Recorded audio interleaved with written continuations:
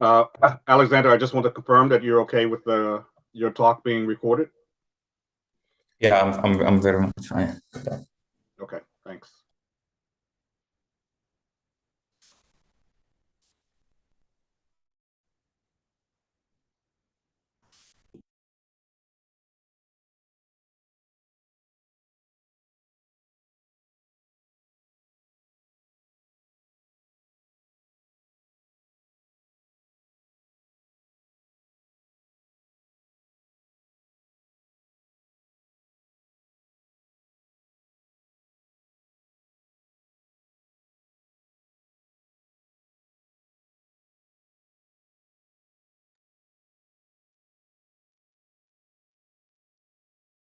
Okay, well, let's start on time. So our first talk today is by Alexander Chota. Is I pronouncing that correctly? Yes, yes. And you can see his first slide. His talk is going to be on nanoparticle synthesis for enhanced photodynamic therapy in breast cancer. So go ahead and start your talk. Thanks. All right. Thank you so much for the introduction. So my name is Alexander Chota, and I'm a postdoctoral fellow at the Laser Center at University of Johannesburg. And today I'll be giving you a talk titled Green Synthesized Silver Nanoparticles, Liposomal Zinc Telecyanin Nanoplatform for Enhanced PDT in Breast Cancer. So this work was under the supervision of Professor Blasan George and co-supervision of Professor Heidi Abrahamsen. So I don't know why my slides are not moving. Okay, so to begin with, what is cancer? So at the simplest level, cancer can be defined as this constellation of cells that are characterized by unregulated cell division. Now, if left untreated, cancer can invade adjacent body organs and lead in the manifestation of life-threatening medical complications, such as cardiovascular diseases, to mention but a few. On the other hand, breast cancer is a form of cancer that originates from the breast tissue, and it is regarded as a leading cause of cancer-related death among women. According to the Global Count 2020 to 2040 report on breast cancer burden, the global incidence is estimated to increase by 55.5%, whereas the mortality rate is estimated to increase by 49%, which is very alarming.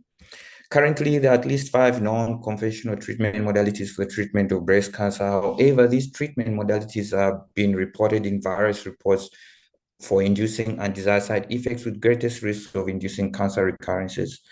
Therefore, this warrants the need of alternative therapeutic approaches where green nanotechnology is a promising candidate.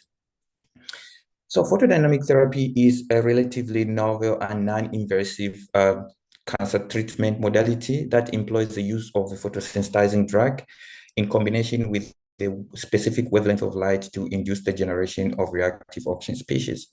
So here I'm going to just show you the rationale of photodynamic therapy. Upon administration of your photosensitizer, it preferentially colocalizes in vital organelles such as the mitochondria, to mention but a few.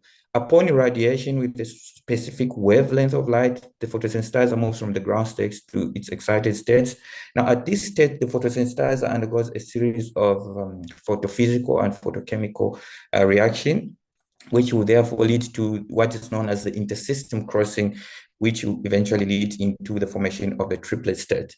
Now, at this state, the photosensitizer also may undergo into what is known as a type 1 pathway, where there's electron transfer between the triplet state and the biomolecules to generate oxygen-free radicals.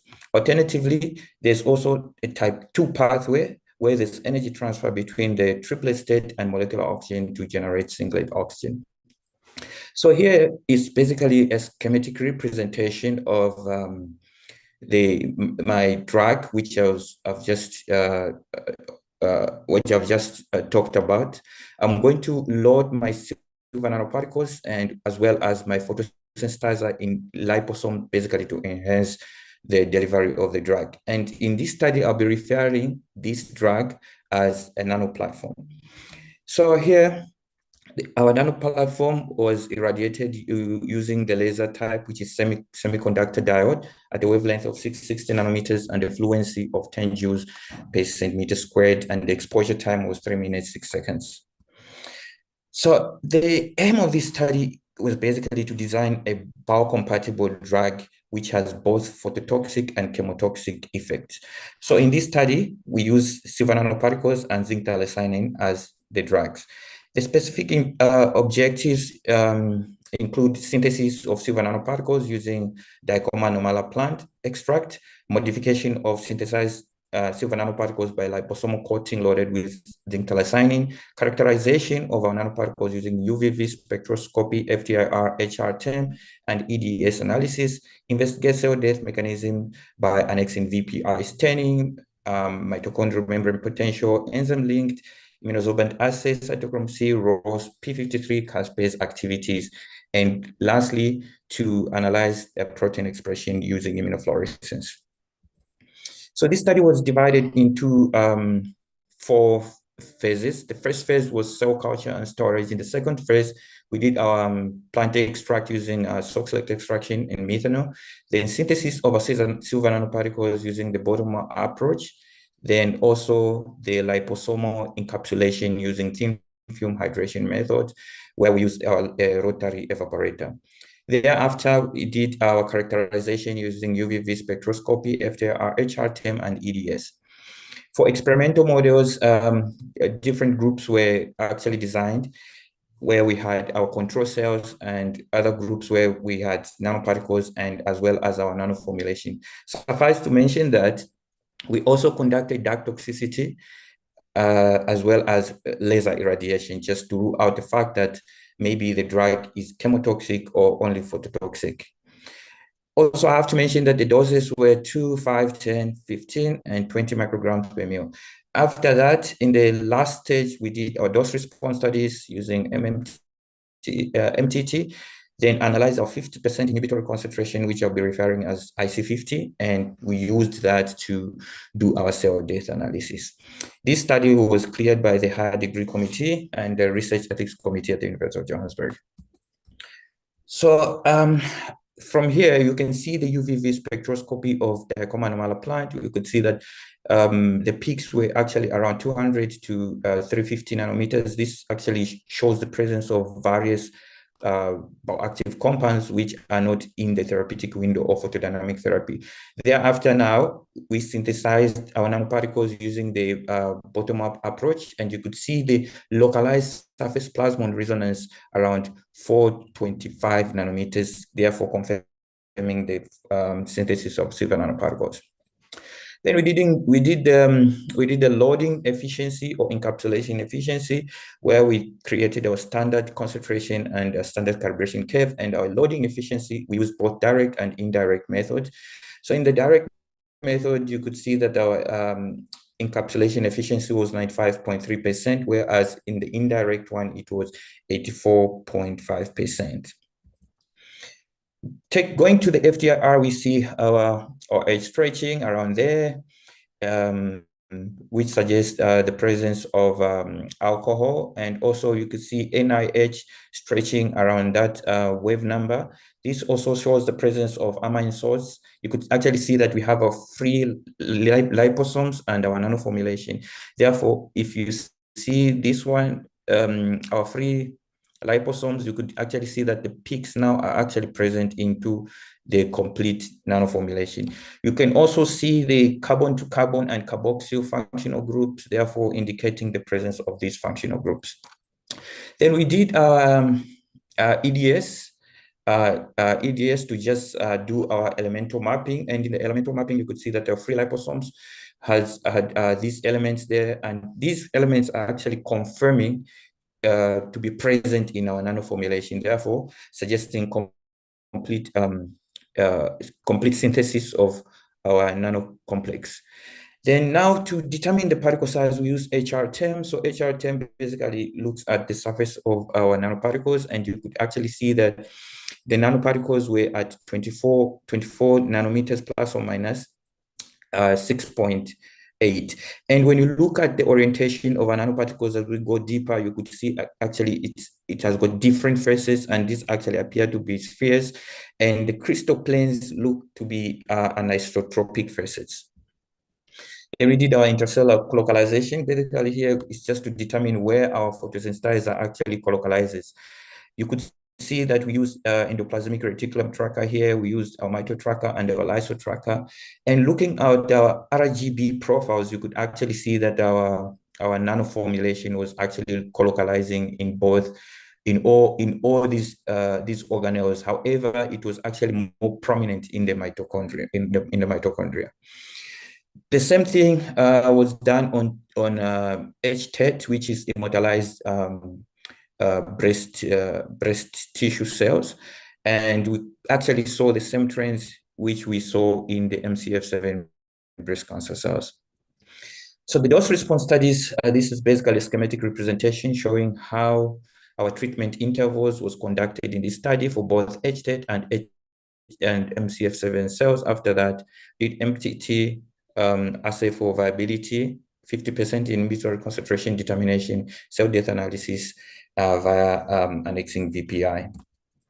So looking at our MTT, this is basically cell viability. You could actually see that our nano complex exhibited both chemotoxic and phototoxic effects in a dose. There was a dose-dependent decrease in terms of viability when compared to these other groups where we have silver nanoparticles on its own, silver nanoparticles loaded in lipids, and zinc thylacine loaded in lipids.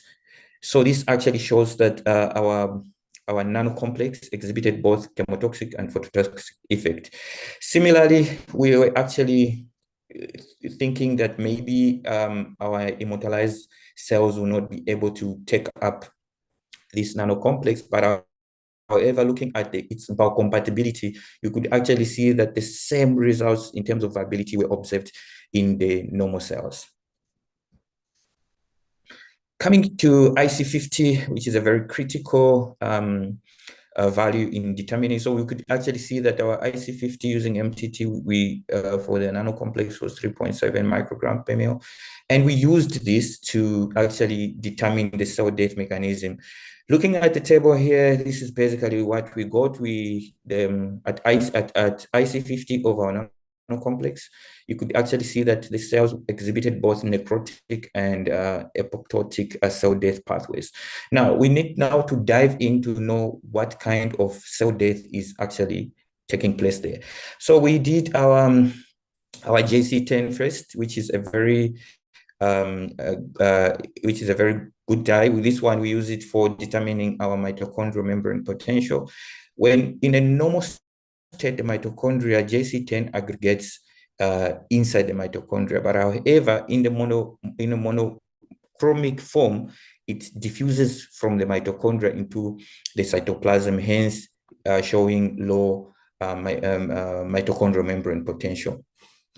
So this is basically the results which we got from our MMP analysis, and you could see that there was a significant decrease in polarization at IC50, and also there was significant increase in depolarization at IC50, suggesting that the mitochondrial membrane potential was low.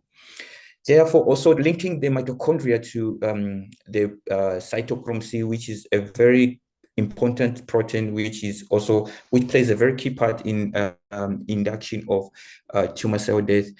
We did cytochrome C analysis, and you could see that at IC50, the activities of cytochrome C were significantly increased when compared to cells alone and cells treated with laser. Then I did what is known as ROS here, basically to determine how much ROS was generated within the cells, and you could actually see the green part there. Now to quantify, this is qualitative. Now to quantify, we use fluorescence intensity, and you could actually see that the activities of ROS was actually increased at IC50. And also I had to run a quantitative assay known as fluorometric assay, where we could actually see that indeed it was actually increased to confirm the results that we got from the immunofluorescence.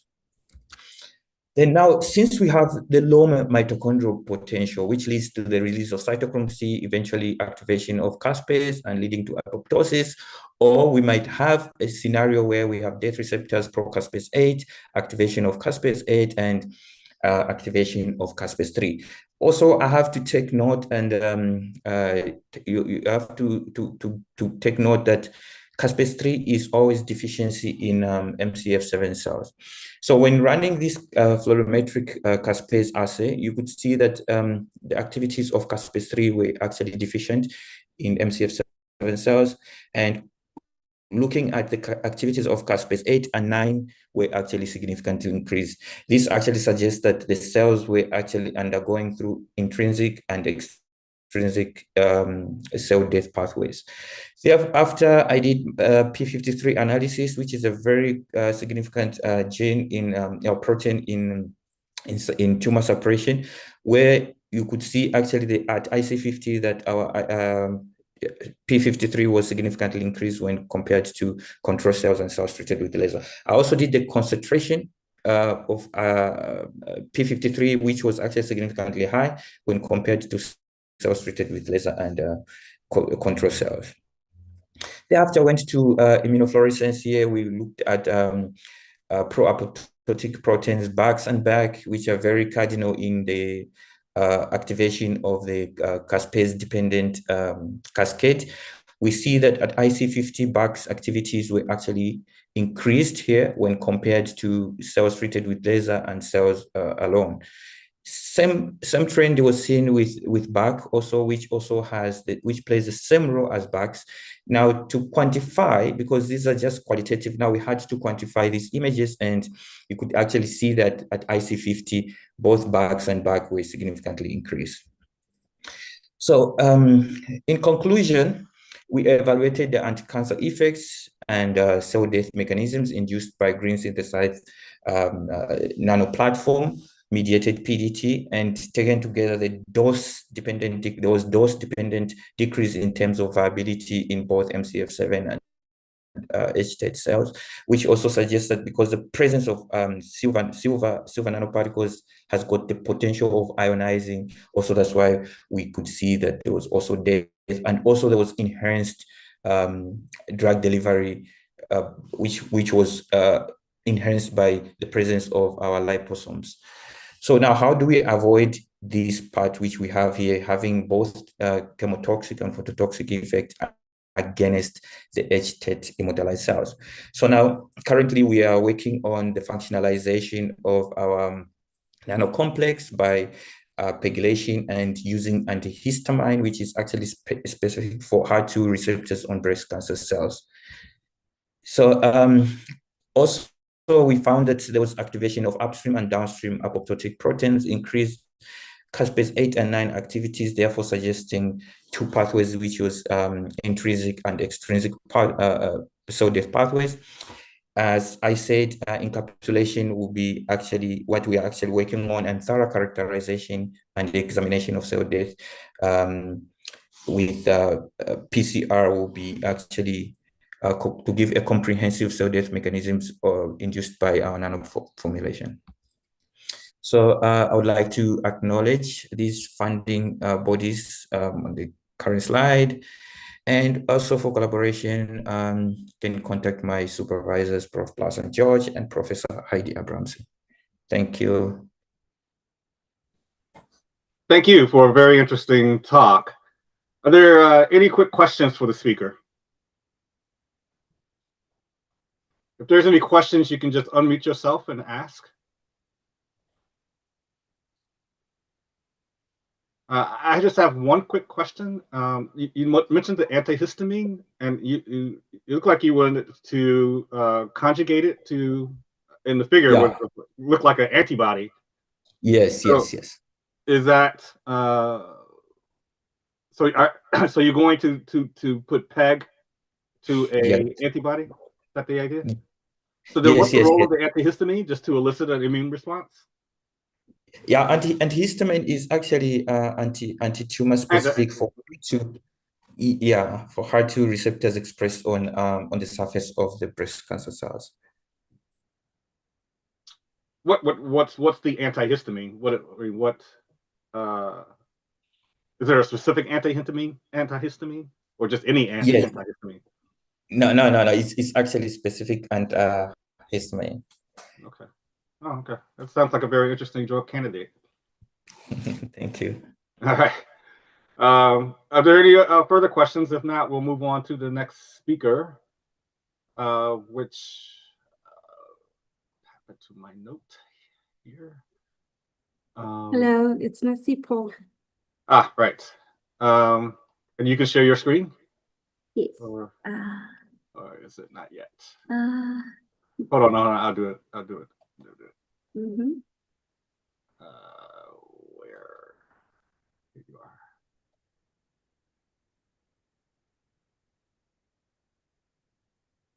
Okay, you can share your screen now.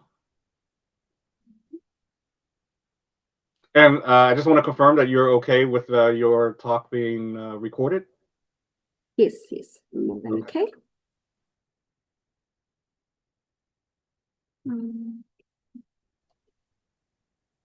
Yeah, we can see your slide, and Yes. you just go to full screen mode. And Is it playing now?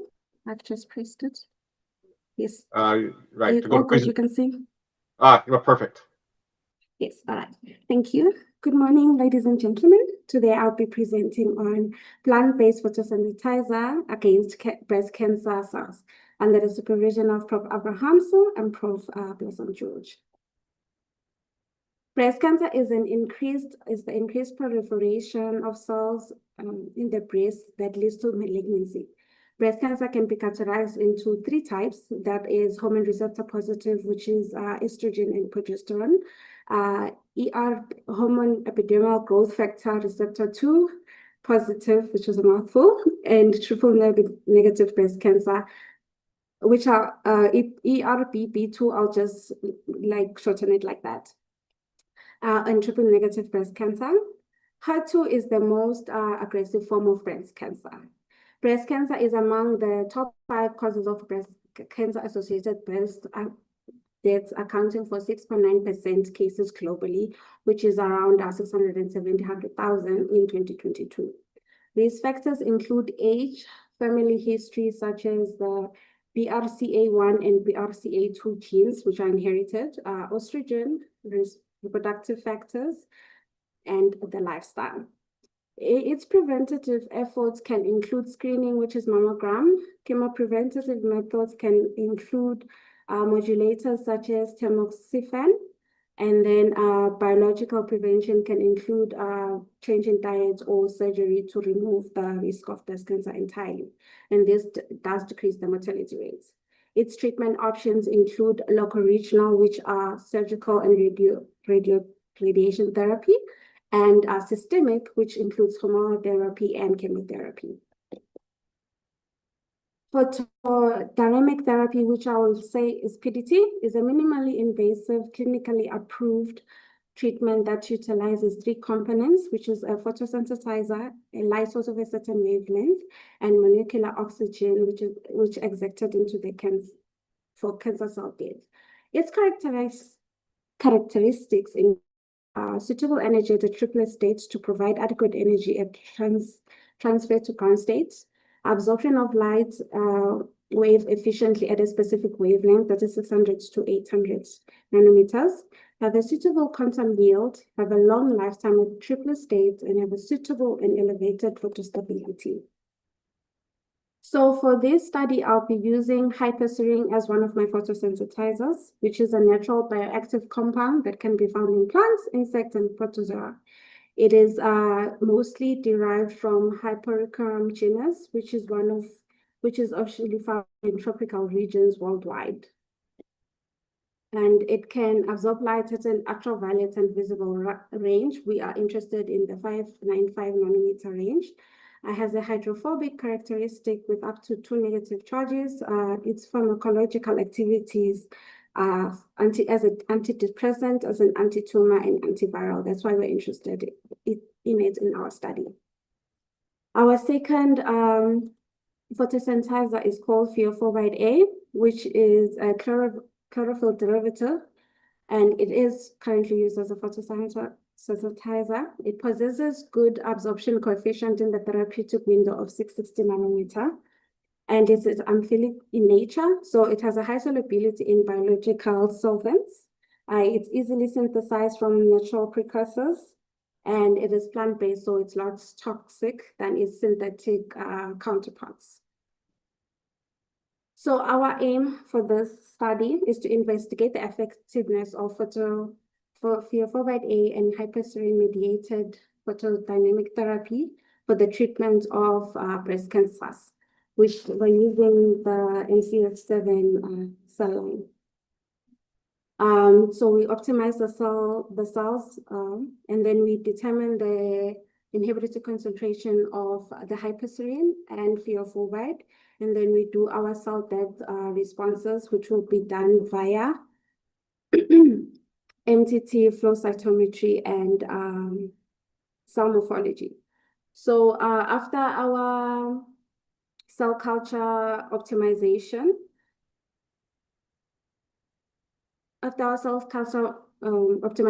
we'll go to the dose response, which will see us treating our cells with this 0.1 to 1.2 micromolar of phosphoryl A. With hyperserine, we're going to be using 0.01 to 0.2 micromolar. And then we treat it, we incubate for 3 hours, where then we take out the cells, wash them, and then we irradiate them. After irradiation, we put them back, we'll be using HBSS, remove the HBSS, and then put fresh media to incubate for a further 24 hours before we actually do our cytotoxicity studies. So these are our lasers that we'll be using that are provided in our center, which is the 594 nanometer laser, as well as the 660 nanometer laser. So on our evaluation on our absorption spectrum, we found that our hyperserine has an absorption at 598 nanometer, which is the interested region we want, as well as the phosphoryl A at 666 nanometer, which actually confirms that we can actually irradiate at those wavelengths. For our MTT assay for our phosphoryl A, we actually, with our treatment at the dose down from 0.9 to 1.6, we found that it kills our cancer cells at a dose-dependent rate, whereby we found an IC90 at 0.88 micromolar, while our IC50 is at 0.5 micromolar. And with our duct toxicity, which is when we have only our phosphoryl A but no light irradiation, we find that there is not a lot of effect with the phosphoryl A alone. And then with our hyperserine and our duct toxicity, we just see little to no effect, whereby we didn't irradiate, we only put our photosensitizer. But with our photosensitizer hyperserine as well as light irradiation, we see a dose-dependent cell death to our MCF7 cancer cells. So our IC50, we find it at 0.66 micromolar, while our IC90, we find it at 0.15 micromolar. So when we compare the two of them, we see that our hyperserine has a lower dose, while our phosphoryl A has a slightly higher dose. For compared our IC50 and comparing our IC90s for the two photosensitizers as well.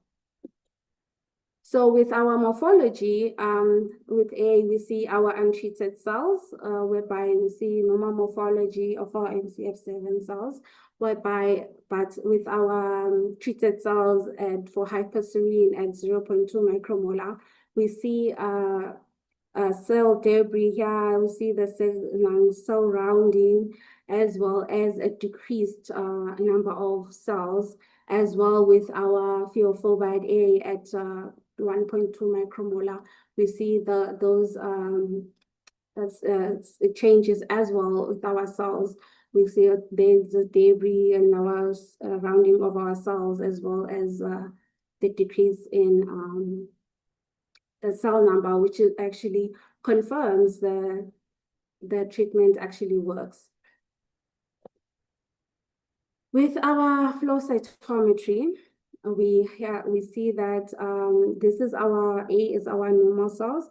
We see with our live, we have a great number of live cells, while with our excuse me, with our phosphorylated A at 0.5, we see there's only 54% of our live cells, while we see early apoptosis at 6.5% with a high number of late apoptosis and a few cells at necrosis.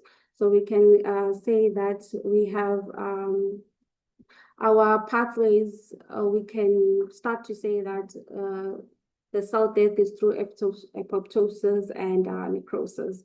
We see the same thing with our hyperserine, whereby we have live cells at 56.9%, early apoptosis at 4%, while our late apoptosis is 4.6, with our necrosis at 2.4. So they both actually follow the same cell death pathway.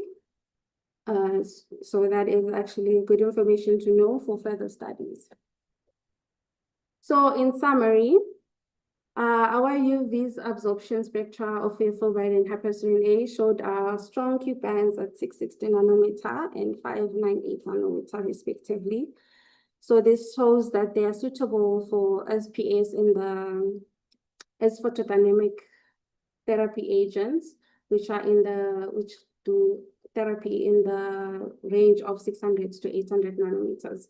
Our dose response studies for hyperserine showed approximately 50% to 90% loss of viability at 0.98 micromolar and 0.14 micromolar concentrations, while our phosphorylated showed our 50% and 90% cell death at concentrations of 0.5 micromolar and 0.8 micromolar. While our cell death analysis with our morphology showed significant cellular changes with the rounding of the cells and the debris and the decrease in number, with our apoptosis valuation showing us the higher percentage of apoptosis and necrosis. This study suggests that both hyperserine and phosphorylated A are promising natural photosensitizers for vitro breast cancer cell toxicity in PDT. That is encouraging and suggests more research on the mechanism of cell death, as well as in vivo studies.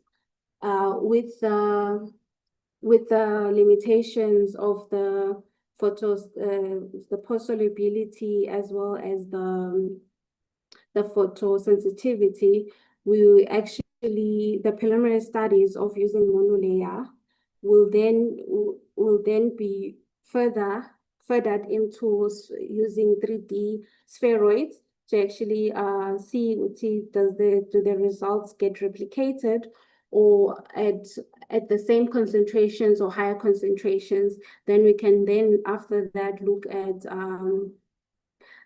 possible other preclinical tests as well. I'd like to thank these funding bodies, LRC and UJ. Thank you so much. Thank you.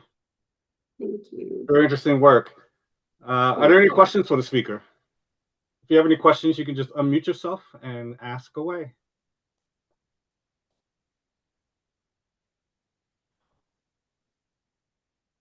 I have a question, if I may. Yes, yes. If no one else has a question, I want to make sure that the audience gets to see. So now, the photosynthesizer that you chose is from a what was that? Was it a plant or a bacteria that where it's available from? The ones are plants. Let me see. Let me go back for you. Which one is it? The higher, okay. Yes, the hypericum. So this is the plant. Yep. For Hypericum genus. Yep. And then with the phosphorylated A, which is a chlorophyll derivative. Okay. So Yes, now let yes. me make sure I understand that a photosynthesizer Yes. is not the therapeutic agent itself. It just helps with the light absorption. Is that, am I Yes, understanding that so correctly? it on its own it can't cause any cell death. But when you apply light of a certain wavelength, like with thiofobide at 660 nanometer, it will then now get excited and then cause the initiation of the photodynamic therapy cascade, while with the hyperserene, has to be irradiated at 594 to actually cause that excitement and start off that cascade as well. How does the plant deal with cancer itself? I mean, Itself. yeah, is it a photosynthesizer sort of what's the word, in situ? Is that what the plant uses it itself. for? Yeah. Yes, on its own, I'm not very knowledgeable on that factor, but I would speak of other plants, and they are not like I've done with pomegranate, which is plants. I use the fruit to actually treat my cancer cells, and we saw effects like such a toxic effect without irradiation. So there was no irradiation. The plant itself was actually toxic. So when Really? it was added with irradiation, it didn't have any effect because the plant is its its absorption is at 300 nanometer, which is not in the therapeutic window of photodynamic therapy. Huh. Yes. That's very interesting. And does the molecule itself have a band at that wavelength, or it's just not involved in the? That's very interesting. Okay. Are there any other Thank questions you. for the speaker? Let me ask just one last question, if I may. Are there any studies of the toxicity of these photosynthesizer? Are they broken down in the gut? Do they pass through the liver first? Do they survive first pass? Are they transported in the kidney? Yes, yes. Currently there are studies, but I'm just I just have to refresh myself on the safety of actually using these photosensitizers. I know that there was actually have been other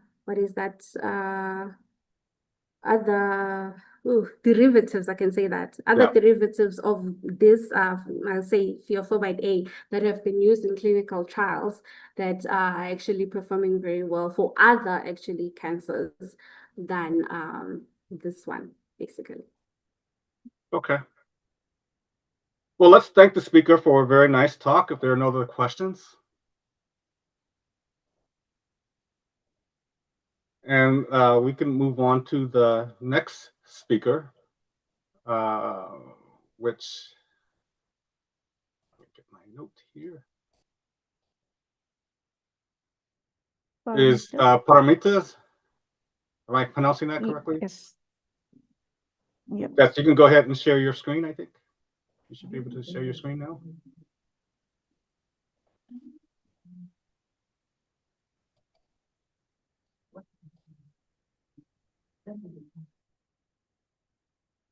Can you see my screen now?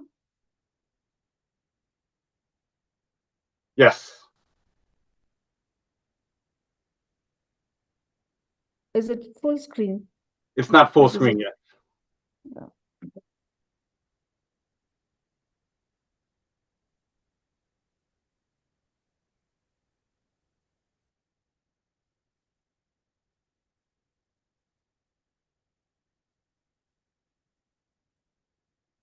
Now it's full screen.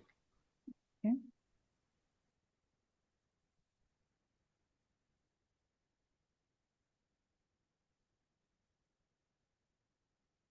Yeah, can I start now? Yes, go ahead and start. Okay, thank you. So, good morning, everyone. I'm Paramita Sarvadikari. I'm a postdoctoral research fellow at Laser Research Center of University of Johannesburg. So first of all, I would like to thank the organizers of Biophysics in Africa 2026 for giving me this opportunity to present my work. So my work will be presented on photodynamic therapy against drug-resistant cancer cells. As we know that drug resistance is one of the major issue in treatment of cancer and the outcome of treatment.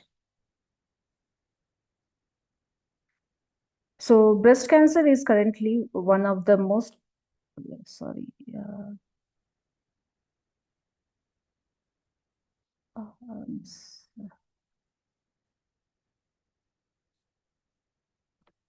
okay, yeah. Breast cancer is currently the most commonly diagnosed cancer worldwide, surpassing all other cancer types. According to Globocon 2020 data, it accounts for about 25% of all cancer cases in women, making it a major global health burden. 1 in every 6 cancer-related deaths in women is due to breast cancer.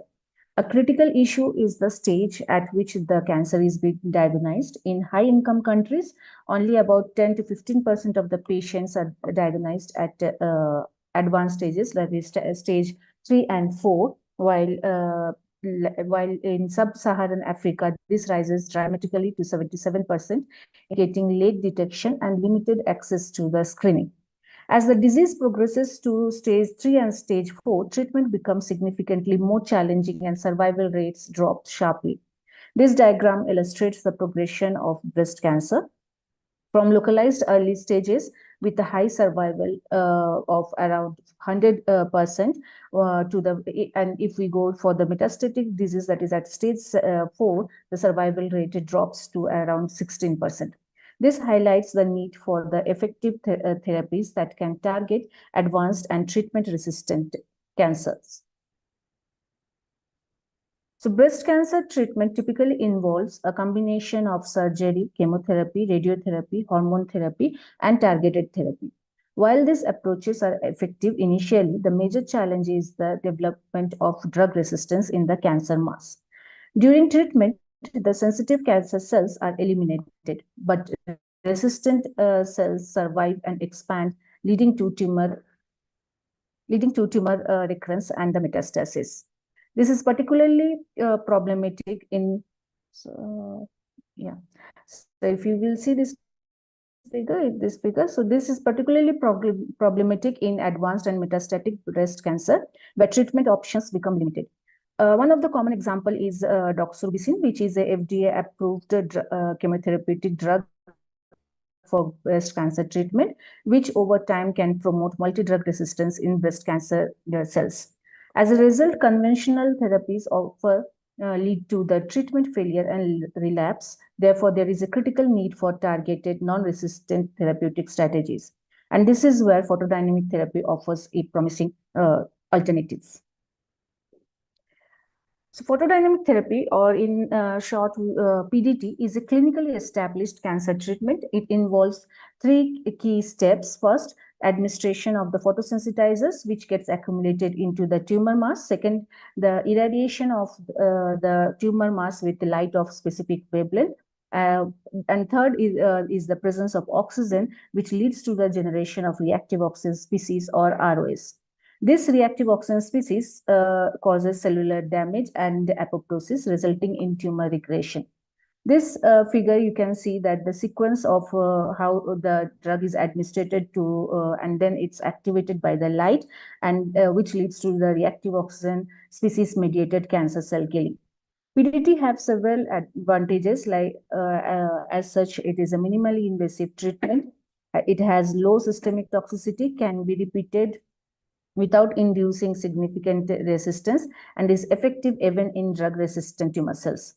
However, there are certain limitations, such as the limited, it cannot treat larger solid mass because of the, due to the low penetration depth of light in tissue. It is not applicable for the systemic disease, and it also causes skin photosensitivity.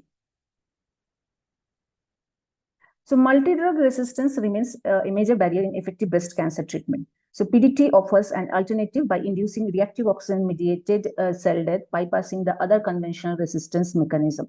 Studies have demonstrated the effectiveness of synthetic photosensitizers against resistant breast cancer cells, including metatetrachlorine, 5-amino-levulinic acid in its derivatives, and zinc thiocyanine. While these agents are effective, it is important to note that most of them are chemically synthesized, which involves higher cost, potential toxicity, and complex synthesis process. In contrast, our work focuses on using natural photosensitizers as a more sustainable alternative. These natural photosensitizers are usually less toxic and safer for human. They show minimal side effects and they are basically cost effective. One such example is fioforbide A, which is a chlorophyll derivative, and it absorbs strongly in the red region between 650 to 670 nanometer, which allows better tissue penetration. It also generates higher level of singlet oxygen and other reactive oxygen species. It exhibits better biocompatibility with low dark toxicity.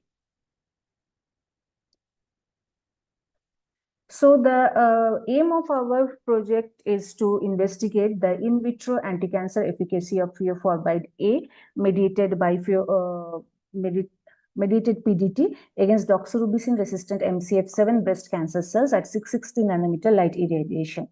So we have designed 4 different objectives to achieve this aim. First, generation of doxorubicin-resistant MCF7 and analysis of multi-drug resistance protein expression. Evaluation of doxorubicin-induced cytotoxicity in MCF7 and MCF7 dox cells, evaluation of fioforbide A-induced phototoxicity in MCF7 and MCF7 dox cells, evaluation of cell death induced by fioforbide A-mediated PDT in MCF7 dox cells.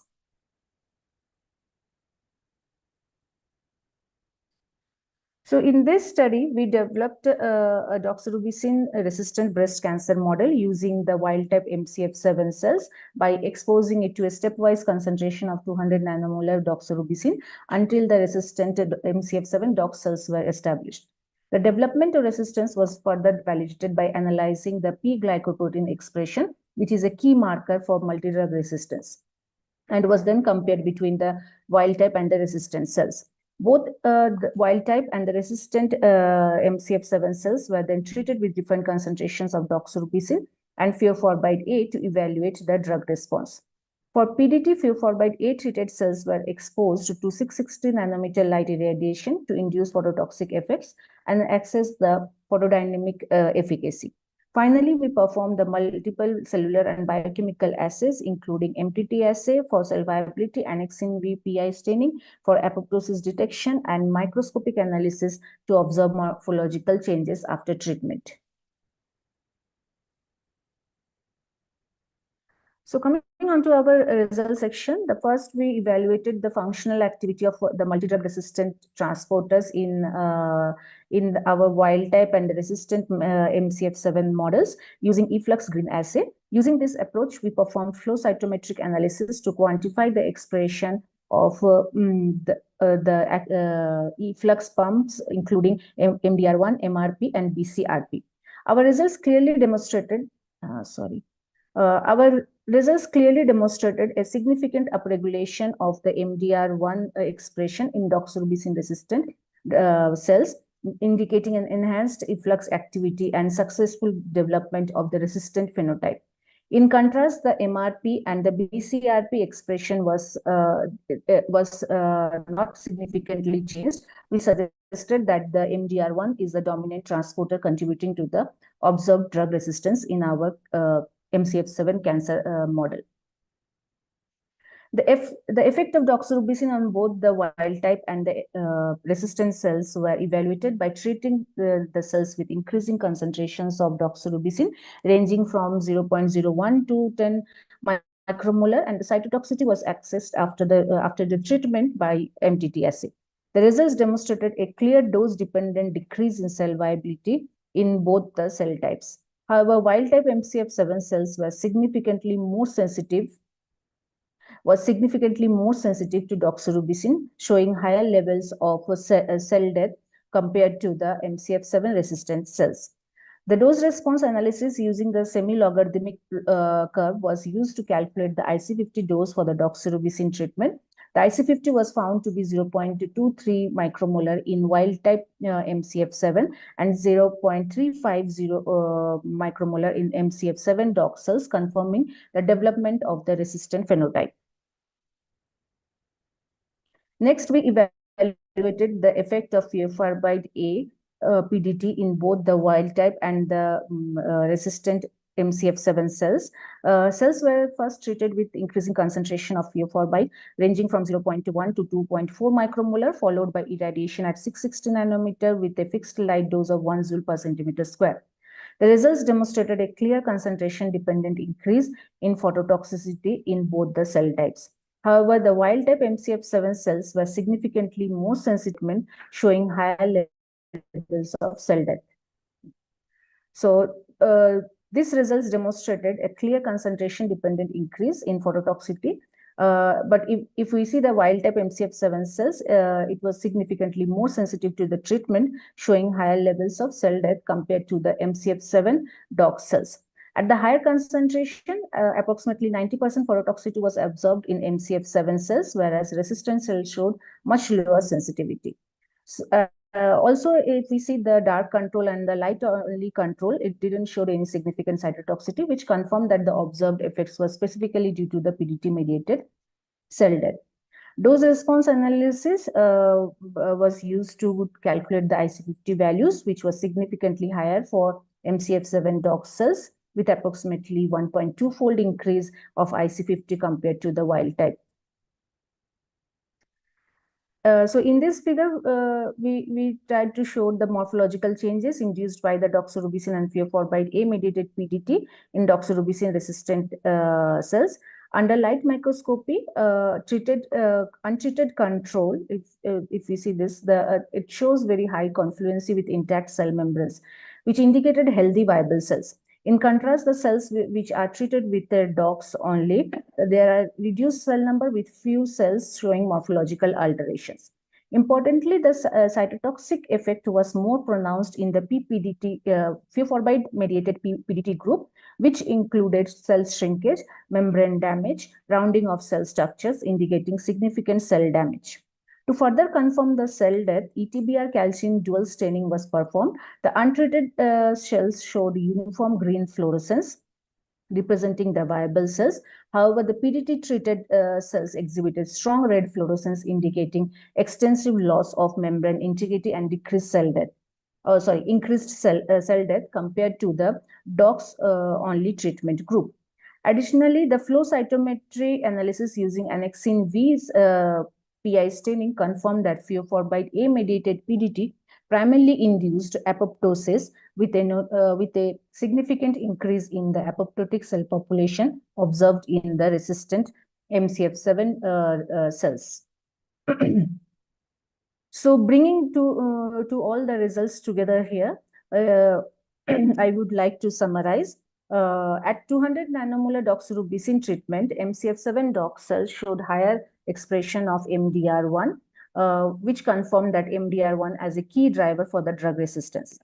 MCF7 dog cells showed higher resistance to the doxorubicin across all the tested concentrations, indicating reduced sensitivity and successful development of resistant phenotype. Significant loss in viability was observed even in resistant cells following fluoride A PDT, whereby PDT caused greater cell damage compared to the doxorubicin alone. Annexin V PI analysis confirmed the apoptosis as the dominant mode of cell death. Thus, these results demonstrated that the effectiveness of fluoride A-mediated PDT in overcoming the drug resistance. So I would like to acknowledge the following funding bodies for their support for this research and my postdoctoral fellowship. I would also like to thank University of Johannesburg and Laser Research Center for providing the necessary infrastructure. I would like to thank LRC members and the staffs for supporting my research and supporting me in the lab. Thank you. Thank you. Are there any questions for the speaker? If you have any questions, you can just unmute yourself and ask.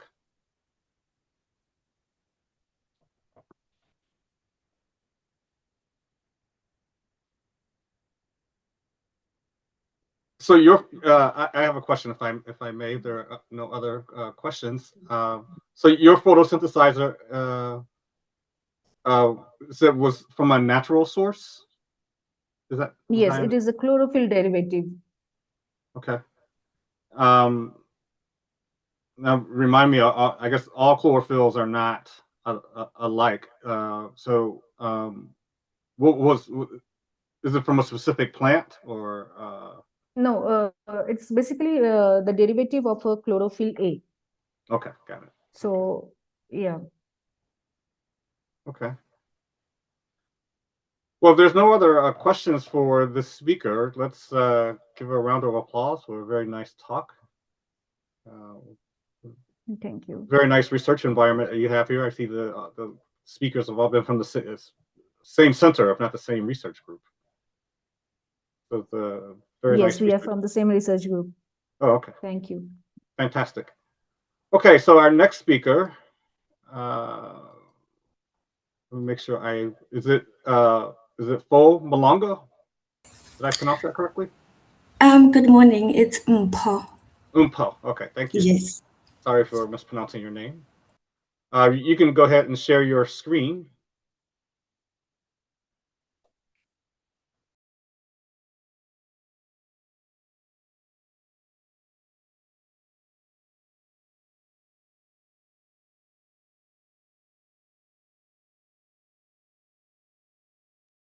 Perfect.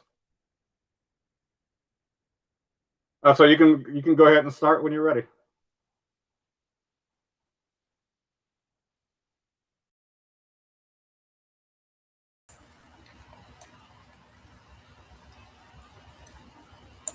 Is my screen still sharing?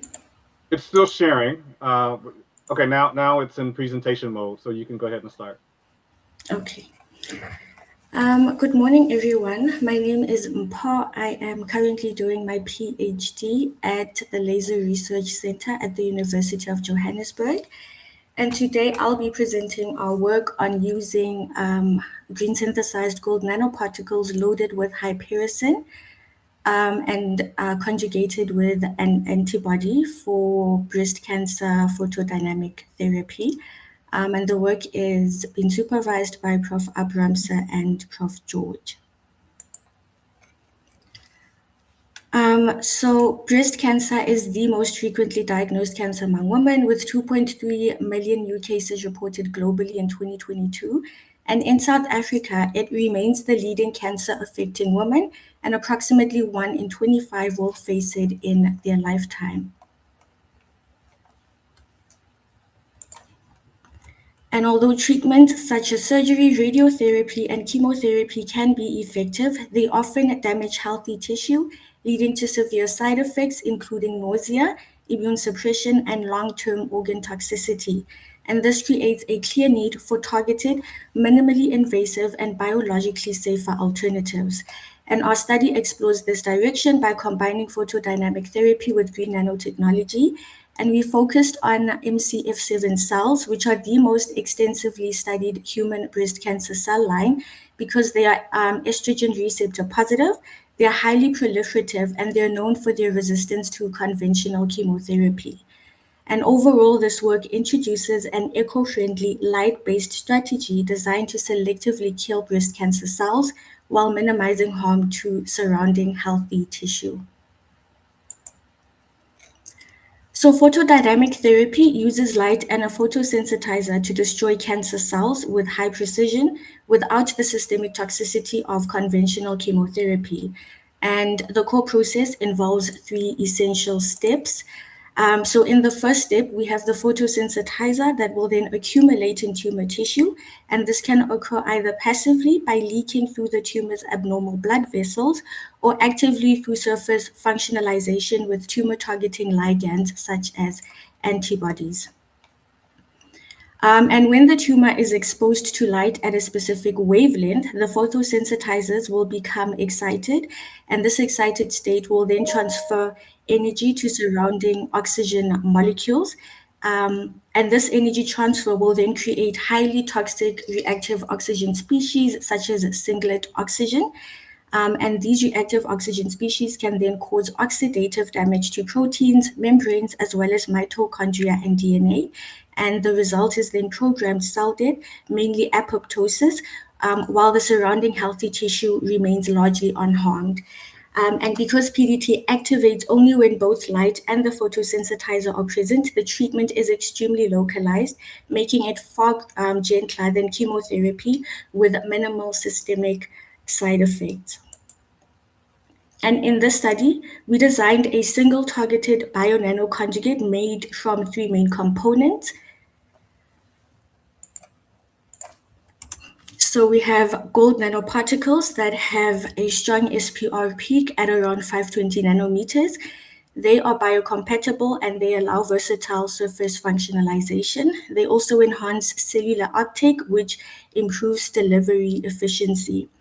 Next, we loaded hypericin onto the gold nanoparticles. So hypericin absorbs between 545 and 594 nanometers and generates a very high Ross yield when activated by light because it's hydrophobic.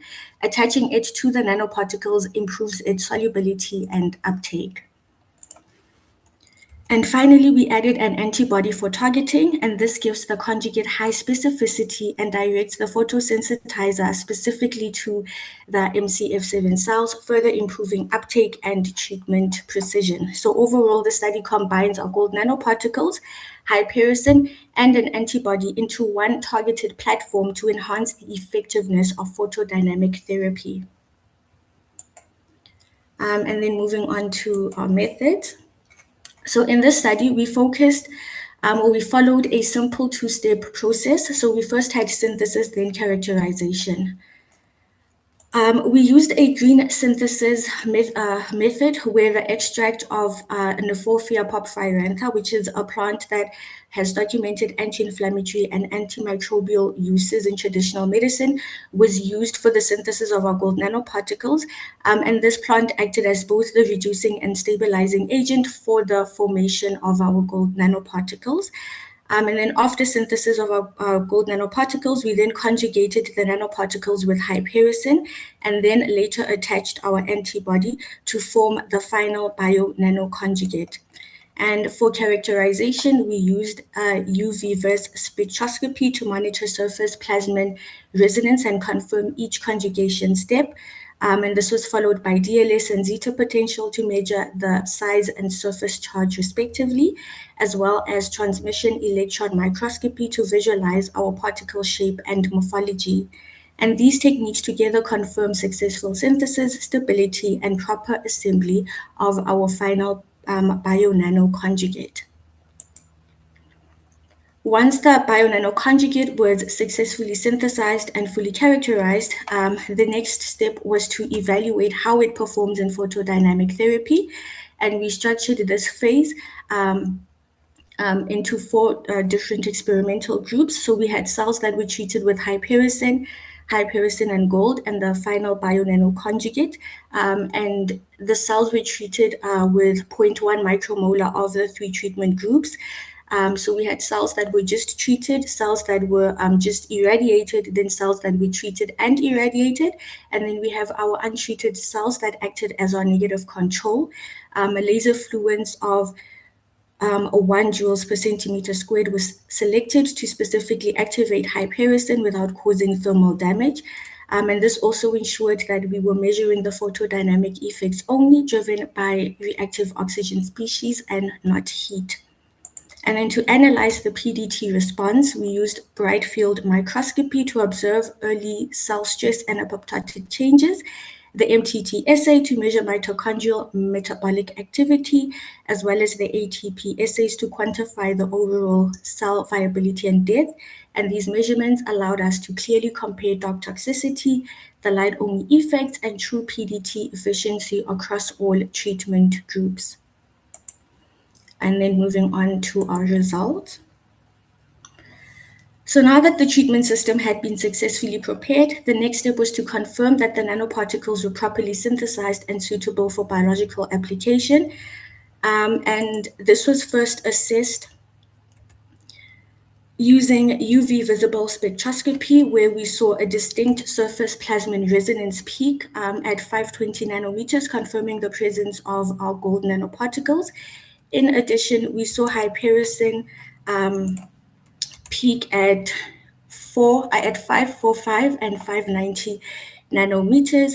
And then there is a slight shift in the SPR of hypericin, and this can be attributed to its interaction with the gold nanoparticles and changes in its local environment, such as binding and electrostatic interactions, thereby confirming successful nanoconjugate formation.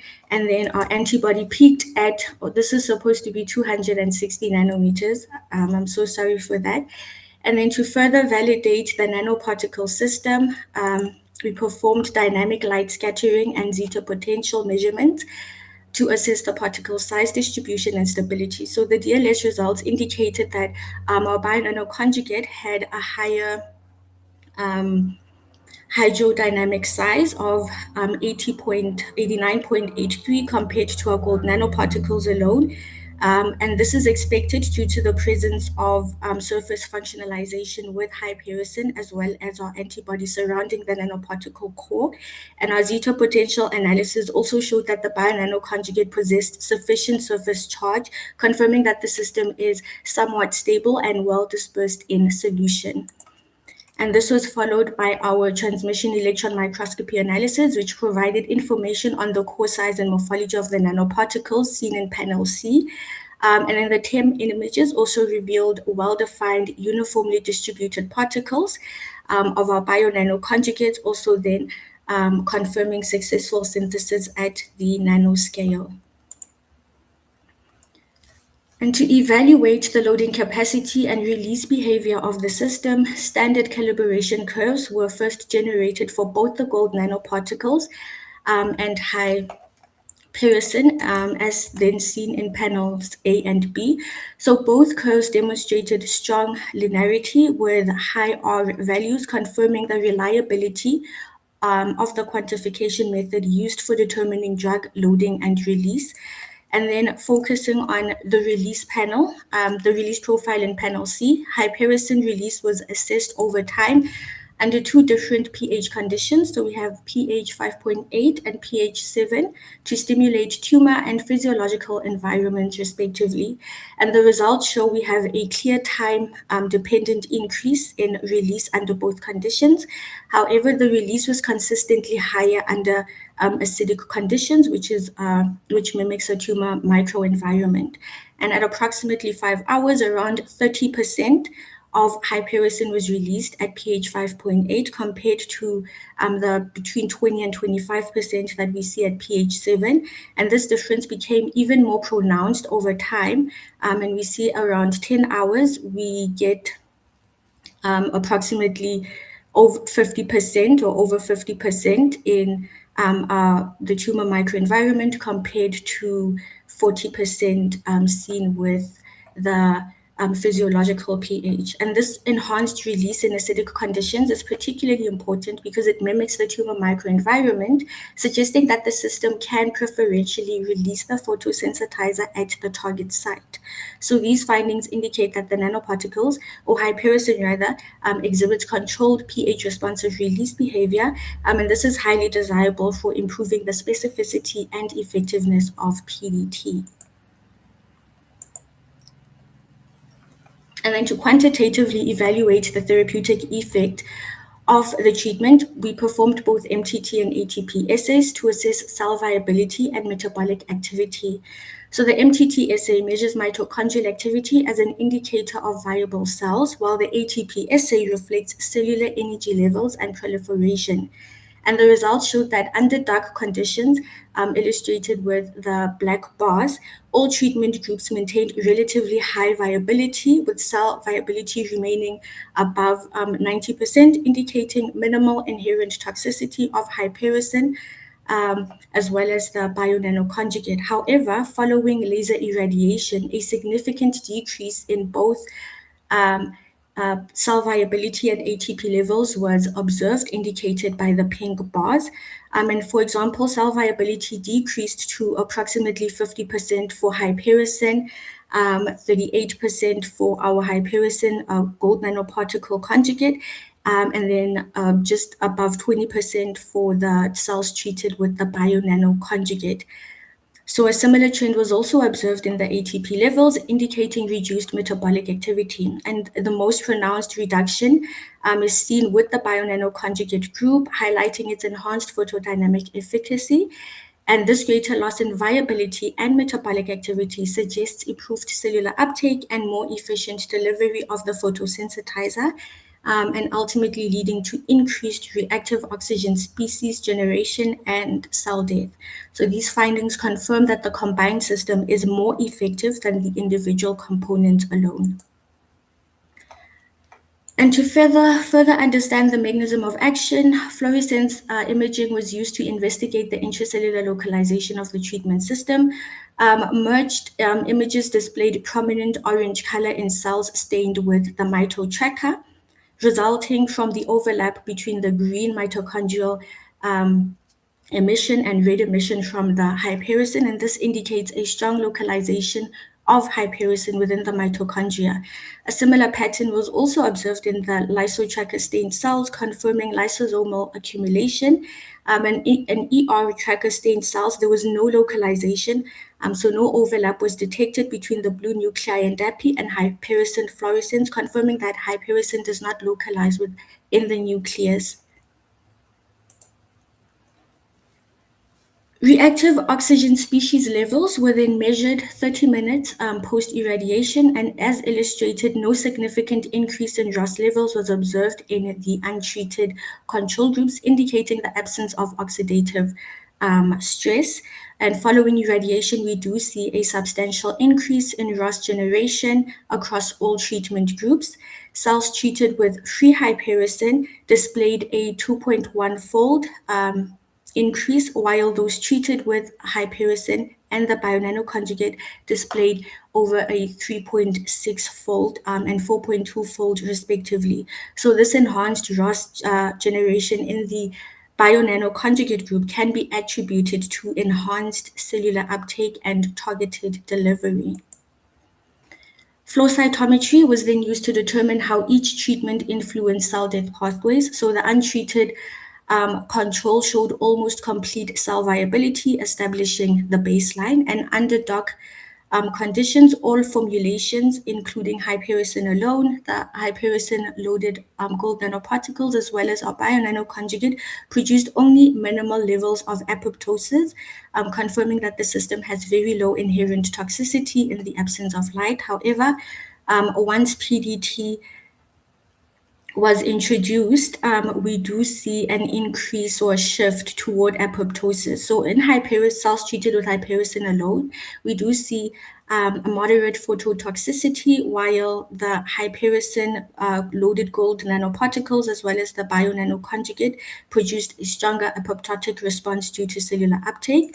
And the highest level was then seen highest levels of both early and late apoptosis were seen in the cells treated with the bio-nano conjugate, with very few live cells remaining. So importantly, we see that the dominant cell death pathway was apoptosis rather than necrosis, and this is desirable in cancer therapy because it minimizes inflammation and also protects the surrounding tissues.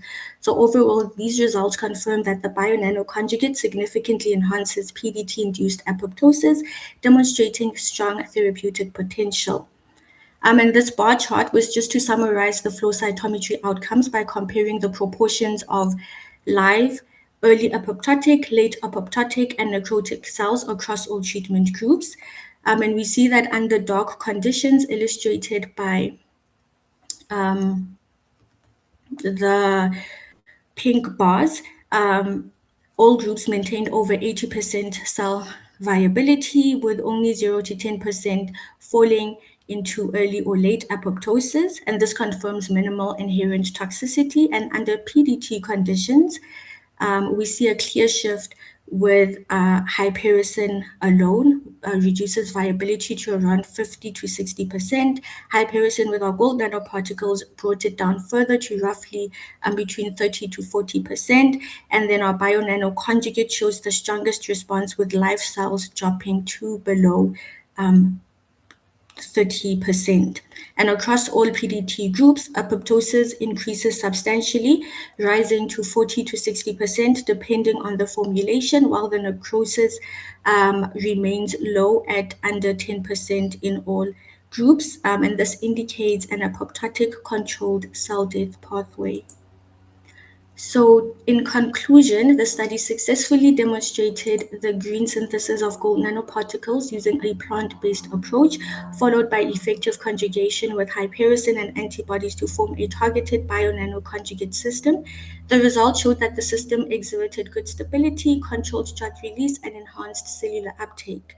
Importantly, the treatment displayed minimal dark toxicity while showing significant photodynamic-induced cytotoxicity upon light activation. And the bio-nano conjugate consistently outperformed the other treatment groups, indicating improved targeting and therapeutic efficiency. And overall, the study highlights the potential of combining nanotechnology with photodynamic therapy as a promising strategy for targeted breast cancer treatment, with potential for further development and clinical application. And the findings of the study have been accepted for publication and is now in press. These are some references. Deepest thanks to the following funding bodies: Prof. Abram, Sir Prof. George, and Dr. Ngune at the Laser Research Center. And thank you. Thank you. Thank you. This is a very interesting talk. Are there any questions for the speaker? If you have a question, you can just unmute yourself and ask. Hello, I don't know if you can hear me. I can hear you, yes. Okay, I have a very beautiful presentation. I have a couple of questions to ask, basically. One of it is, how do you think the repeated irradiation can actually affect this nanoparticle, basically by reshaping, or because you never mentioned anything about the aggregation, if there's any, or maybe a fragmentation over time? So we did have aggregation, but because the nanoparticles were synthesized continuously, so they weren't stored for long, so they would be synthesized and then immediately used for treatment and irradiation. So we did have, I don't think I included the figures, but we did have some minimal aggregation with our, I think it was scanning electron microscopy. Were you able to identify what kind of aggregation you have? No, we did not perform those tests. And then my second question is, you mentioned about the fact that you did some pH tests to be able to see how good this particular nanoparticles are. And my question is, did you ever vary to see how the ionic strength or the viscosity can actually alter this particular nanoparticle? Did you try to verify that? No, so we didn't check the ionic strength because we were just then interested in mimicking, I think, a tumor and as well as physiological environments. Okay, thank you so much. Okay. Thank you. Are there any other questions for the speaker? Let me just ask this as a basic cell biology questions, which a point at which I think I've forgotten. The mechanism of apoptosis, are there different mechanisms? Is there sort of a disruption of the chromatin? Is there sort of an attachment to a specific gene? Or how much is known about the process in general? And what mechanism are your test molecules sort of using to affect apoptosis? So apoptosis is a regulated cell death pathway, and it will be triggered when cells detect internal stress or damage. So the cell will shrink and then sort of package itself into smaller fragments. So it fragments And then,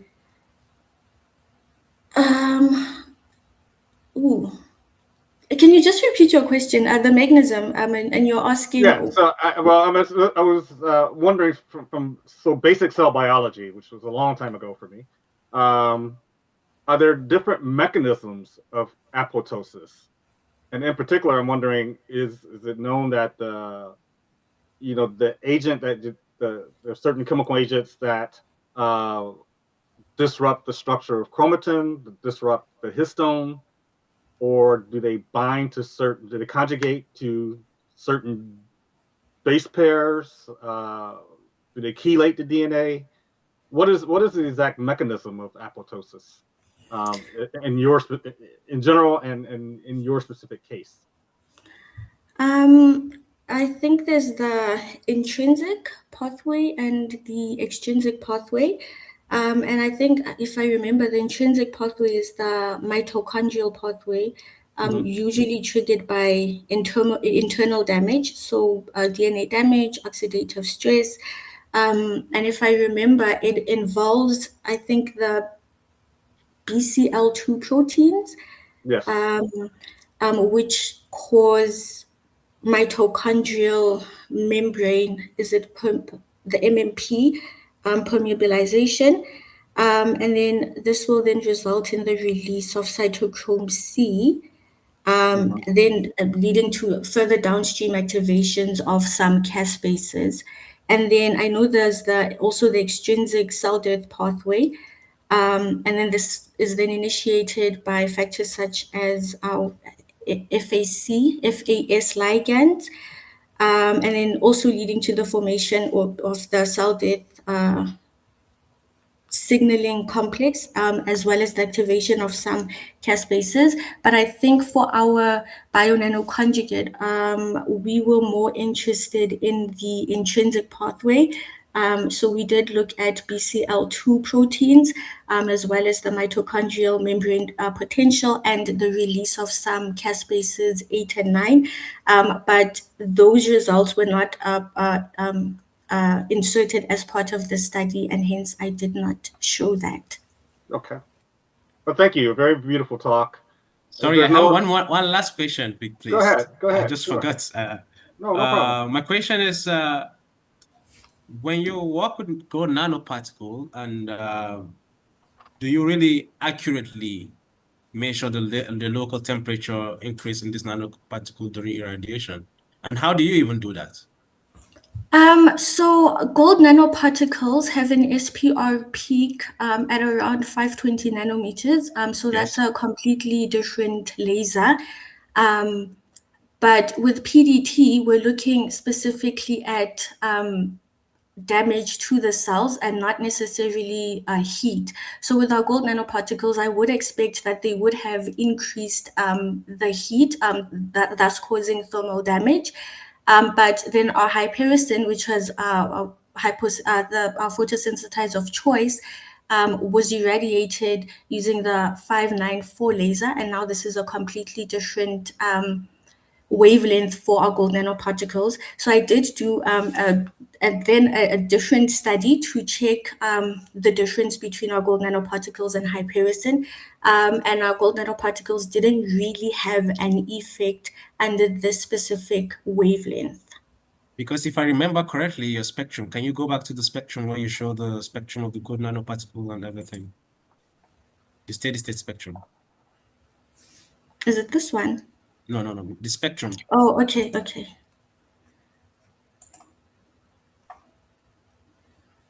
Yes, because at the spectrum, if you expose this particular gold nanoparticle to a 594 or 500 nanometer beam, you should expect to have some heating or thermal heating on this particular system. Do you expect, did you have any of that? And how did you actually measure that? And or how do you quantify, or what do you quantify those kind of losses from? So we didn't have gold nanoparticle expected results for this, because, like I mentioned, we used a a fluency of 1 joule per centimeter squared. And for gold nanoparticles, generally, for gold nanoparticles to actually show some effect on the cells, we would need to increase our fluence. So because we used a very low fluence, we didn't see any thermal related damage that would have been seen with gold nanoparticles. So there was a study that we did on with using gold nanoparticles, and I think the fluence would range between 10 to maybe 15 joules per centimeter squared. So because this was such a low fluence, we did not expect any heat-related damage to the cells. Okay, thank you. Thank you. Okay, well, let's thank the speaker for this very nice presentation. Our next speaker is Furman. Furman Brony. You can go ahead and share your screen.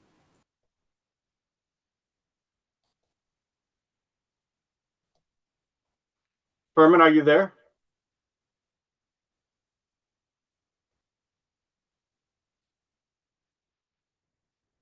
Did we lose Furman?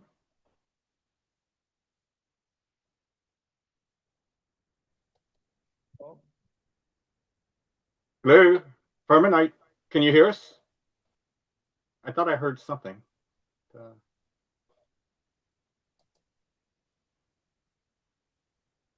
I think you're having a problem with your audio, but can you try to share your screen? I see that you're trying to speak.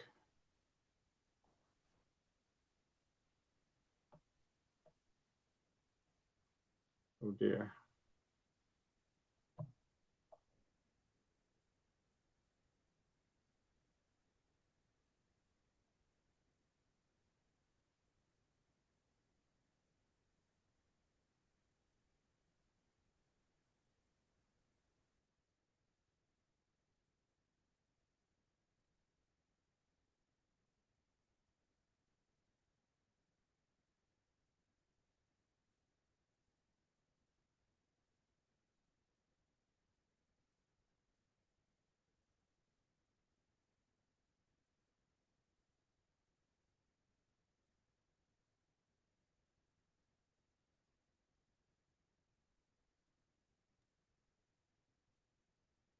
Furman, you're not having success with your audio. Could you put something in the chat, or at least try to share your screen so that let us know where you are in the process?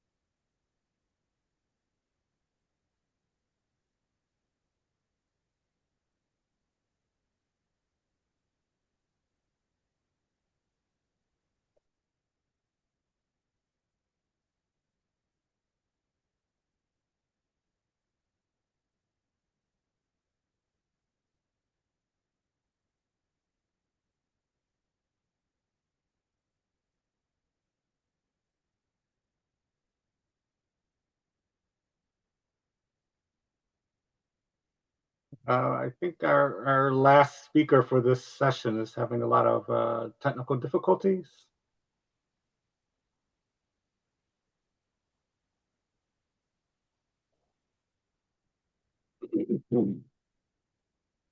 Furman, what we can do is,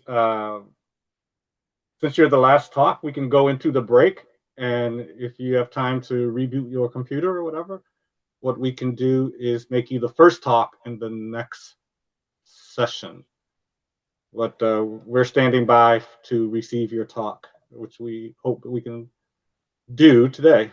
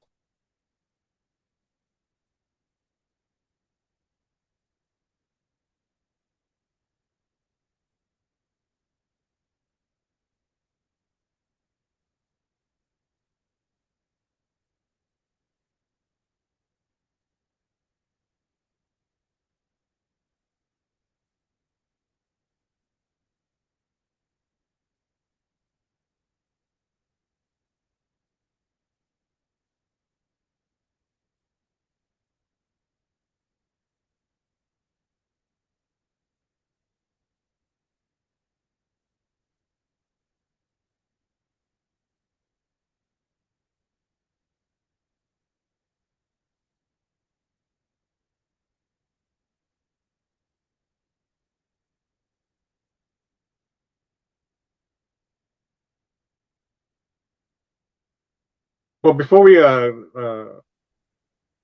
we go to break, why don't the next speaker test your slides and connectivity? That is Mohammed.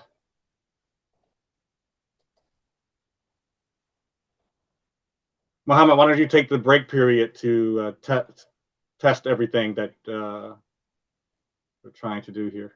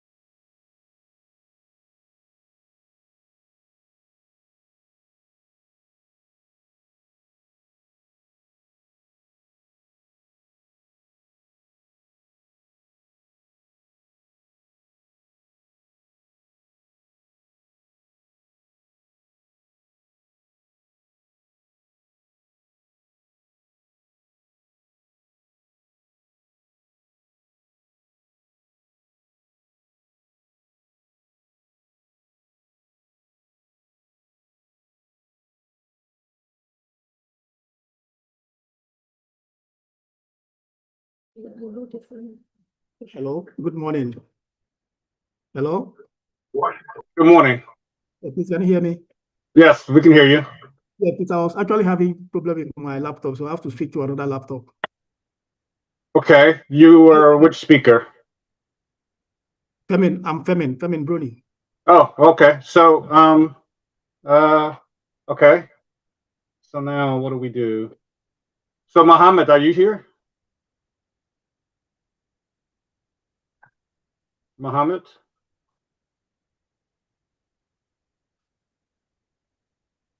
Adizi, are you here? Let's see what are the possibilities. So you're ready to give a talk now? Yes, please. Okay, hold on. Let me make sure that the other speakers are here, and we'll see what constraints they have.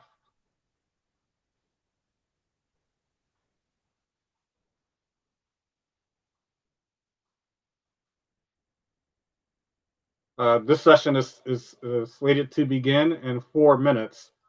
Hopefully, Mohammed, you are here, and Adi Easy. I do not see. I do not see.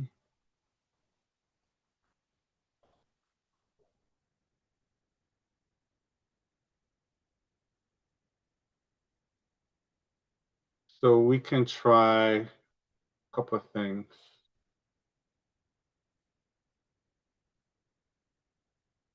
Da, da, da, da.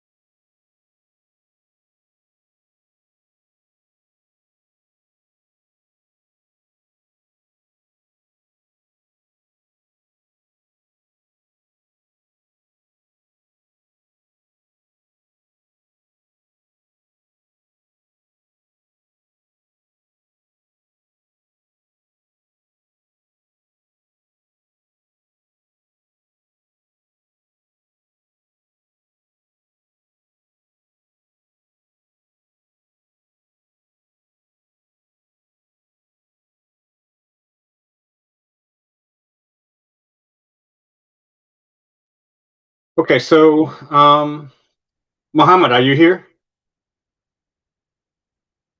Mohammed Abdul Kareem.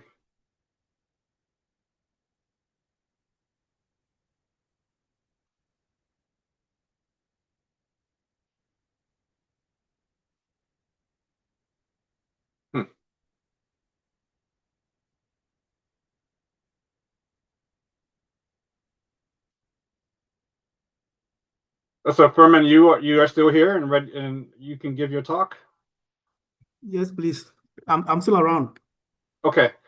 Let's wait for another minute to make sure that Mohammed does not arrive, and then we will go ahead with your talk if he is not here. Okay.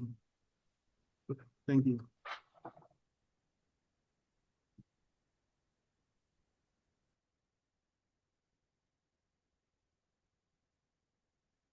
Mohammed was here earlier.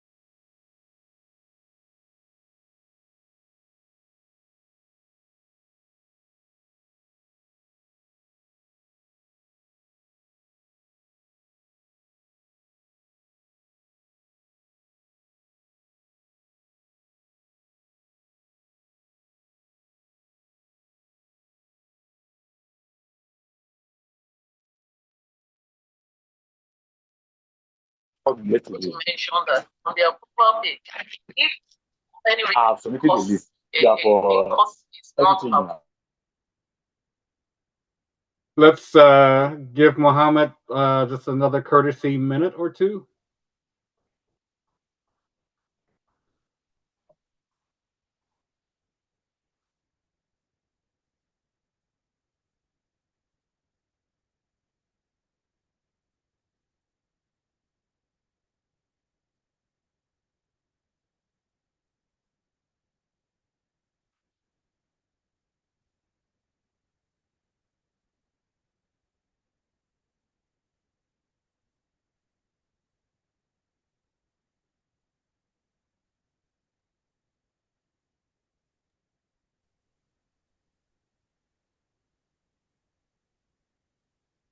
Hi, Lawrence.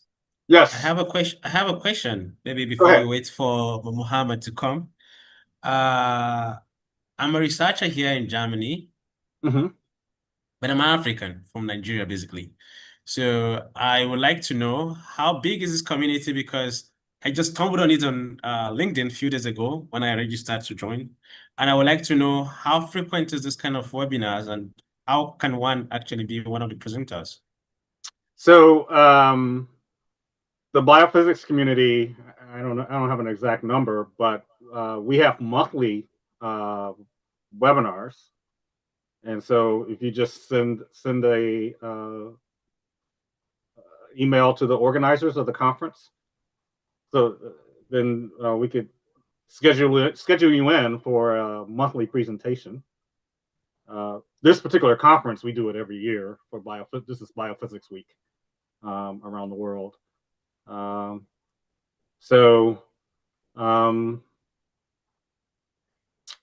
if you mean medical physics, probably the best group to ask is FAMPO, the Federation of African Medical Physics Organizations. Is that what you mean? No. I'm actually more of a spectroscopist, because I focus more on spectroscopy, and also molecular switches, molecular motors, and possibly also the case of nanoparticles and semiconductors and all that. So that was why I was actually having this curiosity to know how much can one actually join, because I have a big community of friends. We Africans also, but in diaspora, basically. Yeah. So we would like to also want to contribute in such kind of webinars.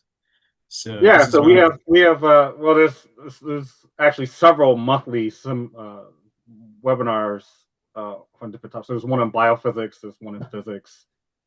I think there's one in chemical physics as well, and there's medical physics, and material science as well. So it sounds like you can bridge those different subfields, right? Okay. As far as how big the community, I mean, it's in the thousands, but depends on what you mean by community.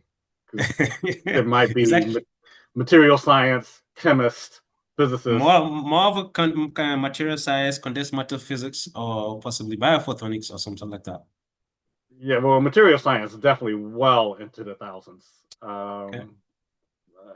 That's probably the largest community, perhaps. It's a biochemist.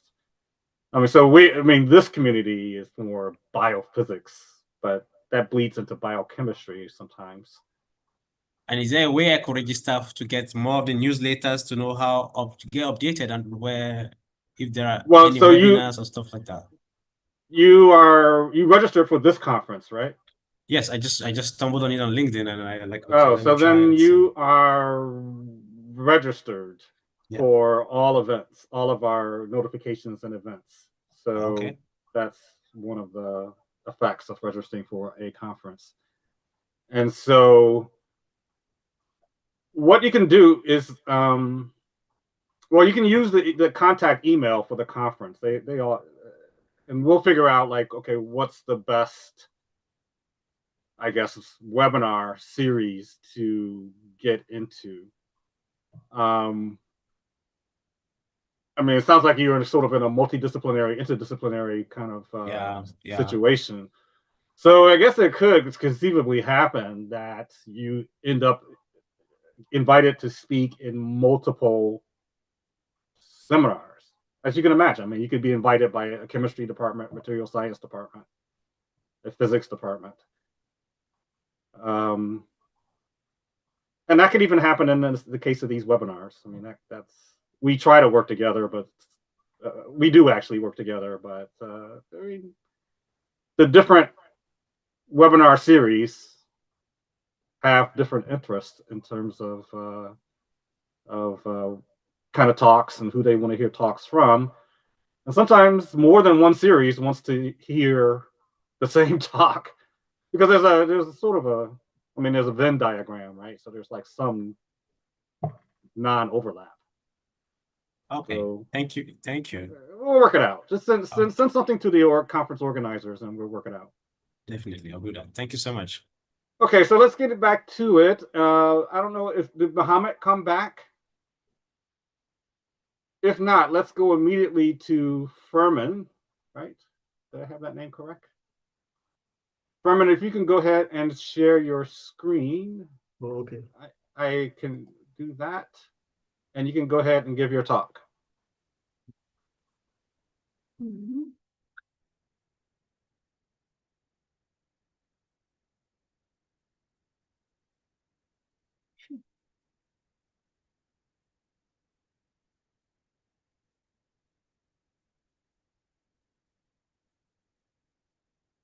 Okay. Hello? Please, can you hear me? Yes, and we can see your screen as well. Okay, thank you very much for the opportunity. Once again, my name is Femin Kwekubroni, a PhD student in LRC, University of Johannesburg. I'm presenting on phototoxicity of fosfolipid A in CACO2 cells, examined through cellular responses and morphological characterization. This research is supervised by Prof. Heidi Abrahamsey and Prof. Blasan George. Cancer is a disease where cells grow and divide uncontrollably. This occurs when normal cells acquire DNA mutation that disrupt the balance of cell growth, division, and death. These changes allow cells to multiply uncontrollably and ignore signals that would normally stop them. There are several types of cancer. These include lung cancer, breast cancer, prostate cancer, liver cancer, leukemia, and colorectal cancer. Colorectal cancer is a type of cancer that starts in the colon or rectum, usually from smaller growth called polyps that can become malignant over time. It is the third most common cancer worldwide and the second leading cause of cancer-related death.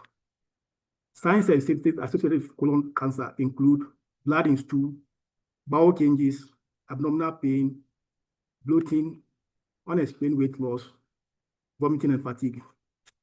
The associated risks include excessive alcohol intake, poor diet, physical inactivity, obesity, and inherited genes. Globally, colorectal cancer accounts for 1.8 million new cases and 900,000 deaths annually. These numbers are expected to rise to 2.5 million by 2025, necessitating that there's a need for more therapeutic strategies to take care of this disease. However, conventional therapies such as surgery, chemotherapy, radiotherapy, though have improved survival rates significantly, particularly when the disease is detected early. This treatment poses several challenges, such as non-specificity, damage to healthy tissues, often fail to eliminate cancer stem cells, leading to recurrence. Also, these approaches are invasive and are associated with significant toxicity, prompting the need for a safer and minimally invasive therapy. In photodynamic therapy is an innovative light-based therapy with transformative clinical potential. In principle, photodynamic therapy operates through a tripartite systems involving photosynthesizer, light of specific wavelength, and molecular oxygen. Upon light activation, the photosynthesizer transition from its ground state to an excited singlet state, followed by intersystem crossing to a triplet state. Two distinct pathways may occur, either type 1 or type 2.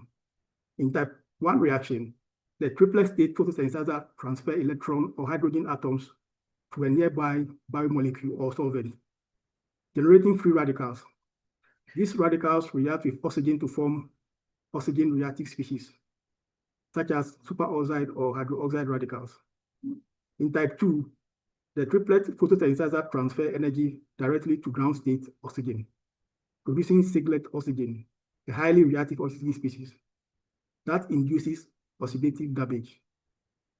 The generated reactive oxygen species damage cellular components, such as cell membranes, proteins, nucleic acid, mitochondria, and so on, leading to cell death via apoptosis, necrosis, and autophagy.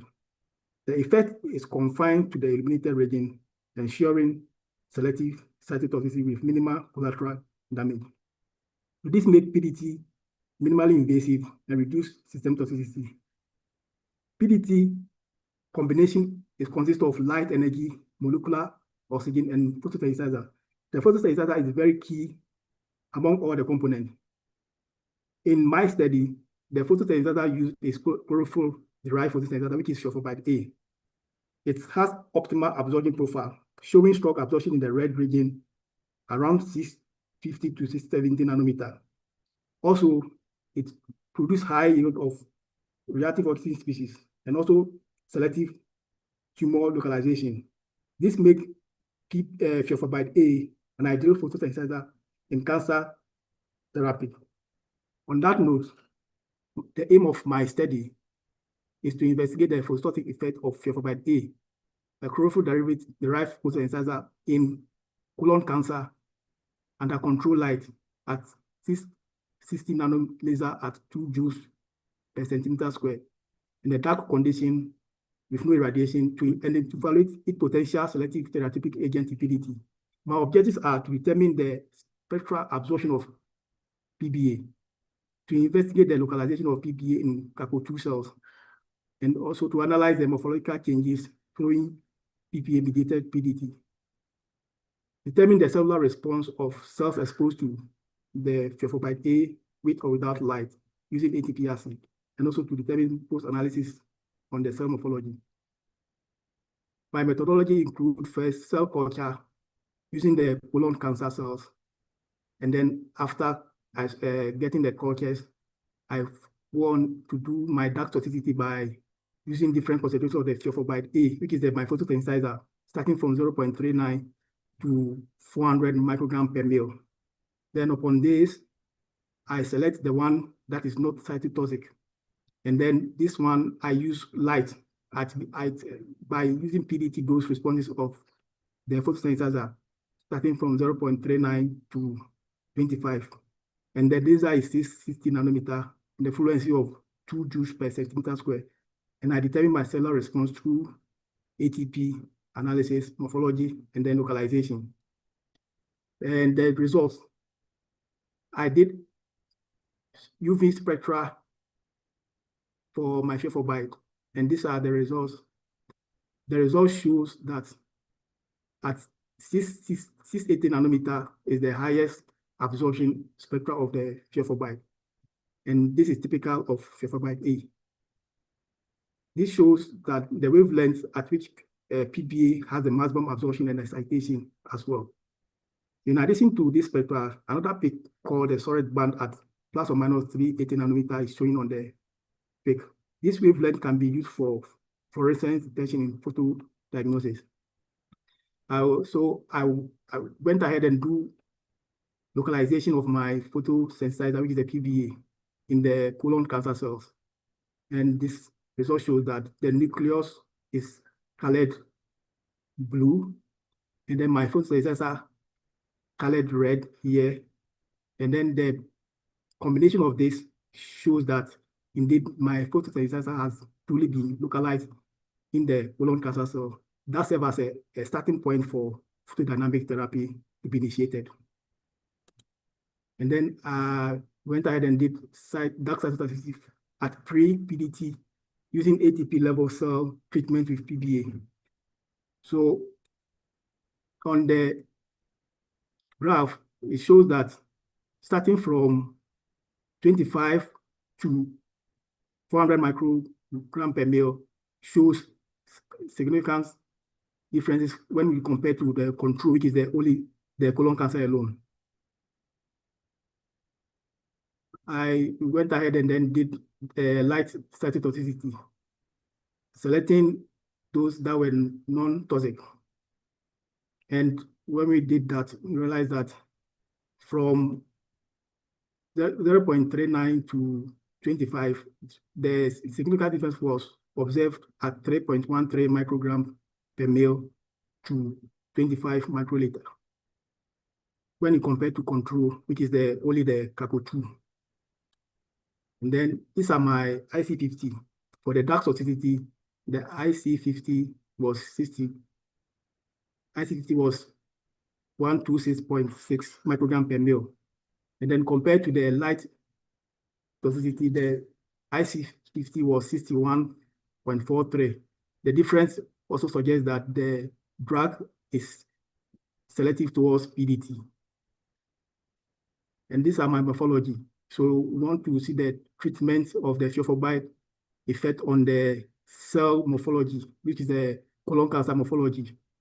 And it indeed shows that from A to H, A is the control, and then C is the various concentration, showing that the last part, which is the 25 microgram per ml, had floating cells as compared to the control, which has nothing. The same time to also, there's a cell shrinkage at G, and then reduced population at F, showing that the PDT has effect on the morphology of the colon cancer. Conclusion, the study demonstrates that PBA, a chlorophyll-derived photosynthesizer, exhibits selective phototoxicity against colon cancer cells when activated by light, specifically under laser irradiation at 60 nanometer with a frequency of 2 joules per centimeter square. This finding highlights PBA's potential as a promising agent for photodynamic therapy, while acknowledging that this study is still ongoing research requiring further validation. These are my reference. And I'm grateful for the following funding bodies: LRC, University of Johannesburg, my supervisors, and my mentors. Thank you.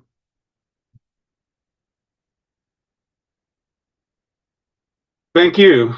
Are there any questions for this speaker?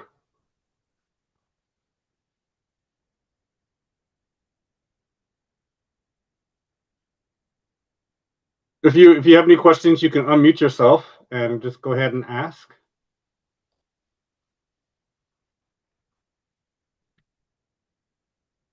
But let me ask a question if there. So these photosynthesizers molecules, are they specific for the colorectal cancer? Have they been tried in other cancer cells? This is the general principle. Yes, please. Thank you for the question. They've been tried for other cancer cells, and it's working. However, there's a limited information on its effect on colon cancer. Now the cells, what is it, the Keiko cells? Yes, please. Colorectal cancer cell. Yes, please. Are they from humans or some animal model? They are from human. Okay. Human model. And so, what is the next step in your investigation? Please come again. What is the next step for your investigation? So my next step is after checking for the phototoxicity, my next step is to now conjugate it to nanoparticle. I see. To the delivery effect and then therapeutic effect of the addition of nanoparticle. And then also as well as adding conjugating with antibody, that will also improve the selectivity of the fiofobite to the colon cancer cells. Right. Is there a specific antigen on the Keiko cell surface that you know of to conjugate it to? Yes, one of them is EpCAM, epithelial cell aggregation molecule. Got it. Okay. Are there any other questions for the speaker? I have a very fundamental question, basically. Go ahead. Do you think, what is the role of this oxygen diffusion, the limitation of this colon tumors you may have, and do you think you can actually observe any? Please come again. Do you think you have any kind of oxidative effects on this colon cancer you have using this therapeutic method? Yes, please. How do you observe that, please? So I have to determine a ROS. Okay. Yeah. But So this is it's the photosynthesizer that goes up to a triplet state, relaxes to a singlet state. Yes, please. And that creates a reactive oxygen species. Yes, please. Mm-hmm. So now, what do you know what that species? So is it just the singlet oxygen free atom, or is there a sort of a more complex molecule that has that is a singlet itself? I mean, does the photosynthesizer kind of break down, or does it remain intact? Okay, so what happens is that the photosynthesizer transfer electrons or hydrogen atoms to a nearby biomolecule or solvent, generating the free radicals. So these radicals react with oxygen to form the oxygen reactive species, such as maybe superoxide or hydroxyl radicals.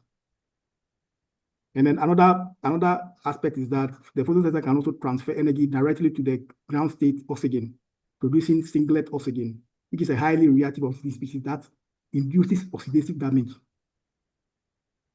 So that's where the type 1 and type 2 comes in. So the key is to create a singlet oxygen somewhere. Yes, please.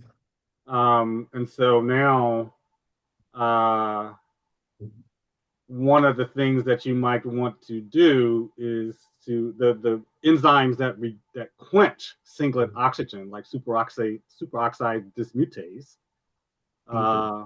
If you could turn that off, at least locally, then the survival time of the singlet oxygen is longer and has more time to affect a pharmacological response. Is that the correct way to think of it? Yes, please. Any other questions? Is it very possible to achieve maybe like an oxygen independent pathway in this kind of model? Independent pathway, then there has to be another level of engineering. And what do you think would be that kind of, what would be the possibility of that? Is it possible? Based on the schematic you drew first, I think in one of your slides. So then another way is to attach oxygen molecules to the nanoparticles conjugated to the photosynthesizer, such that in the situation whereby there's less oxygen, the one attached to the nanoparticle can be utilized for the process to take place. So I think the question has to do, is there a way that the photoreaction could induce, let's say, intercalation of between base pairs instead of a reactive oxygen species? Is that? I think that's sort of the goal seems to be in general to create reactive oxygen species, right? That was the initial aim of the work, basically. So that was why I was trying to understand how is it possible to have an independent pathway for that. Yeah, that's probably another. Yeah. So that's probably just a completely different avenue to, like, instead of create the ROS, to create some kind of bioconjugation, such that the genes cannot be transcribed or repaired or replicated. That would be sort of gets into the more cell biology type of. Based on your experimental work and based on your work, did you ever observe maybe possibility? Did you ever observe or think about the possibility of maybe the mucus layer affecting this diffusion of this photosensitizers? Yes, it's possible, but then the research is still ongoing, so I've not done that to that level. Okay. Thank you. Welcome. Okay, if there's no further questions for the speaker, let's see if Mohammed has rejoined us. I don't see him. I saw he was here earlier.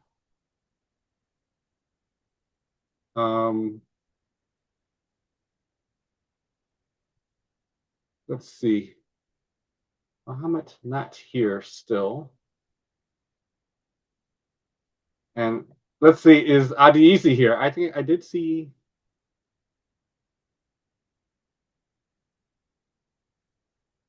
Yes, please, I'm here. Okay, hold on one second. I'm going to let you share your screen. Okay. Okay, you can share your screen and start your talk when you're ready. Okay.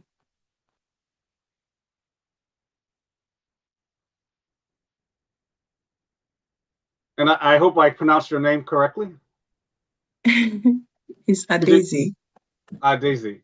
Okay, thank you. Yeah, thank you.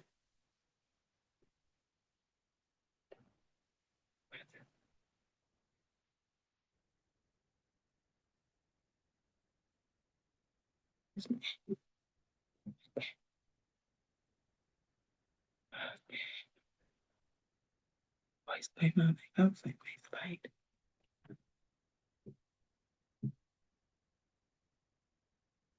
Jesus Christ, what's going on here? Sorry, please.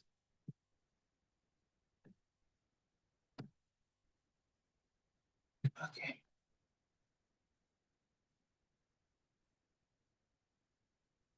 Okay. Can you hear me? Hello? Yes, we can see your screen. And if you could go to presentation mode, that would be great. Presentation mode. And I was, I'm trying to. It's below, like down part of your screen. It looks like a. Okay.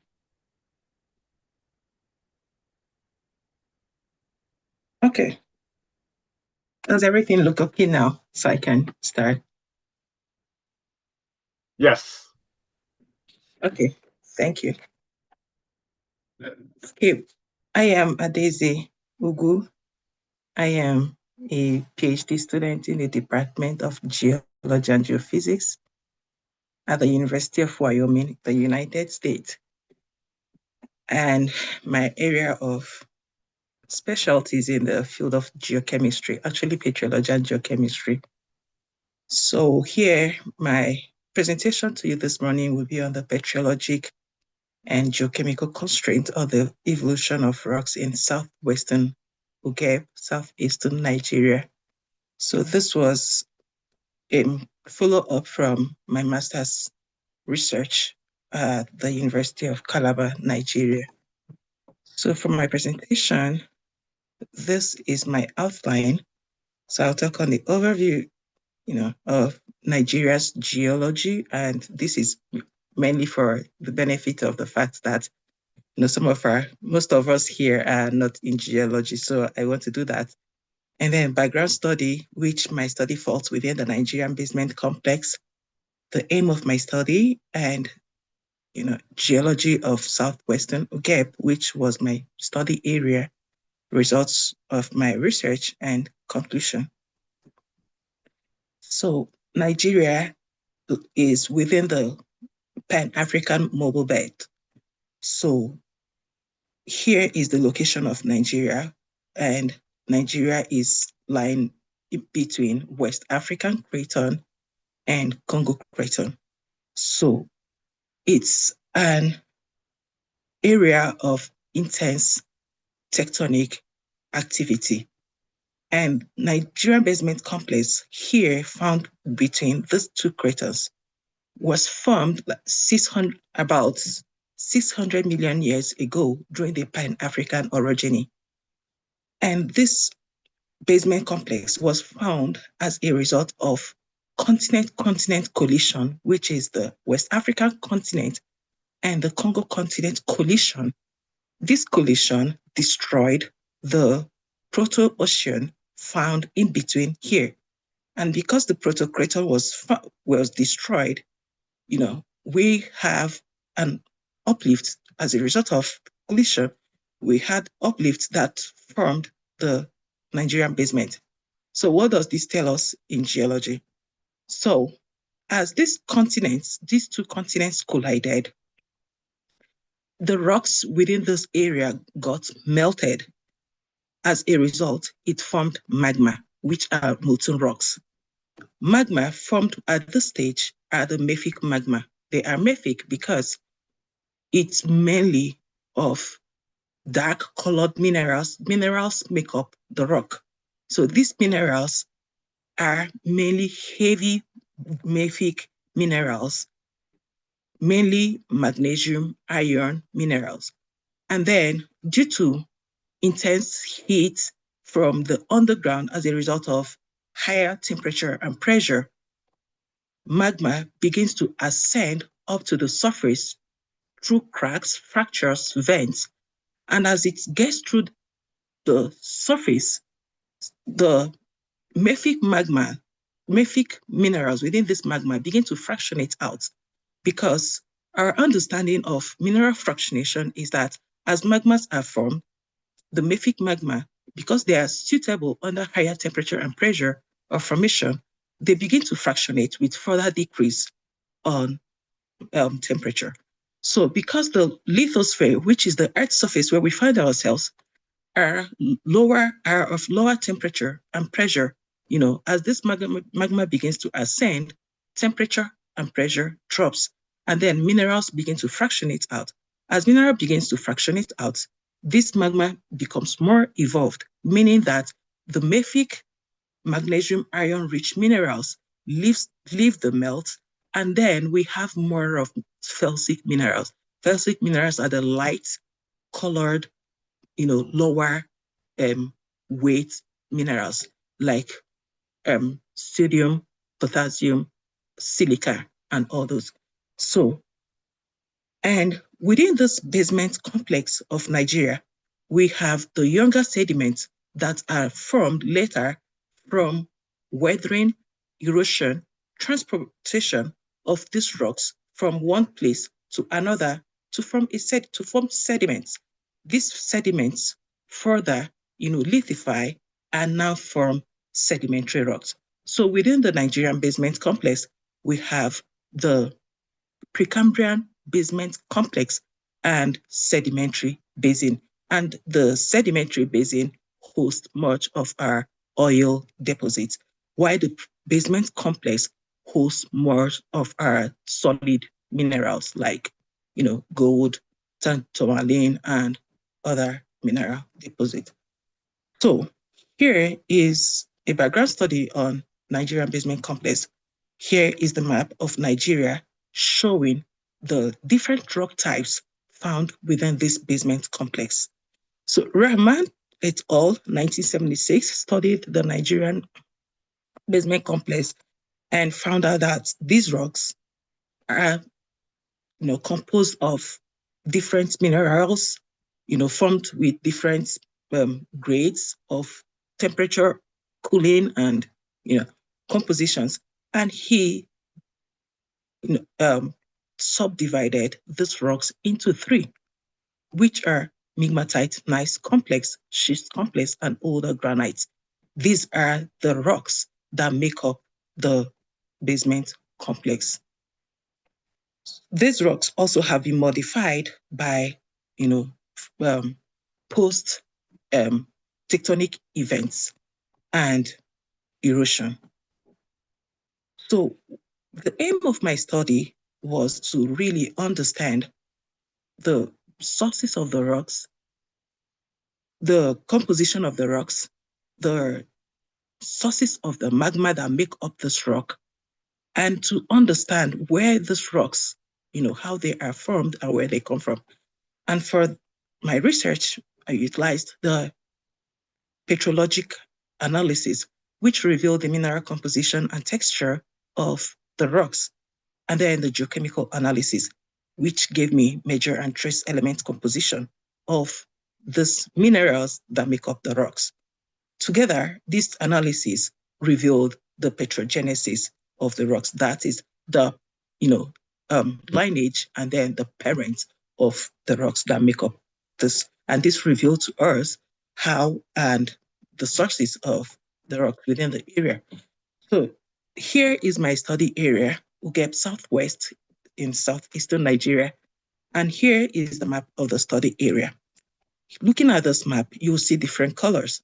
Each color here represents different lithologic units. So within this area, I mapped gneiss, schist, phyllites, granodiorites, pegmatites, limestone, sandstone, sandstone, dolerites, and shale. So this is to say that this area is comprised or composed mainly of the three major rock types, which are igneous, sedimentary, and metamorphic rocks, and all these were present. So during my field mapping, I noticed that this granodiorite did not just occur as a rock, as a unit on its own. It occurred as dike within the schist, while pegmatites occurred as a vein as veins within schist and phyllites. And then the dolerites occur also as dike within the area. And finding this granodiorite within the schist shows that this is the younger rock from this. And this was formed as an intrusion into this main unit. So during my field study also, I was able to understand that this area is highly mineralized.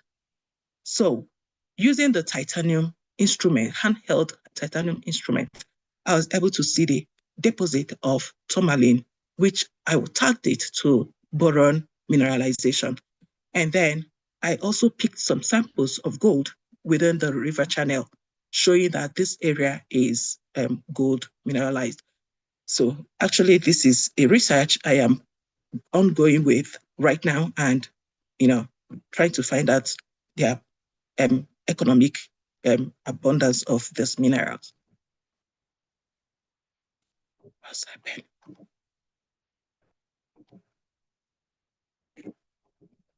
Okay, so when I try to tell you that diorites and pegmatites occur as, intrusion, and I have presented this here for the sake of us here, that some of us that are not geologists.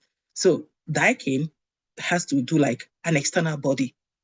Here is a feature trying to describe how this diking occurs within rock units. If a basement rock or a rock was deposited, and then, an extra magma type, like different composition, different melting process, comes to intrude through this main body. If it occurs in alignment with the bed, it's called a seal.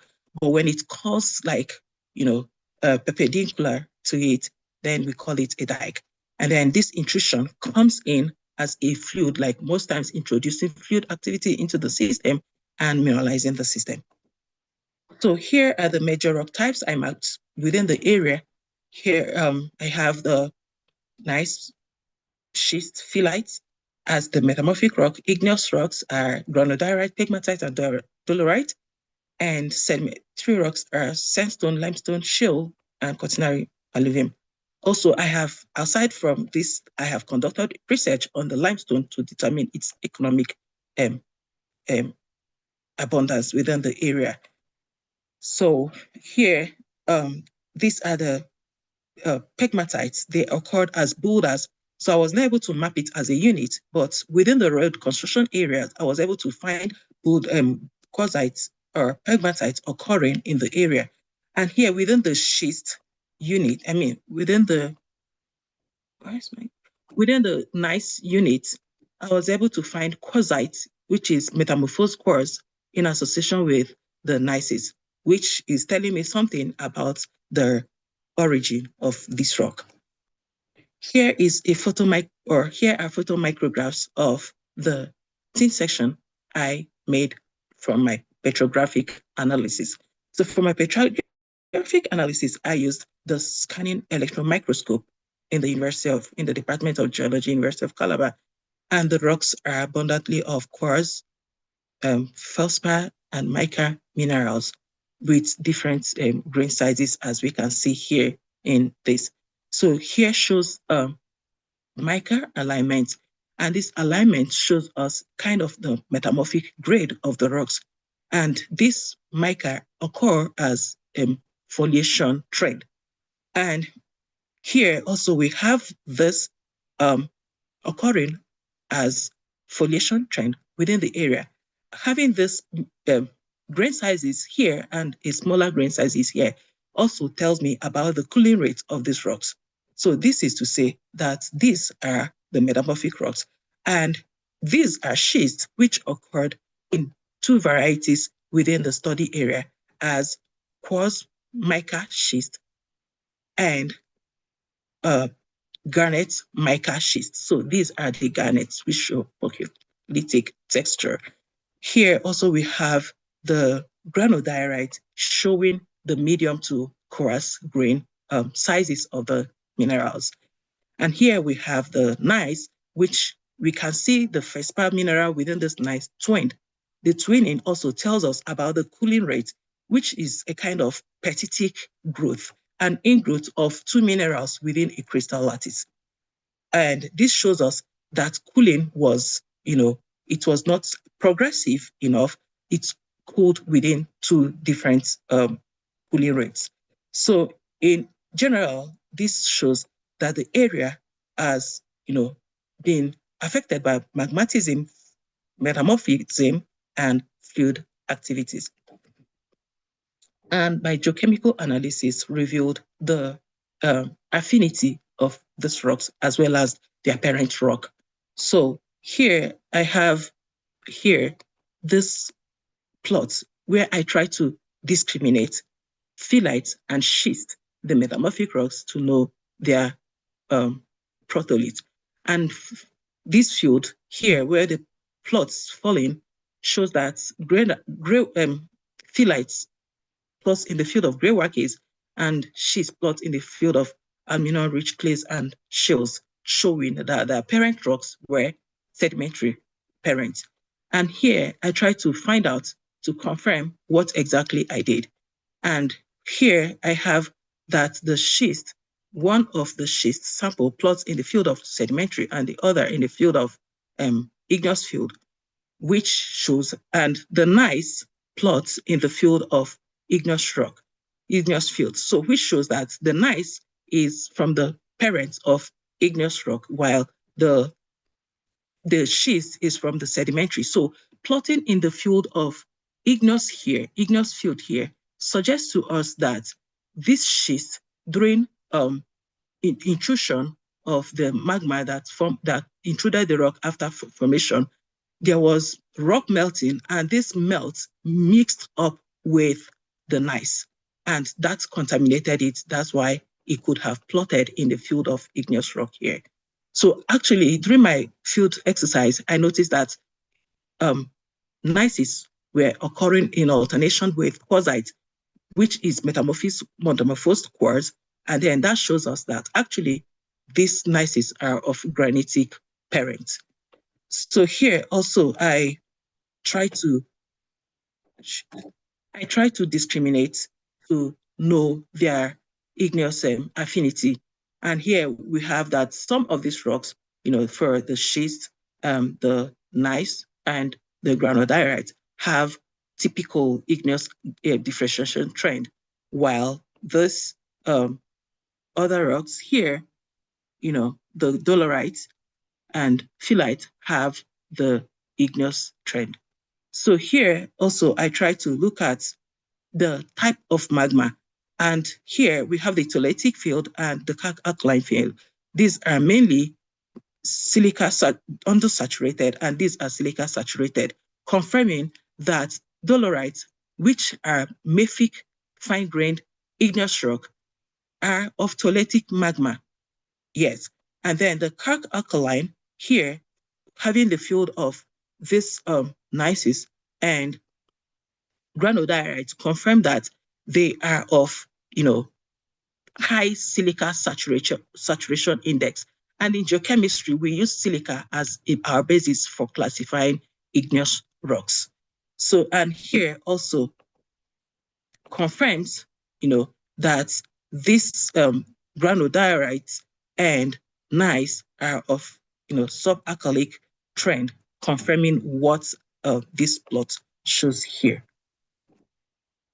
So the trace element composition also reveals that the felsic rocks, which are the granodiorites and pegmatites, are rich in barium, strontium, zircon, and rubidium.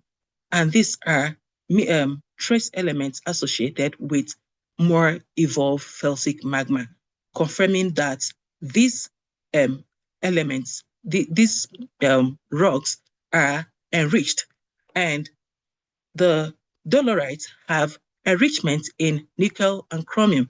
And this confirms that actually these rocks are from mafic origin. So these are confirming what petrography and major elements composition has revealed to me about the rocks. And then the schist and phyllites are pelitic in origin, showing that they are from sedimentary, parentage, while the gneisses are orthogneisses, showing that they are more of granitic, igneous origin. Metamorphism increased from green schist facies to amphibolite facies, and these were ascertained based on the petrographic analysis. Fluid activity, having the diking and other intrusions within the area, like a quartz vein, has revealed that fluid activity also added to the deposition of minerals like tourmaline, garnet, gold, and all those. So here is a summary of the geologic evolution of southwestern Ogep. So here I have that as magma formed, rocks got buried under the ground as a result of intense heat and temperature, and metamorphosed into a gneiss, which is now a metamorphic rock. And then this metamorphic rock got weathered, transported to another, eroded and transported to another set of deposition, and formed the sedimentary rock. And this other gneisses also and had undergone regional metamorphism. And then after the metamorphism, we had intrusion that cut across the metamorphic rocks. And then as these granodiorites and pegmatites cut across the intrusive basement rocks, which are the gneisses and the schist, it added fluid into the system. And then another tectonic event happened that magma, formed and intruded into the schist, and this formed the dolerites. And then after the rock was formed and everything was okay, another event happened, and they had uplift.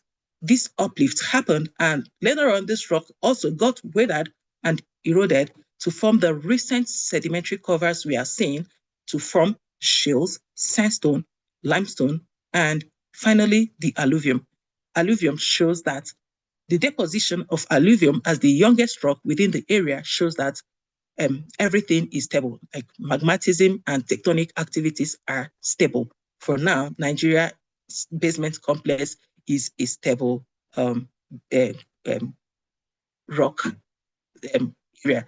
So here is my conclusion that Southwest Ogep belongs to the Nigerian basement complex, and it's dominated by metamorphic rocks, phyllites, schist, and gneiss, which were intruded by pegmatites, granodiorites, and dolerites. Further analysis of trace elements combined with petrography shows that the area has undergone complex geologic processes, including magmatism, metamorphism, and fluid intrusion. Here also shows that metamorphism increased from low grade to medium grade, which is represented as green schist to amphibolite fishes. And this intrusion of pegmatite into the rock introduced boron-rich fluid that mineralized tourmaline. And the occurrence of this dikes and intrusion, having different structural orientation shows that deformation has occurred in different stages, not as a one single deformation process. Thank you for listening. Questions? Thank you. It's a very interesting presentation. Are there any questions for the speaker? If you have any questions, you can just unmute yourself and ask.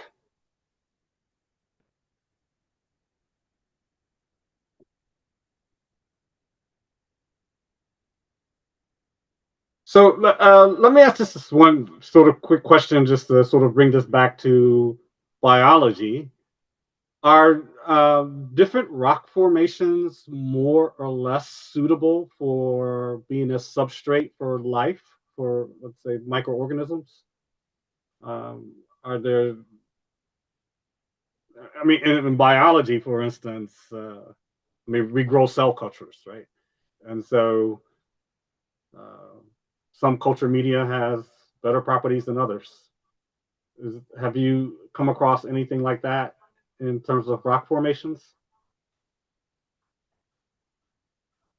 If I understand your question correctly, I think you are asking if I have ever thought of biology formation within the rock unit. Yes. Okay. So actually, yeah, because this was for a self-funded research, I did not go into that. But presently, my PhD research is trying to understand the relationship between rock formation and microbiology. So, fantastic. Yeah. So my research area here is in the area of Yellowstone National Park. And we have advanced hydrothermal activities going on within this area.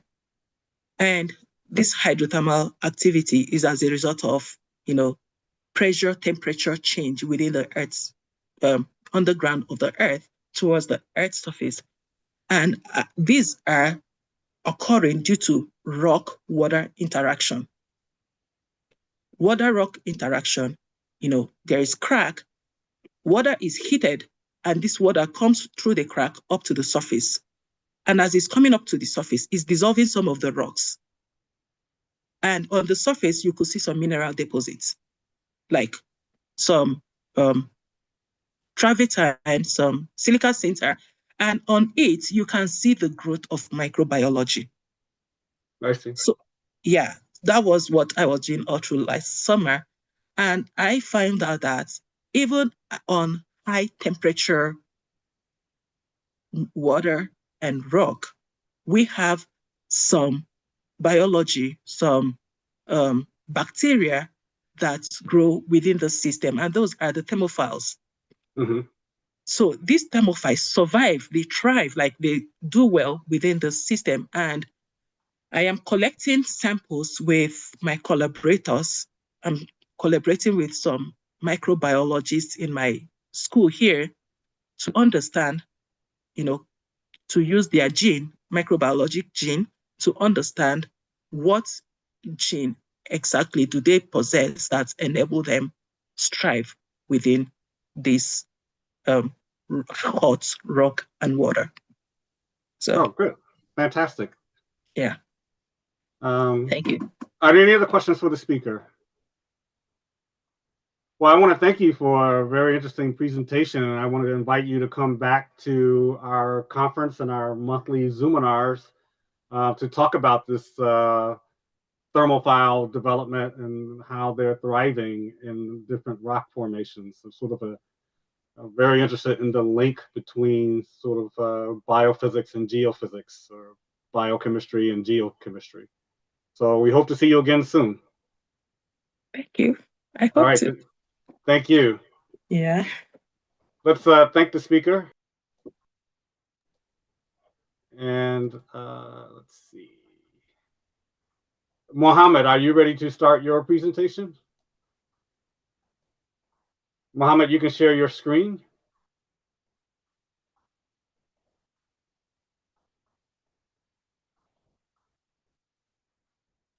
Mohammed, I saw that you were back.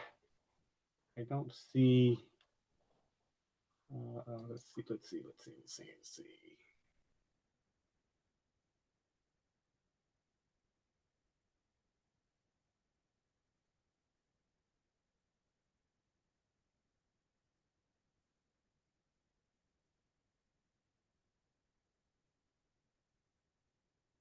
Mohammed Adu Kareem, are you still here?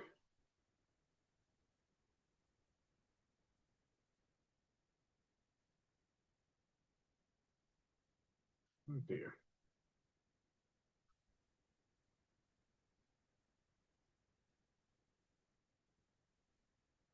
Okay, so I think Mohammed is either having problems with his computer or is not here. So that takes us to another break period, and that we reconvene in 13 minutes.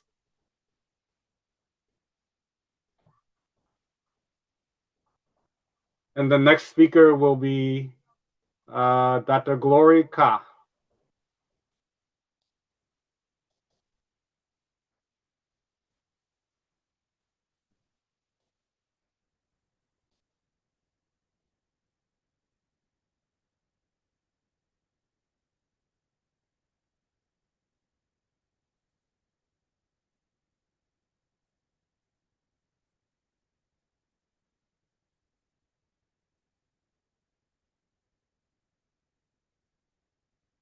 Oh,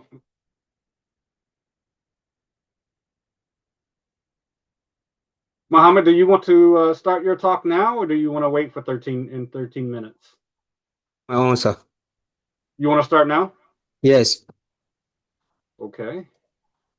So I can see your screen, and you can start whenever you're ready. Put your go into presentation mode, and you can begin.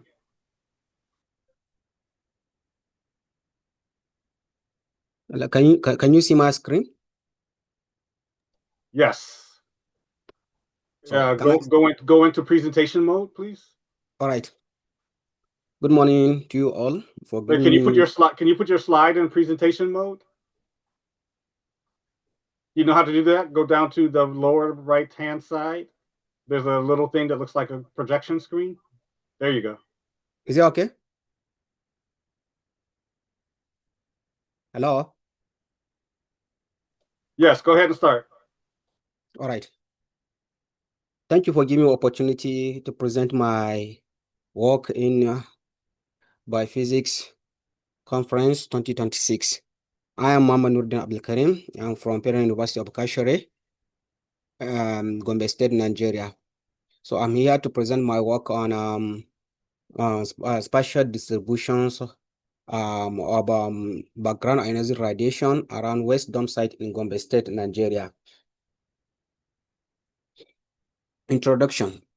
As we know, radiation is a natural phenomenon that deal with the human activity, especially waste disposals, can significantly elevate background levels. Dump sites are concerned because they collect a maximum of electronic waste, metallic scraps, and industrial residues that may contain natural occurring radioactive materials, or NORMs, that's natural occurring radioactive materials. Before this study, no systematic radiological assessment had been reported for Gombe metropolis, despite its rapid urbanizations. The aims and objectives of this research, this research is to measure the background ionizing radiation levels at 10 strategic dump sites, and also to map the spatial distribution based on land use, commercial, and residential purposes.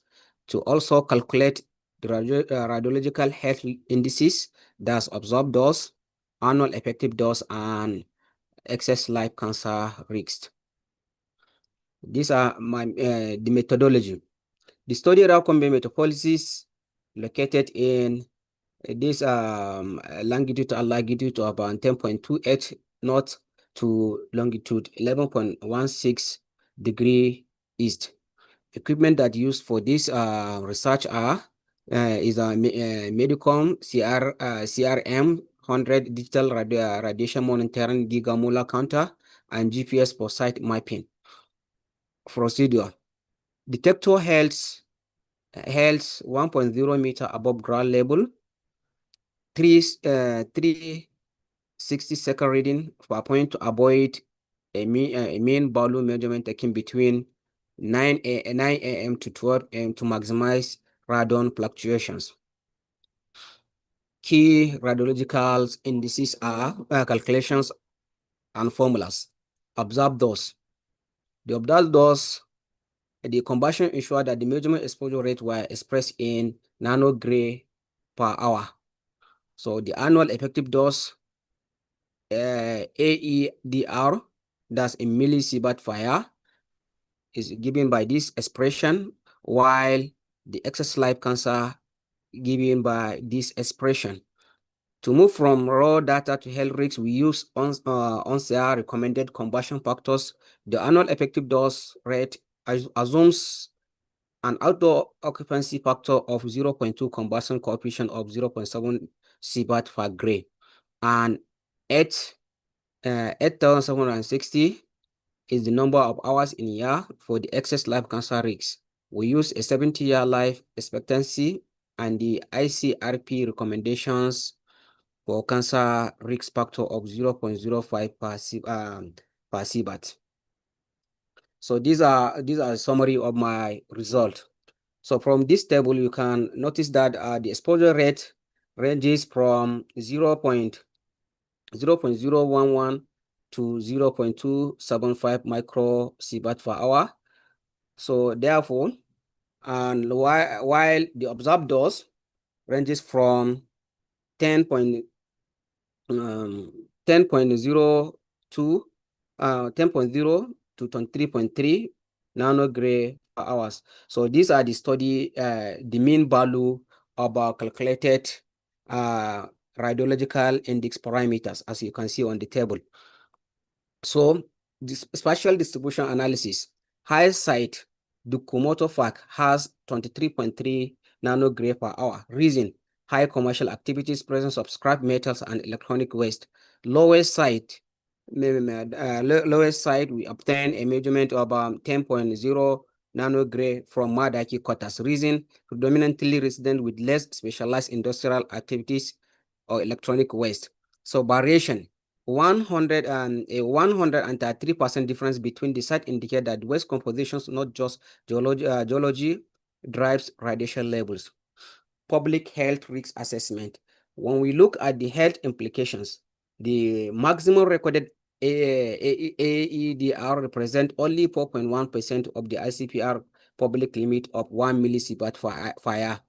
So furthermore, the maximum cancer risk about 16 additional cases per 1,000 people is considered marginal and is significantly lower than the WHO global baseline cancer risk. Gombe's average ADR is 16.7 nanogray per hour, is significantly lower than the world average of 59.0 nanogray per hour by ONSEA.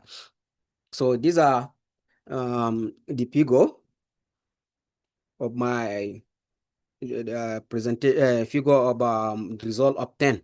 So from this figure, you can notice that you can notice that distribution of observed dose rate by land use category. The box plotted illustrate the statistical distribution and correlation of background ionizing radiation across different land use zones in Gombe metropolis.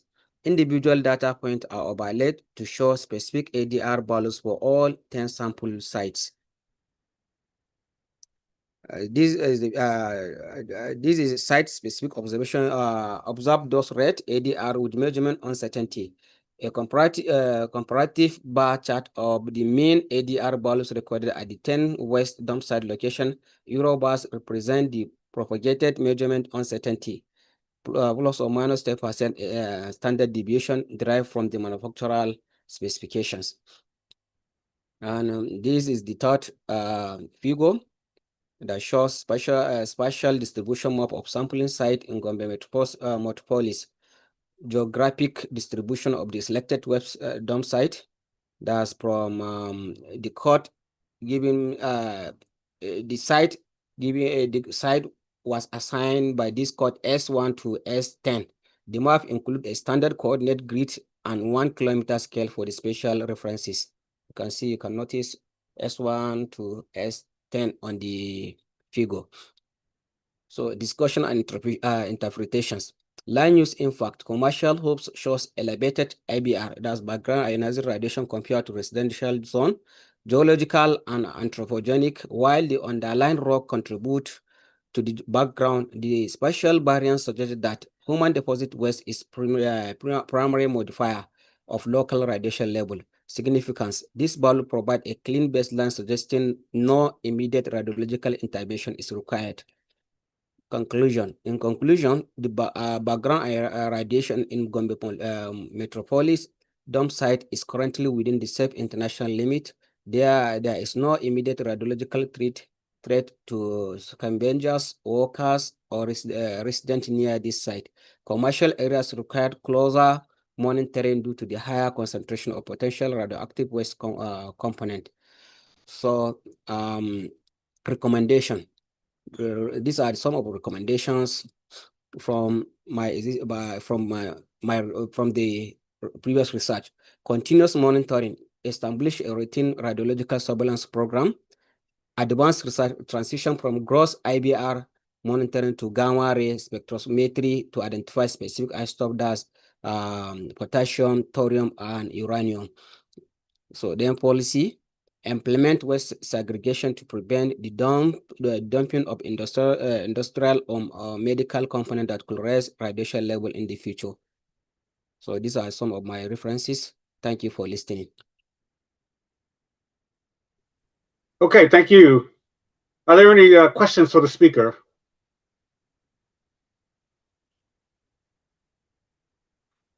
Just a quick question. Yes, okay. Go ahead. Go ahead. Okay, thank you. So thank you, Mohammed, for your presentation. So I have a question, and that is about the dump site, which is your main study area. So I don't know how the topography of the area is, but what was your choice of the dump site for your research? So my choice is just the normal background ionizing radiation, just normal measurement. So that's why in my recommendation I say that I recommend for further research in radionuclide, so that go deep to get maybe the soil samples, maybe the water around the area, to find out whether if there is a presence of this radionuclide in the area. But for these purposes, it's just mainly measurements in the area, surface area of the dump site. Okay, thank you. So why I asked that was because I know that these dump sites might have effects on, environmental environment, and causing some kind of pollution and all those.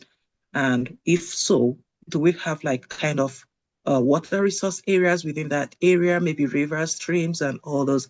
And then it is also nice, like this is my recommendation. It is also nice that when research like this is conducted, it should, have a way of, passing through the governments or policymakers to see how they can use this to, in their decision making. And then seeing the gamma ray spectrometry, which you're trying to use the isotopes, I'm seeing here that, I'm just contributing, because actually right now I am on a research related to what you are doing. And I'm looking at you using parent isotopes, most of the, the stable isotopes, like the uranium-238 is the parent of the U series, and potassium is the parent of the argon-40. And I am looking at it that, why don't you consider using the radiogenic isotopes? I think using radiogenic isotopes will give you the differentiation patterns and be able to help you trace the source of this. And that would also help you to distinguish between anthropogenic sources and natural sources. I don't know if that makes sense, but that's my contribution. Noted. Maybe in my next research, I will consider that. Okay, that's fine. Okay, if there's no further questions for the speaker, let's thank him for a nice presentation. And let's move on to the next speaker, which is Dr. Glory Ka. Glory, are you here and ready to give your presentation?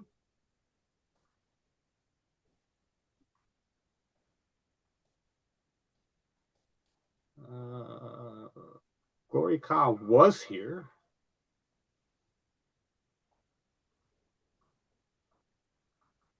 Here we are, yes.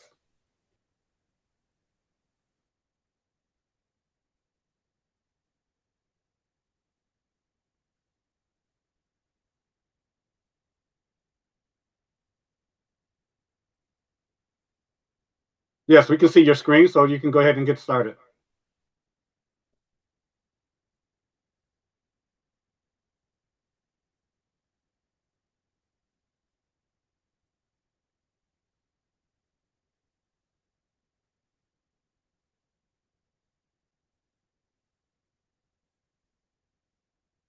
I don't know if you're speaking, but we cannot hear you.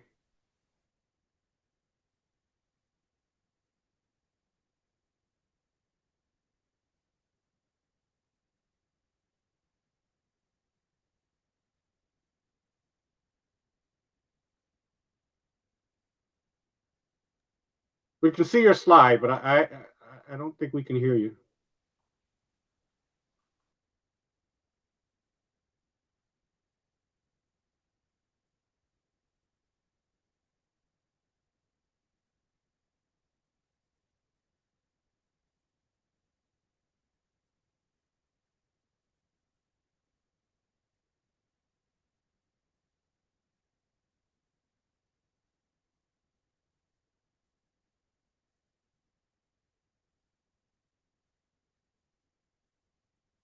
I think you might want to check your microphone.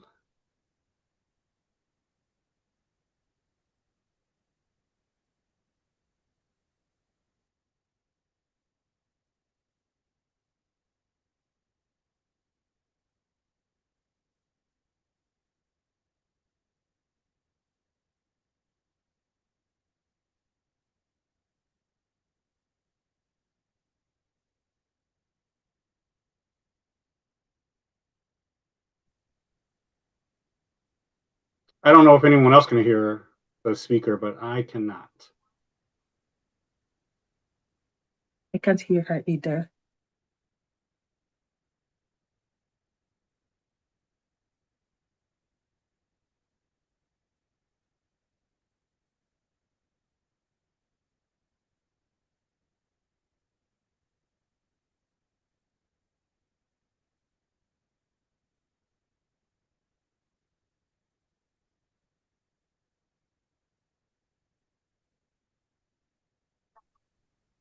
We can see you moving your. I think I saw your mouse move, and you've gone to presentation mode. But there is something happening with your audio.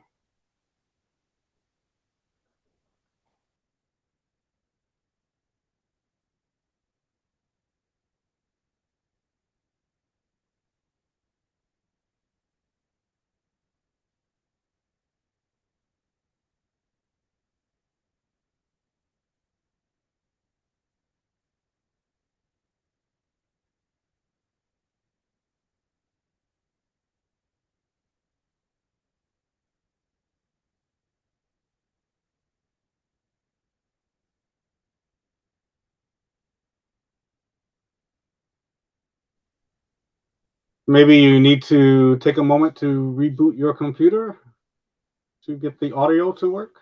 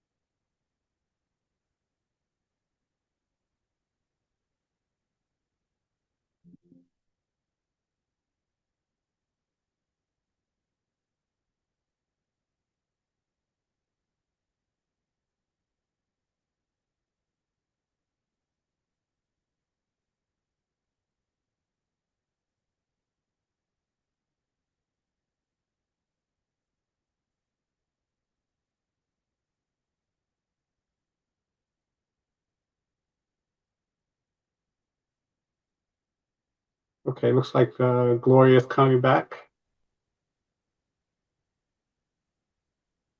Can you try your audio this time?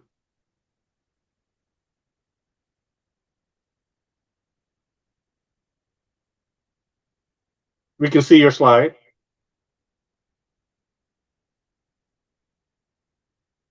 But we're not hearing you.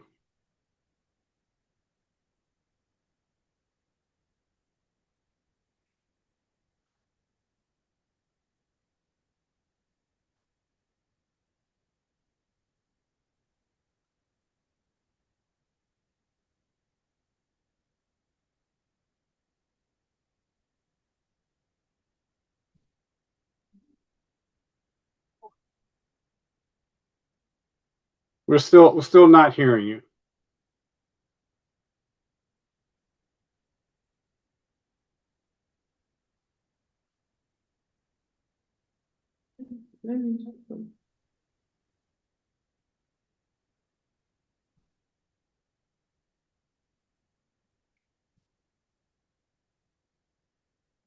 Let's see if the next speaker is available.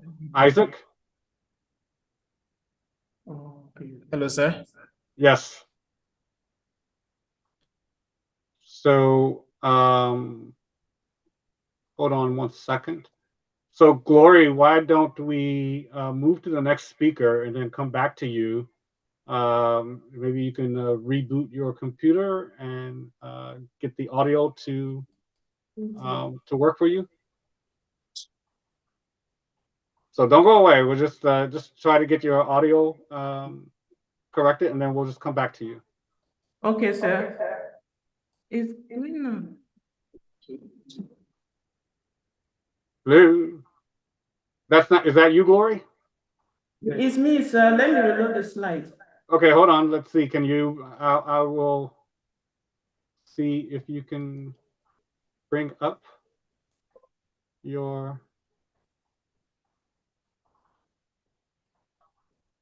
You can share your screen on this. This is your colleagues. You're on your colleague's computer now. Yeah, I had to take half. Yeah. Okay. Okay, thank you, sir. You can share your screen. on that computer.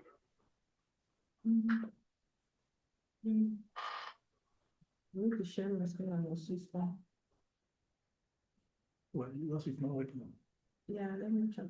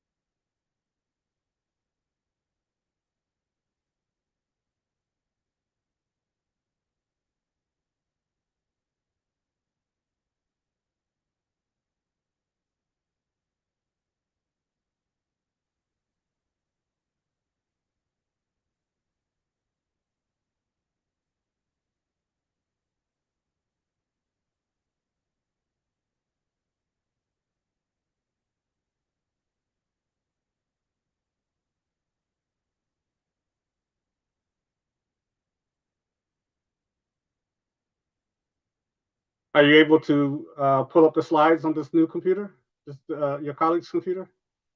Yes, please. We are working on it. Okay, hurry, because I want to stay on schedule. Okay.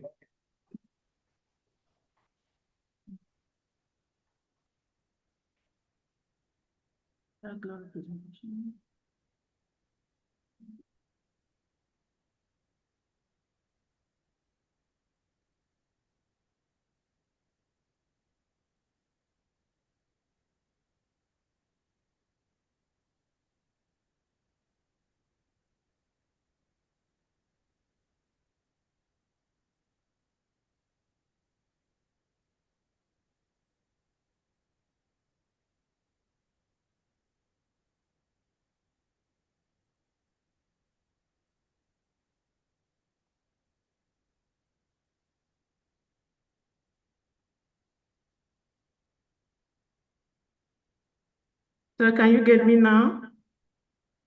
Let's see. I don't see a screen. Go ahead and try to share the screen. And if you could bring up your slides. We can hear you for sure. Okay, let me try to share this. I've just shared the screen. Can you see it? Not yet. So can you see the screen on your side? I cannot. So I've made you a co-host so that you can share your screen, but I don't see that you are sharing your screen.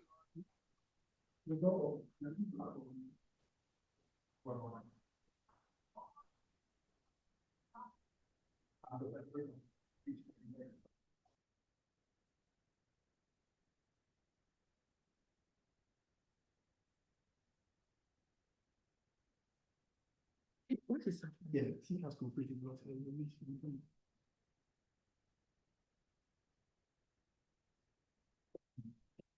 Let it go a minute.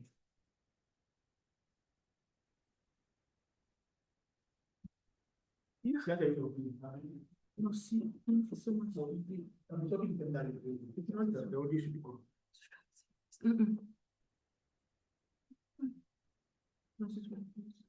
What is happening with this presentation? Which is it? Which presentation is it? Which one?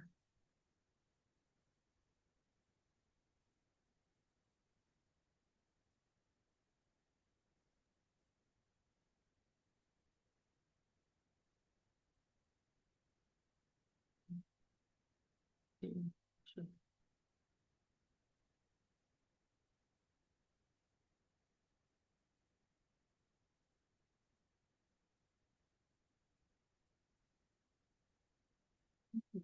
I cannot see it. And my brownie, please, where's your USB? It's this there, one. in my ear. Copy. Okay. Wait, don't remove it. Say okay. Just say okay. Okay, okay. presentation like this.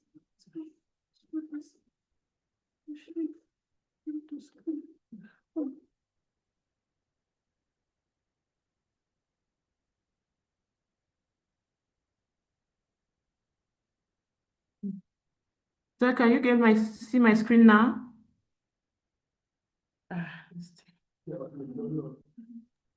Yes, go ahead and get started. Yeah. Thank you so much for being patient, sir. Thank you so much, everyone. Good day, everyone. My name is Glorica. Today, I'm going to present the project title, Bioformulated Curcumin Silver Nano Conjugate for Potent Photodynamic Management of Resistant Lung Cancer. And this work was supervised by Professor Abraham Say.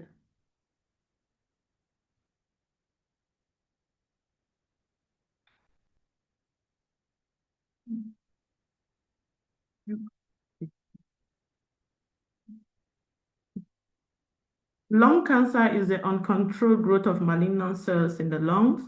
It is a leading cause of malignant tumor globally, estimated at 1 in every 17 males and 1 in every 18 females to have lung cancer. And globally, 1.6 million lung cancer-related deaths are recorded yearly. And patients undergoing treatment only have a 5-year survival rate.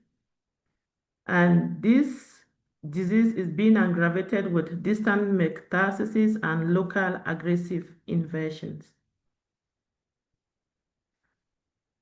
Current treatment procedures that are being used for lung cancer include mostly the conventional therapies that include chemotherapy, radiotherapy, and surgery. Also, second-line treatments such as targeted therapy, immunotherapy, and hormone therapy are also being used to treat lung cancer. However, lung cancer stem cells contribute to elevated resistance to these therapies, leading to recurrence and treatment failures. Also, these therapies are linked with numerous side effects and systemic toxicity, with side effects such as nausea and vomiting, hair loss, etc. Also, these treatments are very expensive for patients to actually afford. An unconventional, non-invasive procedure called photodynamic therapy would be explored in this study as an alternative method to surmount the difficulty of conventional and secondary therapy. The aims of this study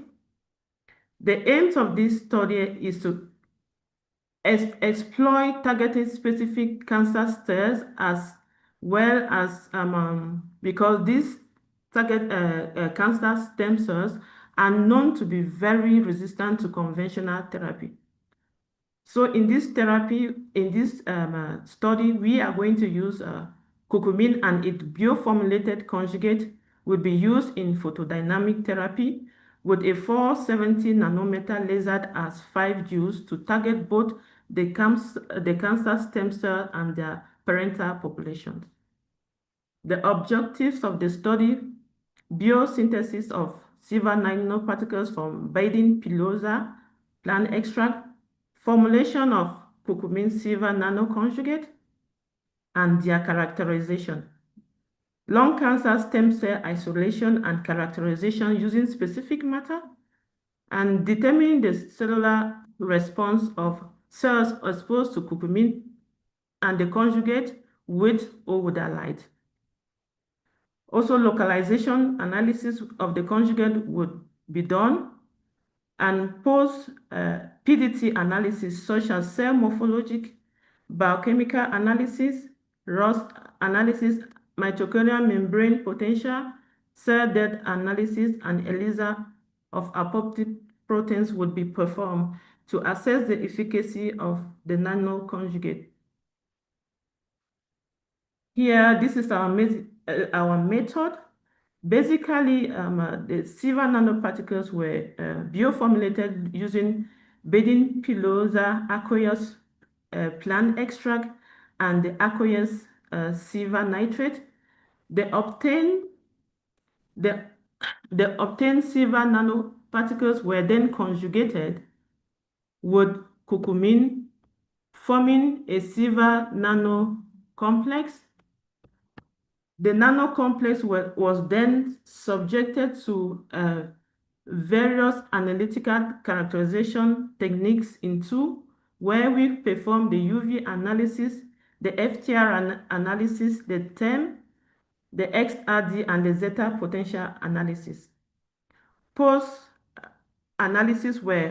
In vitro analysis were performed on both A549 cells and the A549 stem cells, and at 24 hours post irradiation, the various biochemical assays were performed to establish the efficacy of the treatment on both A549 and A549 stem cells.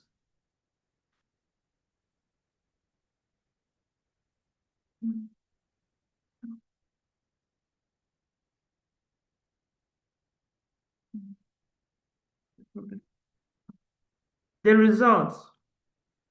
The UV analysis showed that the conjugate had two peaks at 454 nanometer and at 228 nanometers.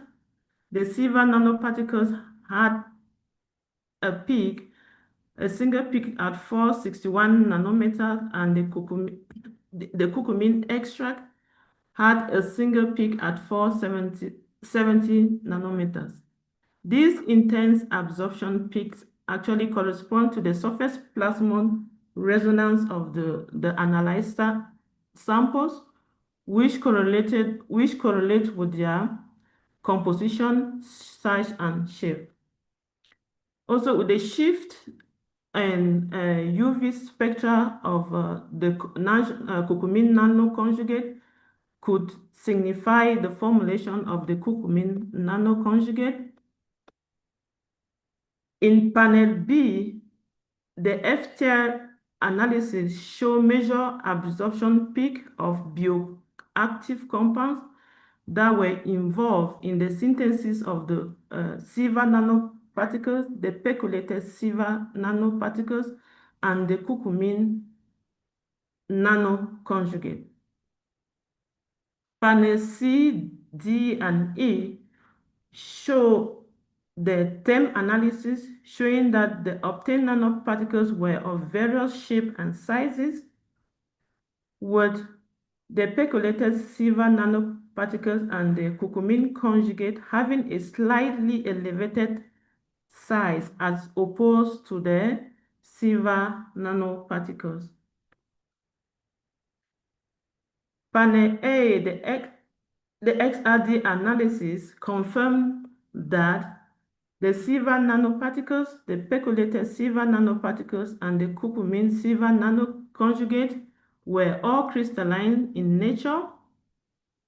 Panel C, D, and E confirmed the zeta potential of the analyzed samples, with the silver nanoparticle in panel A having a negative potential of 28.7, and in B, the pegylated silver nanoparticle have a plus zeta potential of 9.2, and in D, the curcumin silver nanoconjugate had a negative zeta potential of 23.3. This zeta potential value indicates the surface capping of the nanomaterial and also confirm their stability.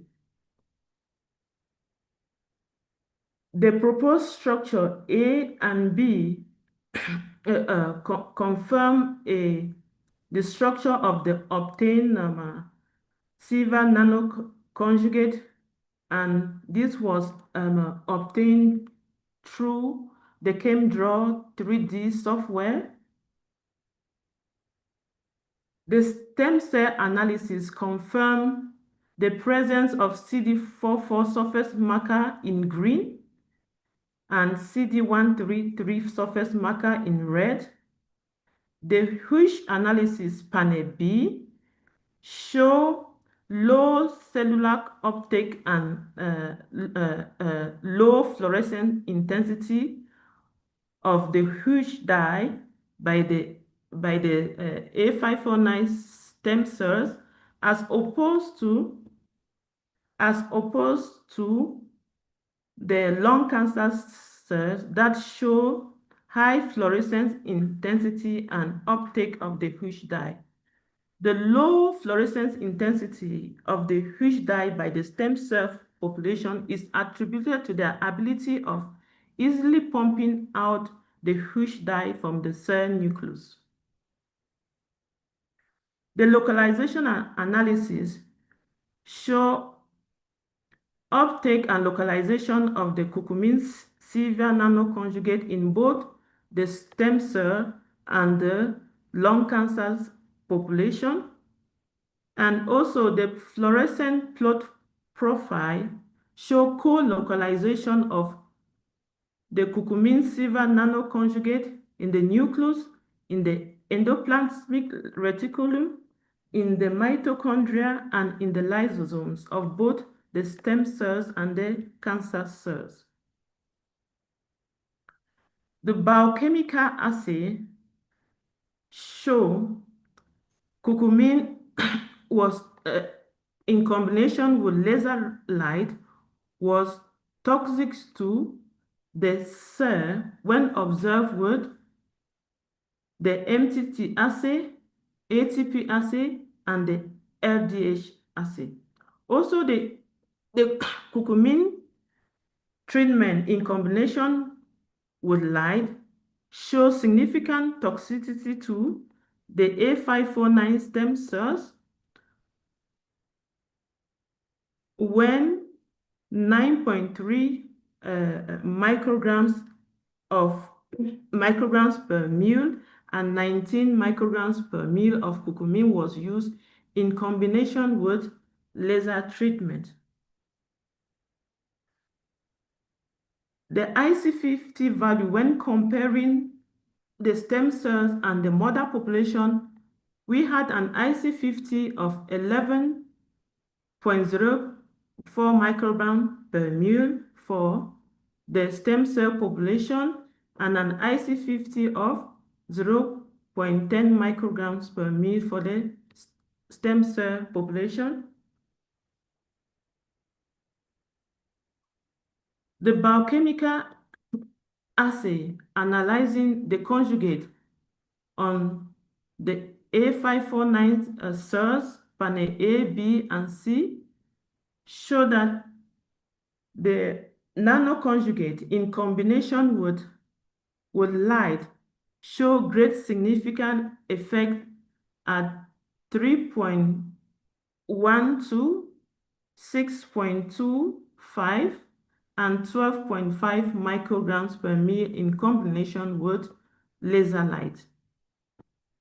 In panel D, in panel D, E, and F, the nanoconjugate also shows significant toxicity to the stem cells at concentration starting from 1.5 micrograms per ml to 12.5 micrograms per ml.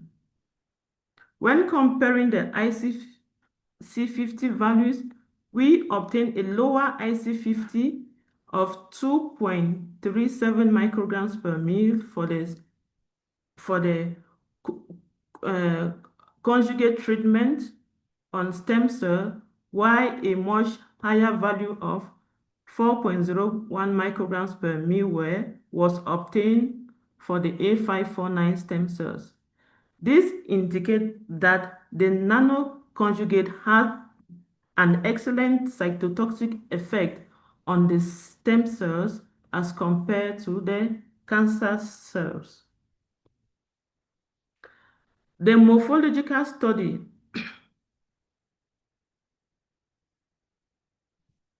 showed that the curcumin silver nanoconjugate in combination with light had significant effect on the treated both A549 and A549 stem cells with changes visible such as a reduction in cell population, floating cells, cell death, and cell debris. The Ross analysis in panel A and B show that at IC50 concentration, the conjugate induced a significant increase in Ross in both A549 and A549 stem cells. However, the ICC value of the nanoconjugate without light did not induce any cytotoxic effect on the stem cells and the cancer cell population. In panel C and D, the mitochondrial membrane potential analysis shows significant depolarization of the mitochondrial membrane potential when the curcumin silver nanoconjugate was combined with laser light for the in vitro treatment of both the A549 and the A549 stem cells. The cell death analysis, panel A, confirmed that the curcumin silver nanoconjugate at IC50 concentration in combination with light treatment induced apoptosis in the A549 cells. This was similar to what was obtainable when the same treatment was done on the A549 stem cells.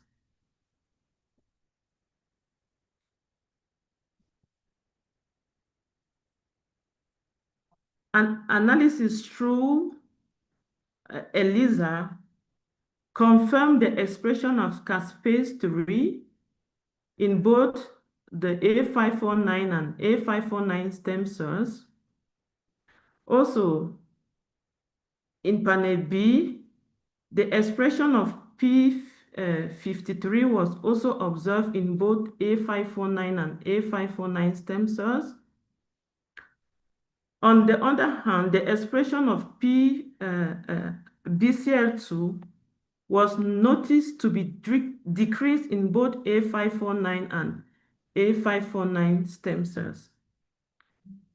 The involvement of this apoptotic protein thus confirmed that cell death was mediated through apoptosis.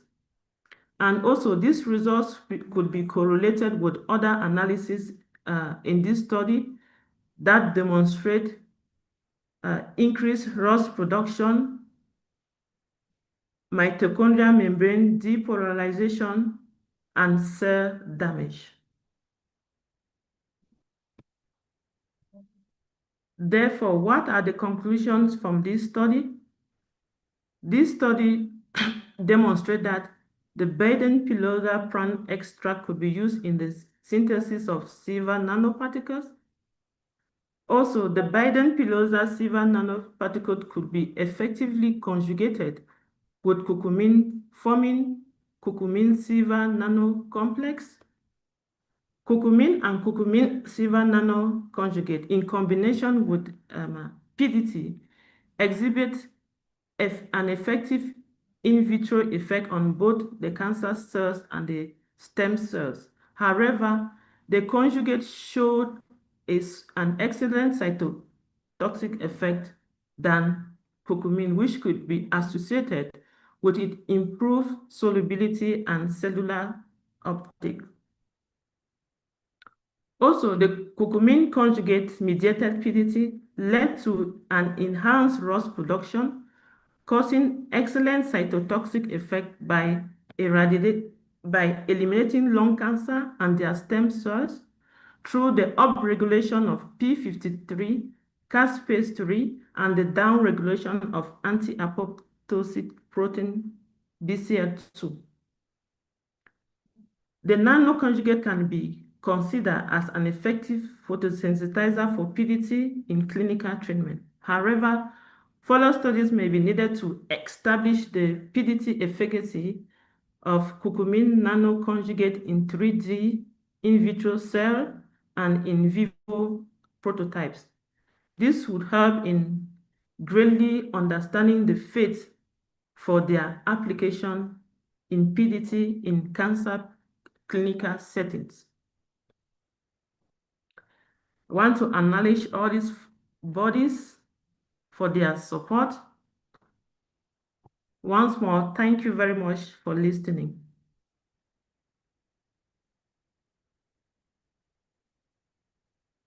Thank you. Thank you. Any questions for the speaker?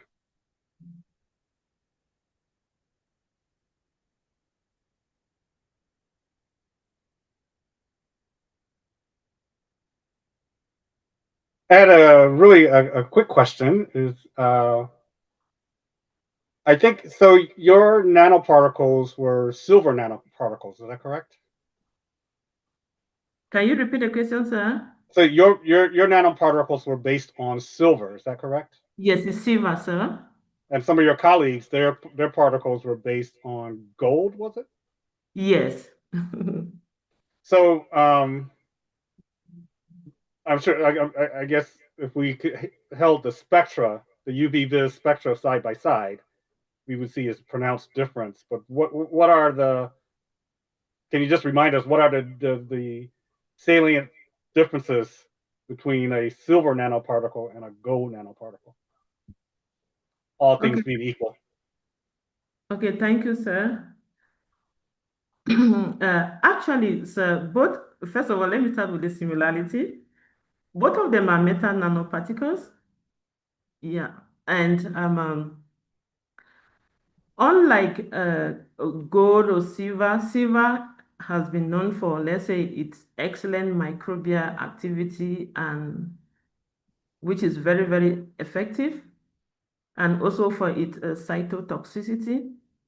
And also silver could also be easily be produced using plant. That is a cost-effective method, because my method also, I try to look at cost. If you are trying to come up with something therapeutic, also the cost.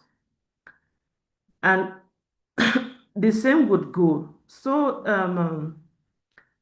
and then in terms of my study, because I wanted to use silver here like a carrier, because in my study, basically, my silver just functioned as a carrier, because with the method of conjugation, the conjugation was done so that it remains a carrier without inducing any toxic effect.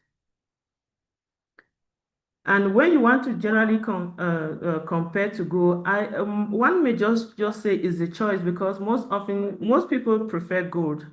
When you see into literature, the literature you see mostly gold. But when you actually put them like on one table in terms of efficacy and everything, that are just nearly the same. They are all metal nanoparticles.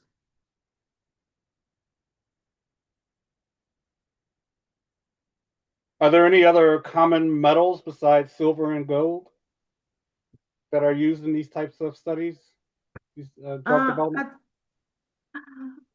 Mostly, like I said, silver and gold are topping. Other like titanium would be like, it would go by titanium oxide and all the rest, but silver and gold actually the top, that at the top of the ladder, let's say one could say.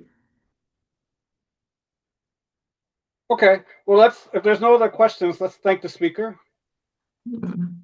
Thank you very much, sir. Thank you.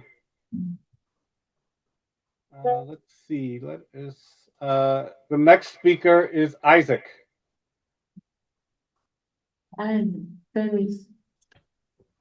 Isaac, I think you can go ahead and share your screen, and you can start when you're ready. Okay, I'm trying to share my screen. It says it's not turned on.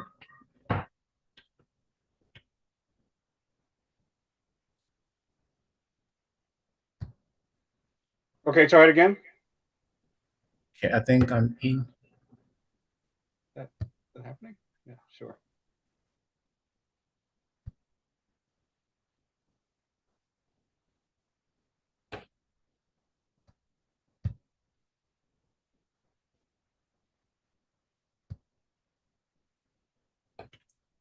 Please confirm if you can see my screen. Yes. Thank you.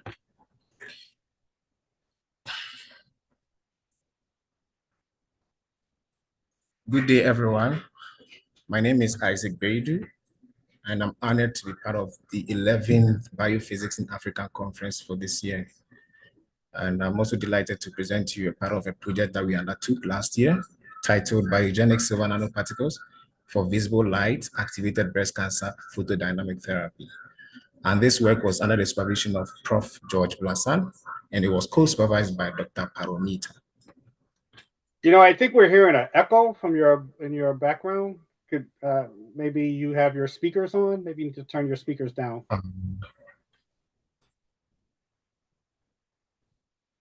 Okay, go ahead. Okay.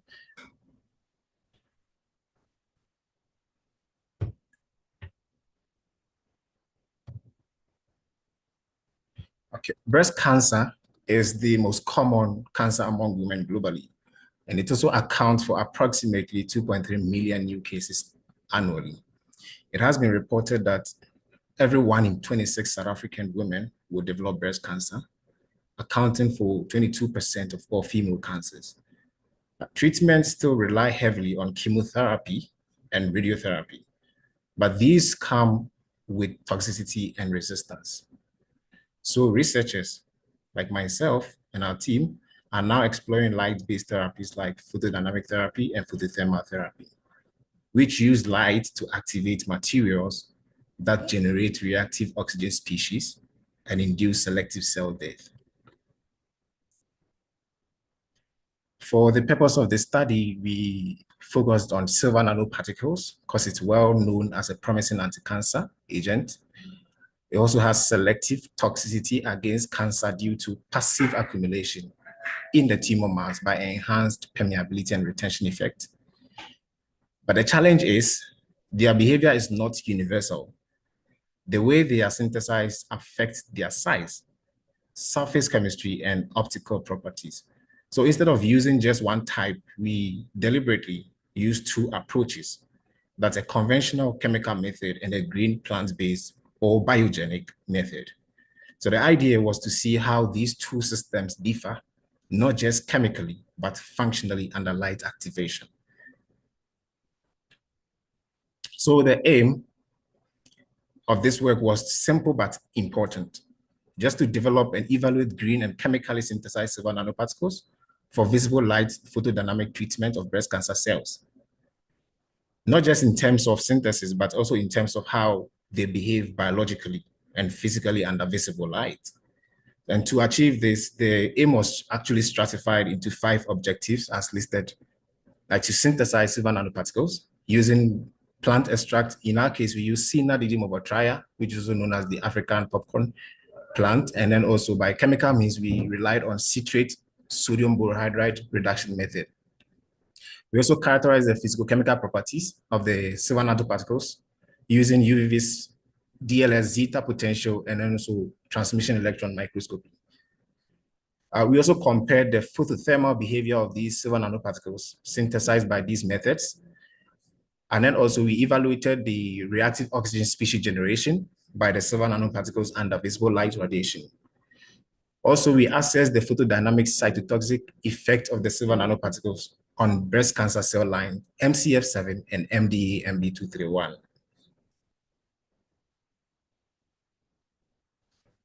Now, to achieve everything, the aims, we needed to go through a certain method.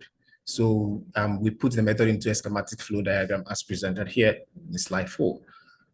With the green synthesis approach, we relied on the plant extract and then silver nitrate, and then under ambient temperature at 150 RPM stirring, we left it overnight, and then we got our green silver nanoparticles, which was confirmed by characterization. And then also with the chemical reduction method, we relied on sodium citrate, sodium borohydride, and silver nitrate under similar condition of 45 to 50 degrees temperature, Celsius temperature. For a few minutes, close to an hour, we got our chemically synthesized silver nanoparticles. And then from there, we did the cell death. Moving on to the results. In our study, the chemically synthesized silver nanoparticles, which here is the green one, displayed a very sharp and well-defined SPR, there's a surface plasmon resonance at approximately 401 nanometer. And then in contrast, the green synthesized silver nanoparticle exhibited a broader absorption band centered at 466 nanometer. We also ran for the plants just to give a clear indication that the plant alone didn't have any surface plasmon, but when it was used for the synthesis, we got this.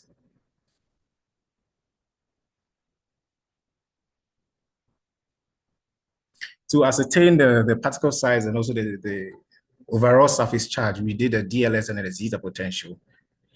And at physiological pH, that's around 7.2 to 7.4, the green silver nanoparticle showed a hydrodynamic diameter of 96.9 plus or minus 1.7 nanometers. Also, a moderate polydispersity index of 0.248 plus or minus 0.12.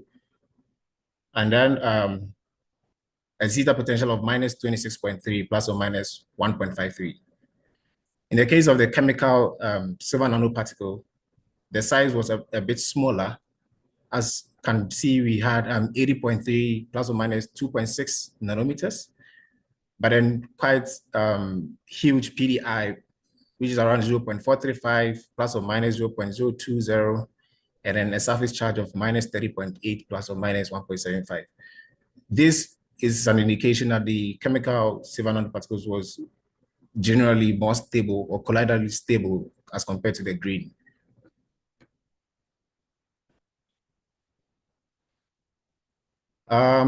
With a transmission electron microscopy, it was to assess the morphology.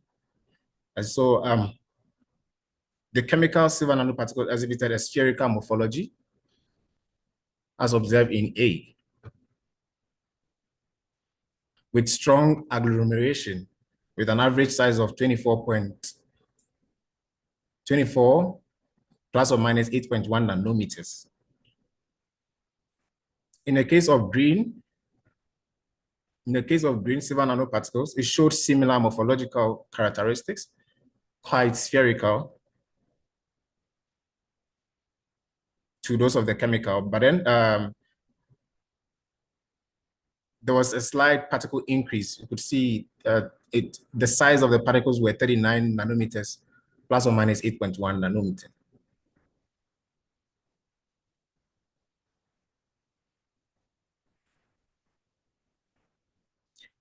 So it actually has been reported that green silver nanoparticles are often larger because of their biological reducing and capping agents.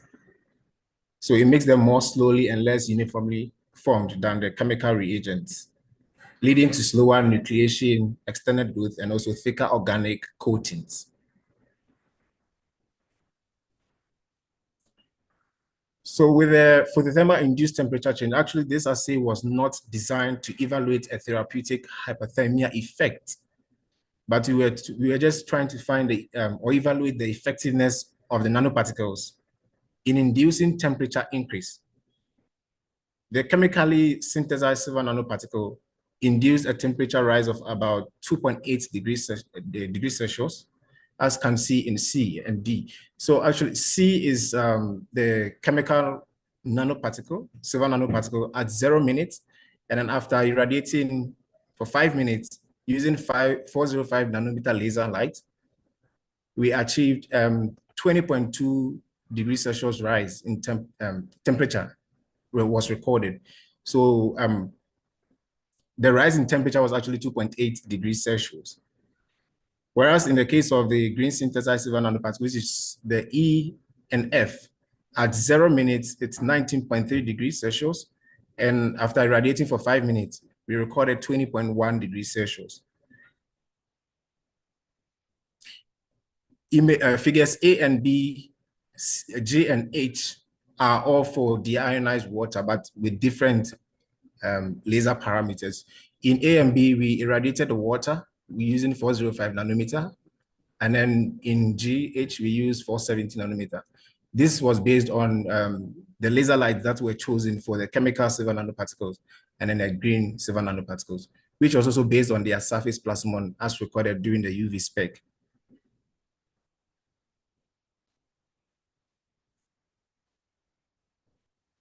We also found the reactive oxygen species generation efficiency for these nanoparticles. And it revealed a significant increase in total ROS generation. Under 405 nanometer excitation, the chemically synthesized silver nanoparticle produced an FT to F naught of 30.56. That is compared with the 130.04 for the standard, which is the Rose-Bengal, accounting for about 0.23-fold increase. However, in the case of green synthesized nanoparticle, when exposed to 470 nanometer light, it exhibits markedly higher Ross yields with an FT to F naught of around 210.10 as against 311 in the case of the standard, which is Rose-Bengal, accounting for about 0.68-fold increase. So these data actually indicate that the green silver nanoparticle produced roughly 3-fold greater Ross output than the chemically synthesized silver nanoparticle, showing their potential for application in photodynamic treatment against cancer cells.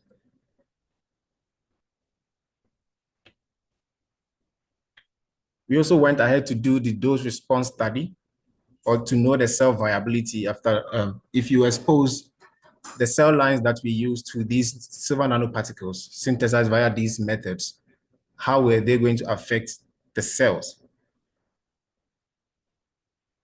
So the chemical silver nanoparticle under 405 nanometer irradiation significantly enhanced cytotoxicity compared to the non-irradiated controls.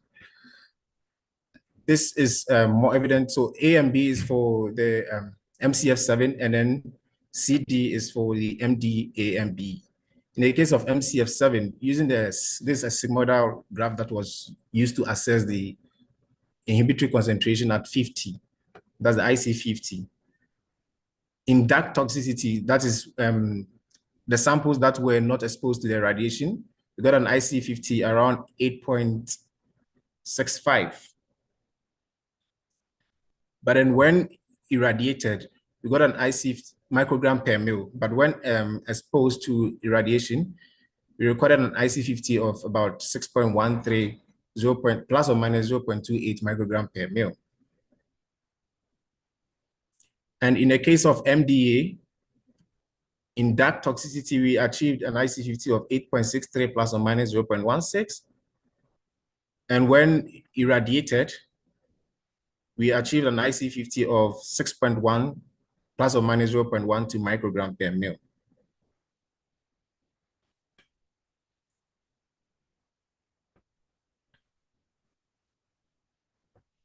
Similar study was conducted for the green silver nanoparticle. So in their dark, they recorded we recorded an IC50 of 2.89 plus or minus 0.2 for the MCF7 cells. And when exposed to light, it was not measured. It was not measurable. It was less than even the 2. However, in the case of MDA, when exposed to the silver nanoparticles in dark, we achieved an IC50 of 11.26 plus or minus 0.02 microgram per mil. And when exposed to irradiation, We got an IC50 of 4.79 plus or minus 0.05 microgram per ml, indicating that there was photo excitation, which substantially enhanced cytotoxic potency. So in summary and in conclusion, chemical and biogenic, which is the green silver nanoparticles, were successfully synthesized with distinct optical and physicochemical properties, which was confirmed by the UV spectroscopy. The size, or the DLS and zeta potential analysis, indicated differences in particle size distribution and surface charge, suggesting good colloidal stability and variation between the synthesis methods. The the transmission electron microscopy imaging confirmed nanoscale size and morphology. And also photothermal effects were minimal, particularly in the green silver nanoparticle, which indicate that heat was not the primary mechanism of action, but it was solely relied on the Ross. Biogenic silver nanoparticles also generated significantly higher Ross, which is about 3-fold increase under visible light irradiation as compared to the chemical silver nanoparticles. Light activation significantly enhanced cytotoxicity with reduced IC50 values in both MCF and MDA-MB cells. Overall, the biogenic or green silver nanoparticles demonstrated superior Ross-mediated photodynamic activity, making them promising candidates for visible light breast cancer therapy. I would like to give or acknowledge these funding bodies that helped the research. Thank you. Thank you. Are there any questions for the speaker? Please, I have a question. Go ahead. Okay, thank you, presenter, for the presentation. So please, I'm just curious about something. So a friend has a lump, around her breast region. I think she said under her breast. So, I got worried and I'm like, can you please enlighten me on how someone can identify and then differentiate between ordinary lump and cancer lump within the breast? And then what could be the possible causes of cancer among, female within the childbearing age? Thank you. Thank you very much. First of all, causes of breast cancer, it could be race, it could also be exposure to carcinogens. There are quite a lot of them that actually can arise and contribute to you having breast cancer. And also, I must indicate I'm not into I'm not a medical certified health professional. I'm a student.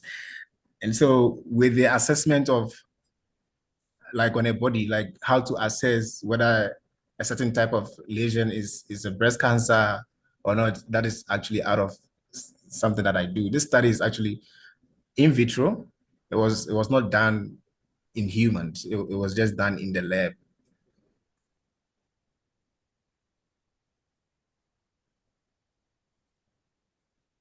Any other questions for the speaker?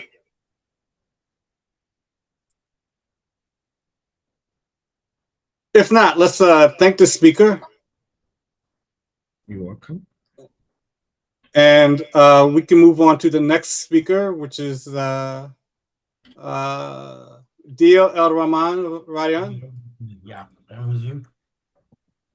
What you can do is share your screen. Yeah, okay.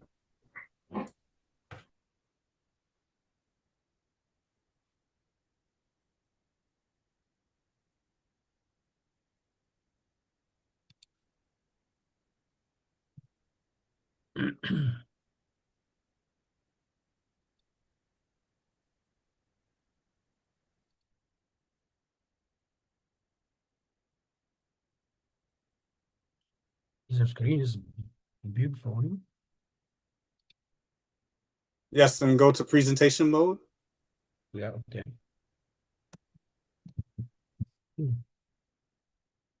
First of all, I thanks Biophysics, African Biophysics for attending me in this lecture.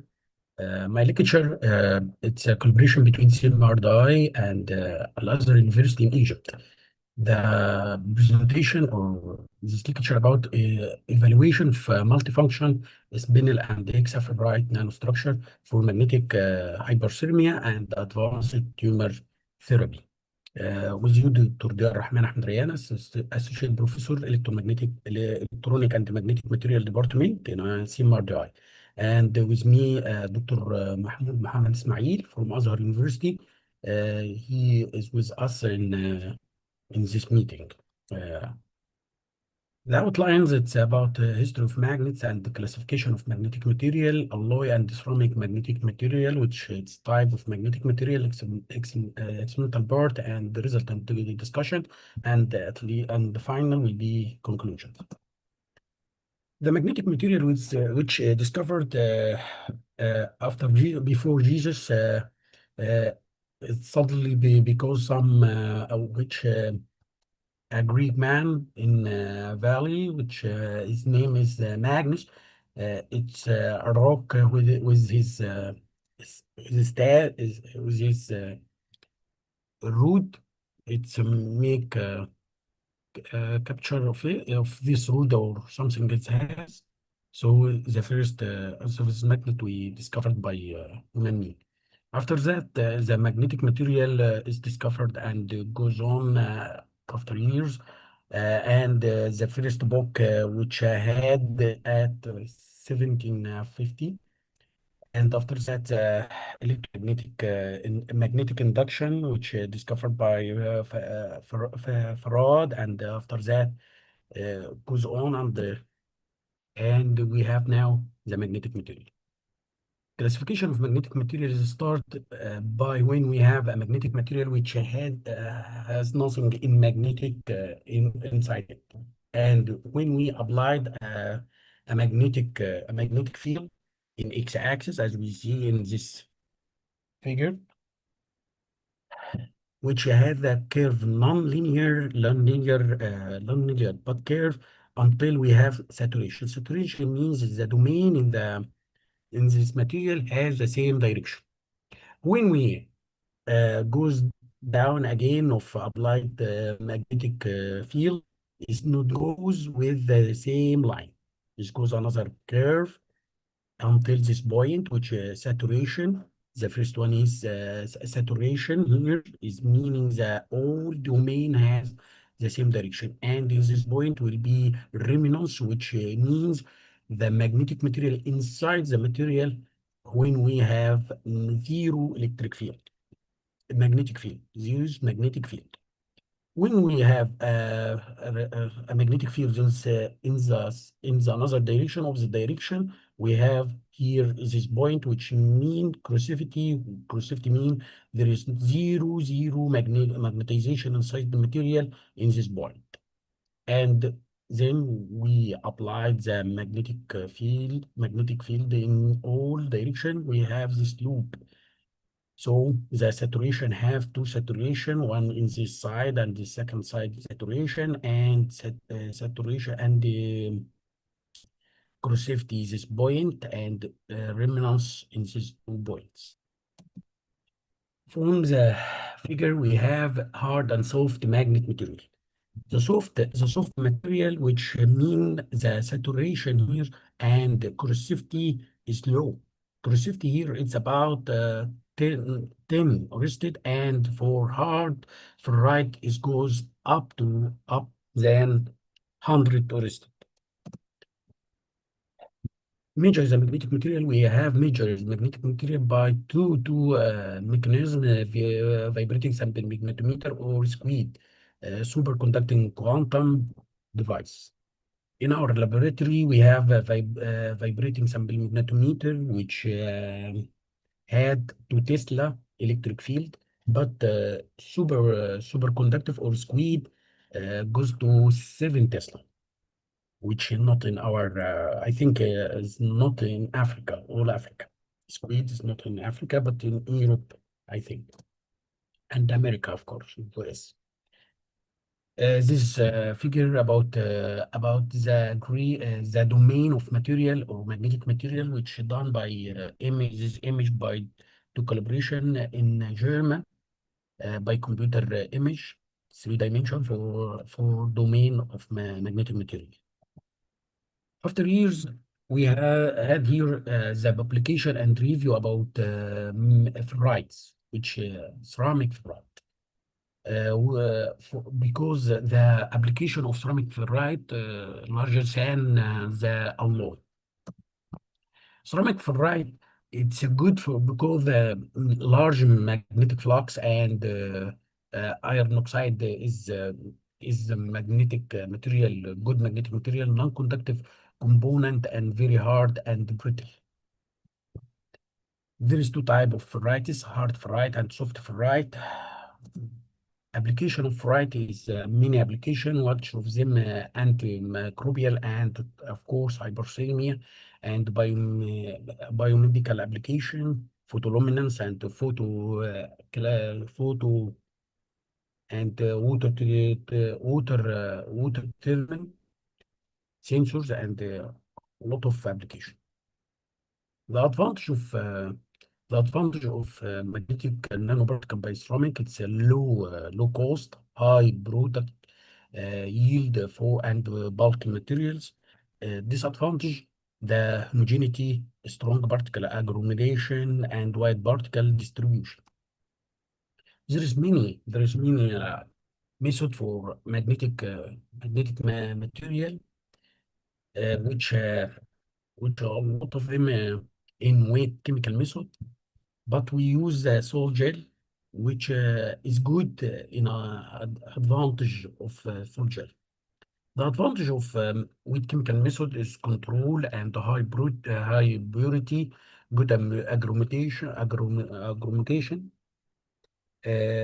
Disadvantage is lead it from phases in X-ray.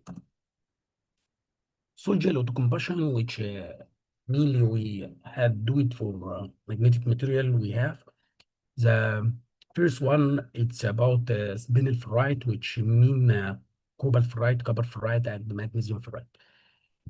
Here we use the source of cobalt, magnesium, and copper source with iron source in aqueous solution and organic acid, steering and evaporation.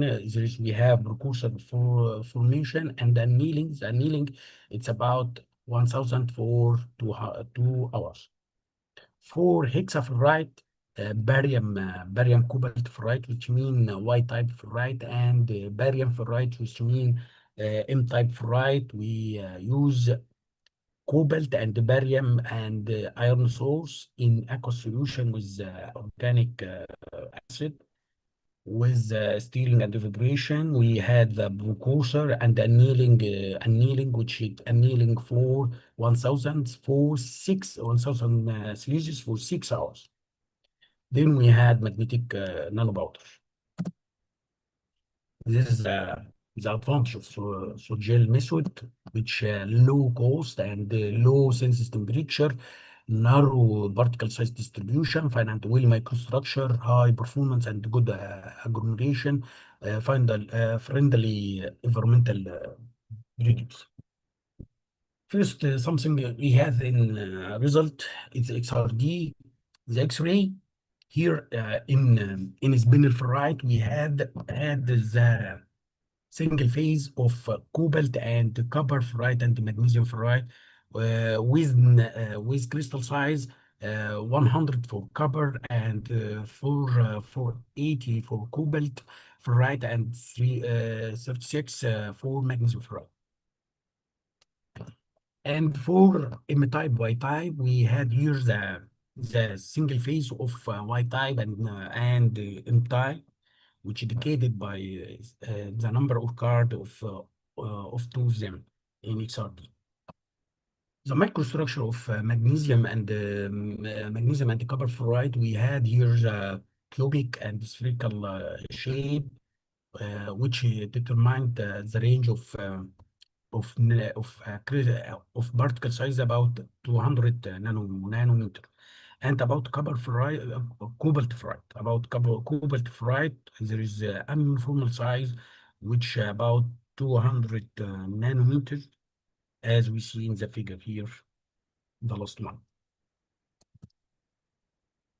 High resolution term for M type and Y type. The Y type first here in this figure, we had the rod-like shape and 270 nanometer width about 88 nanometer. And for M type hexaferrite agglomeration with high and different particle size. The optical properties. We had optical properties for magnetic nanopowder magnetic material.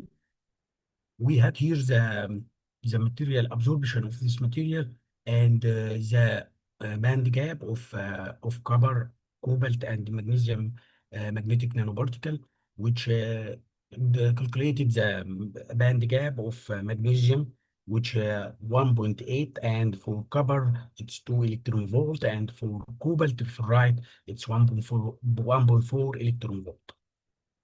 And for M type and Y type, we had the optical properties and calculate the optical band gap for Y type it's about 1.2, and for M type 1.7 electron volt. The photoluminance, we had the photoluminance of for spinel and Y type and M type hexaferrite, which had the same figures and the same luminance or luminance at 300 nanometer, and the same for Y type and M type hexaferrite. Magnetic nanoparticle, we had the magnetic properties for all of them, and the saturation magnetization for copper and cobalt was high than magnesium. And for M type and Y type, we had here the magnetization about is higher than spinel ferrite. And the Y type ferrite, we had here the soft ferrite, which indicated this promising idea for hyperthermia application. We had here magnetic hyperthermia activity, and we calculated, we first found the higher temperature had for copper ferrite, it's about 66 Celsius, and copper ferrite and magnesium ferrite is about 55 Celsius. This is the maximum temperature, and for generated about 2 minutes. For 2 minutes, we had the temperature about 43 Celsius for all of them, and SAR, which means SAR here, it's a specific absorption rate, which means that tissues we had the energy or absorbed energy per unit mass. The SAR value for copper ferrite is about 24 watt per gram, and for cobalt it's about 50, and for magnesium it's about 30 watt per gram. For M type and Y type, as you see in the figure, we had here the saturation or the maximum temperature. It's about 76 Celsius, and the 2 minutes it's going to 53 Celsius for 2 M type or Y type. SAR value for M type it's about 37, and for M type about 33 watt per gram. The conclusion here, we had we had here senses of senses magnetic nanoparticle, spinel and hexaferrite, and we application for hyperthermia, which are promising for this application. And we had here, of course, antimicrobial, but we didn't have the figures now to put it in this literature. This is my institute, CMRDI, at least. Thank you.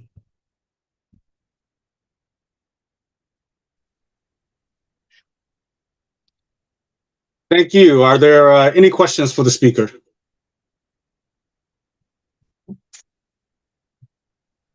Hi, hello. Hello. I Yep. have a question for you. Thank you Yeah. for your presentation. My question is, how do you then distinguish between the homogeneous bulk heating and the localizer heating on this particular ceramic nanoparticle? Did you mean about synthesis of magnetic nanoparticle or about hyperthermia with Yeah, the depletion? hyperthermia. Yeah. How do you Hyperthermia. distinguish Yeah. the bulk heating of it?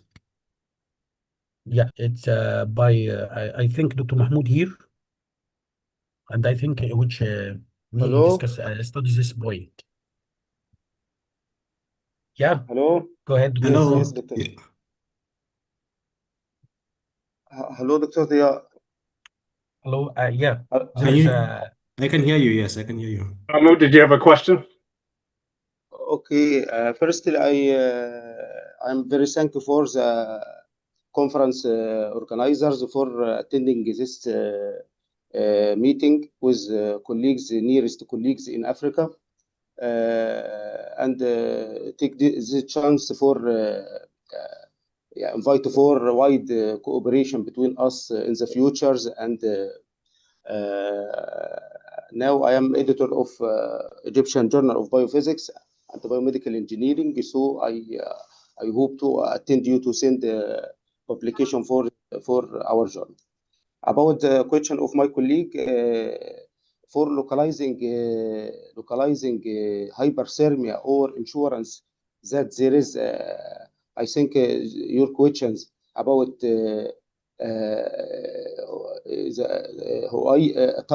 targeting or the cancer cells is heating by magnetic nanoparticles or not. Yes. Question. Yes. There is a characterization for in the tumors. There is abnormalities, as you know. Cancer cells is uncontrolled cell division, so there is abnormalities for vascular system. So there is a retention effect be in the cancer cells. This retention effect, which called the EPR, enhanced retention. This retention make localization for the particles, magnetic nanoparticles, or other particles, liposomes, or any particles to accumulate in the cancers. So when there is external magnetic field, there is just tumors will heating to the hyperthermia level, which about from 40 degrees Celsius to 45 degrees Celsius. So we call this targeting cancer therapy, because just these tumors which elevated and heated, but the surrounding tissue not have elevation in temperature, be in normal temperature. Also, we can ensure by IR camera, imaging by IR camera, which is be in our publication. Oh, okay. But in this work now, how do you then distinguish between experimentally the intrinsic ferromagnetism and from the nanoparticle contamination that you may have? Contamination, this is a good question. The contamination may be, which is this, now our research make encapsulation by what's called liposomes, which is a phospholipids, biological inert, not have side effect, and which called thermal or pH liposomal magnetoliposome. which is treasure or release the magnetic nanoparticles just in the media of pH of cancer or just in the at the elevation of temperature by hypercell. So we insurance that the particles just release in the cancer, not in other parts of the body, so no contamination, no side effect. Do you have any correlation between your temperature-dependent conductivity and your magnetic ordering of these transitions? I think this is Dr. Dia answer that cooperation between the magnetization and the heat induction. This is your question? Yeah, do you have a correlation? Is there a strong correlation or no correlation at all?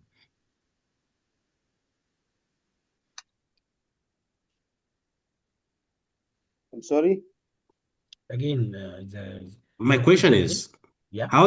my question is, do you have any kind of temperature-dependent conductivity correlation as with the magnetic ordering of this transition of these nanoparticles you have?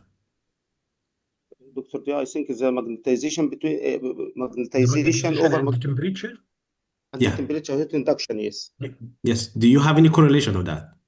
No, I think there is. I don't know this relation. But when we do the hyperthermia or the magnetic material, we have senses.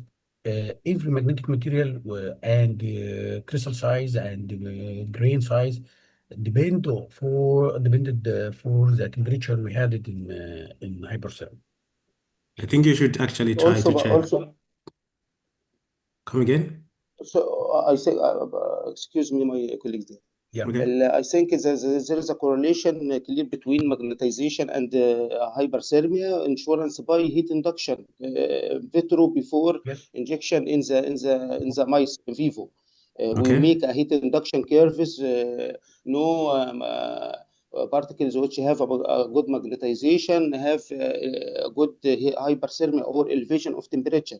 We make a check that by curves before injection or make in vitro and in vivo studies.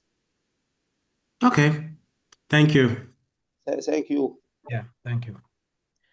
Okay, well, thank you. Let's thank the speaker. Thank you. We had two things.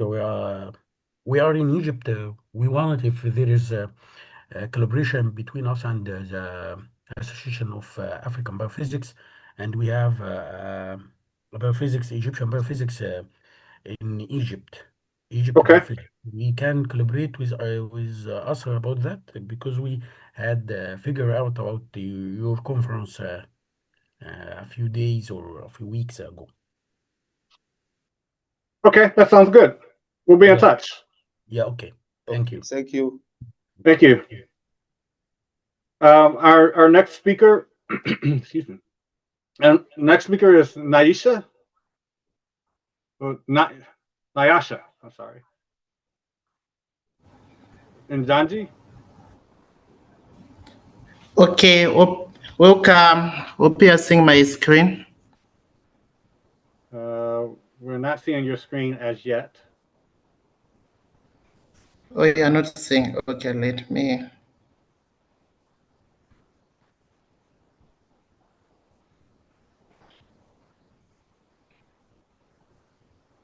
What about now?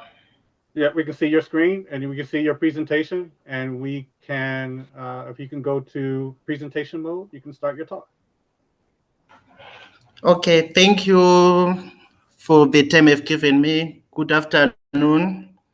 My name is Nyasha Njanji, a medical physics student at University of Zimbabwe, also a mentee to Cancer Zimbabwe, which deals about the advocacy of cancer, research about cancer, and awareness of cancer to the survivors, everyone, and those without cancer. So my topic goes on advanced in MRI techniques, early detection and characterization of brain tumors in medical physics and biophysical perspective. So the introduction will be brain tumor is the main cause of neurological billet and portalite, which is the main cancer which is affecting the whole world. So here I'm going to see this what's going on the early detection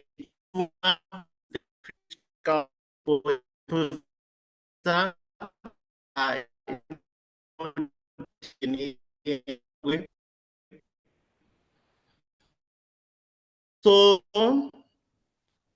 MRI is the golden standard imaging modality because it shows the soft tissues.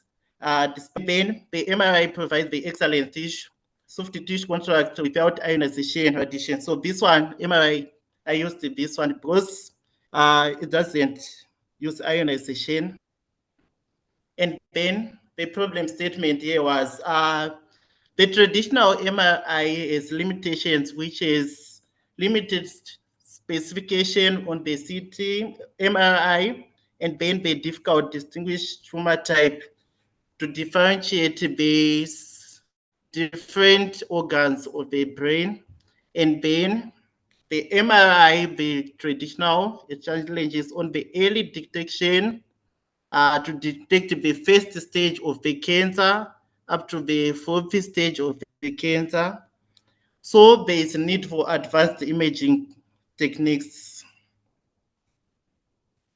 And then the aim of the study is to review the advanced MRI techniques, understand physical basics of imaging signals, highlighting roles of tumor detection and characterization, emphasizes medical physicians to the study.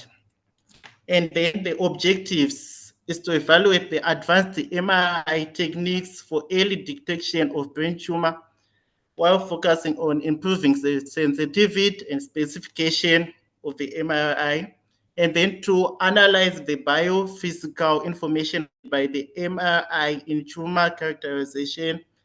That is to understand the tumor properties of the brain, and then prepared to assess the roles of medical physics advancements in improving MRI performance, that is enhancing imaging quality, accuracy, and productive, which is being taken by the MRI. The MRI is the magnetic resonance. And the benefits of this is to improve diagnosis for better patient outcomes for those who are being treated brain cancer. And then for the treatment plan, usually it takes a long time using MRI. So we need to have a good quality planning for the brain tumor, and then to improve monitoring for therapy response for different each patient to another patient, and by supporting the precise medicine in neurology, the brain and the spinal cord. And then the offer of advanced MRI techniques, which I've used, is diffused weight imaging, perfusion weighted imaging, and functional eye. For this qualitative imaging, biomarkers again is another advanced techniques which I have looked in the research. And then for the diffused weighted imaging techniques, it measures motion of water molecules in the brain, since the brain has 95% or more of water in the body. And then the diffusion weighted imaging, it provides the micro structural information which is found on the brain. So the key parameters is apparent diffusion coefficient, which is found on the screen on the monitor or the system of the MRI. And then there is the biophysical basis of DWI, which is restricted diffusion in eye tissues.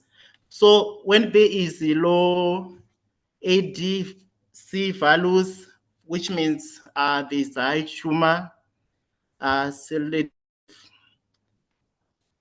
or when there is a low ADC values, which means there is low tumor selective. So this ADC values, it helps to distinguish tumor from normal tissue of the brain and the tumor grades again on the brain. And then the clinical application of DWI is to detect tumor early, also to differentiate tumor types in the brain and identify tumor recurrence versus nociceptive. Also, another techniques which I've been looking at is perfusion weighted imaging. So this now, it evaluates the blood flow and vasculature in the brain. So it only caters for the brain flow, right? So the key parameters are cerebral blood volume and the cerebral blood volume. This one, which is being looked by the perfusion. Also, the perfusion on its own, we are looking at the what of the blood in the blood vessels in the brain.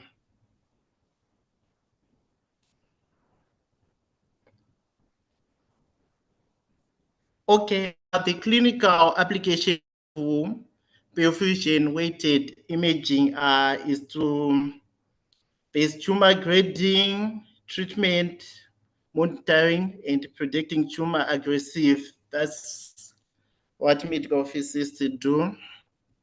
And then on the other technique which I used was functional MRI, which measures brain activity using board signal. So this board is just to look on the blood oxygen level diffusion. So it maps the functional regions, which are motor and language, which is found on the brain. And then the importance of functional MRI in neurosurgery is to identify critical brain regions and support surgical planning, reduce risk of functional damage in the brain. And then is the roles of medical physics in the start to advance pulse sequences, signal processing and modeling, quantitative imaging, biomarkers, and improved imaging quality and reproductivity. And then integrating the techniques into one. So by combining those techniques, which I've told you, the diffused weighted imaging, the perfusion weighted imaging, and functional imaging, it gives the multiple parametric MRI approach for better diagnosis accuracy. And then the impact on the clinical practice. So our main goal is for early detection, tumor detection, personalized treatment planning, and monitoring therapy response. And then for the future direction, for those might who want to look in the same study for which I've studied, there is AI and machine learning integrated, which has been a factor which is affecting the whole system in the MRI, and then also use high-field MRI systems, and then improve biophysical modeling and precision neuro-oncology. And then in conclusion, from the study which I've seen from the research, it gives a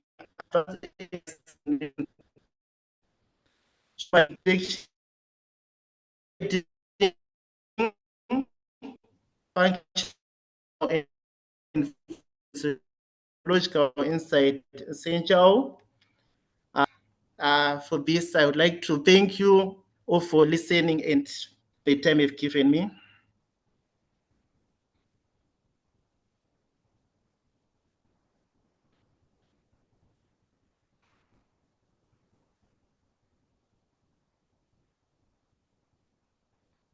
Okay, thank you for your presentation. Are there any questions for the speaker?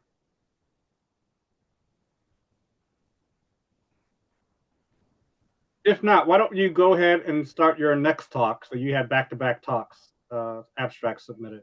So why don't you just go proceed into the next, and then maybe we can combine the questions at the end. Okay, thank you.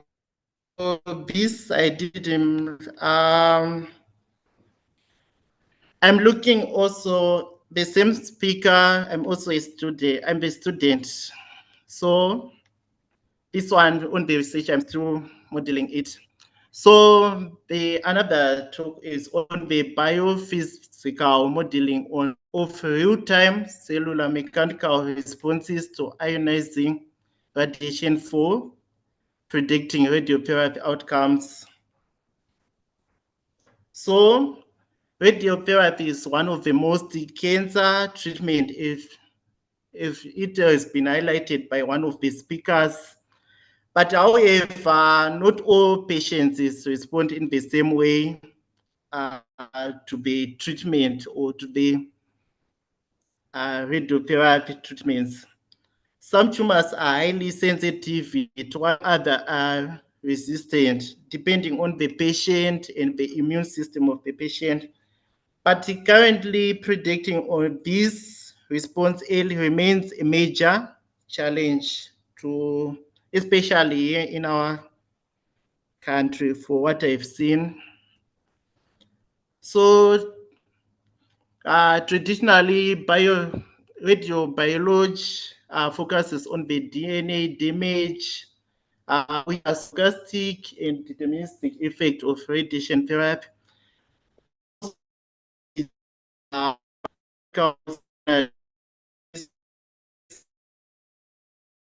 This has been useful, but these changes often take hours or even days. Mechanics cells are not also chemical structures which have the properties like stiffness, membrane tension, and cytoskeleton organization play a role in how cells function. So on the mechanical response of cells to radiation is still poorly understood from the researches which I have seen. So the problem statement here, lack of time analysis of cellular mechanical changes during radiation exposure, and there is the absence of reliable mechanical biomarkers for predicting radiotherapy response. So the aim of this study is to investigate real-time mechanical response of cells to radiation. And then the objectives is to measure changes in stiffness and elasticity, analysis, cytoskeleton alterations, and develop predictive computational methods. Then concept of conceptual framework, how this project. Quick question: Do you have slides for this part of your talk? About so radiation. Hello, come again. I was asking if you have slides to go with your oral presentation for this presentation, because we're not seeing any slides. Okay, thank you. I thought this.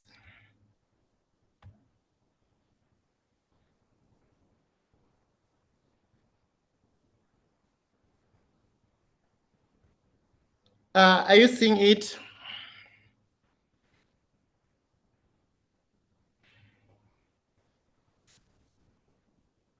Yes. Hello. Okay, so should I continue from where I end, or I should start from start? Do what you think is best. Yeah. Yeah, why don't you keep going from where you are? Okay, thank you. So from I was, this one is the conceptual framework.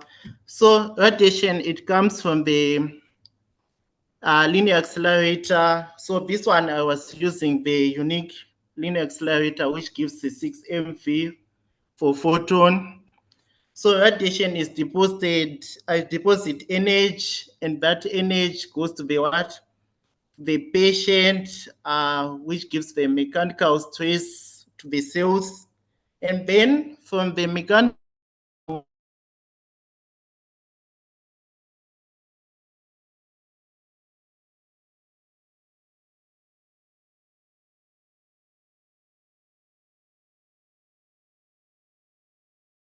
to be clitocholesterol so changes, which causes the changes in the cells and then measurable mechanical cell changes. And we used the atomic force microscope. So this one, it caters for cell stiffness at a nano level, which is 10 to the power -9. And also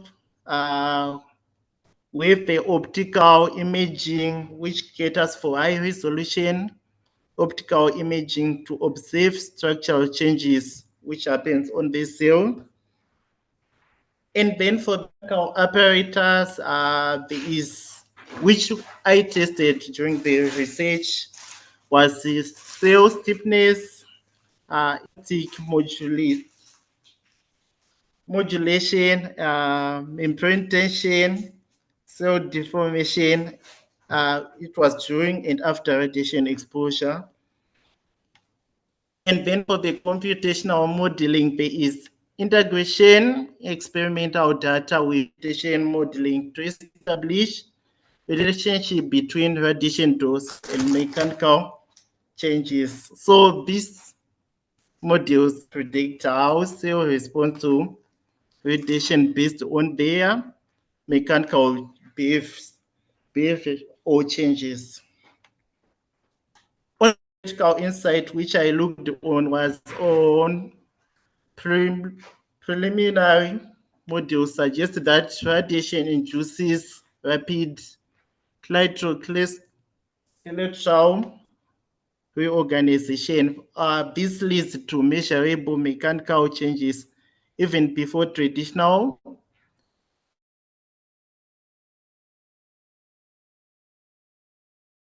biomarker become detectable.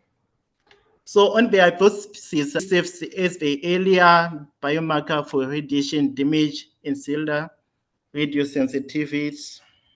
And then the expected outcome was to identify, distinguish mechanical signatures that can differentiate between radiosensitive and resistant. So this one enables earlier and more accurate prediction for treatment outcome. And then the significant research is to this work introduce a new dimension to radiotherapy by linking radiation physics with biomechanics.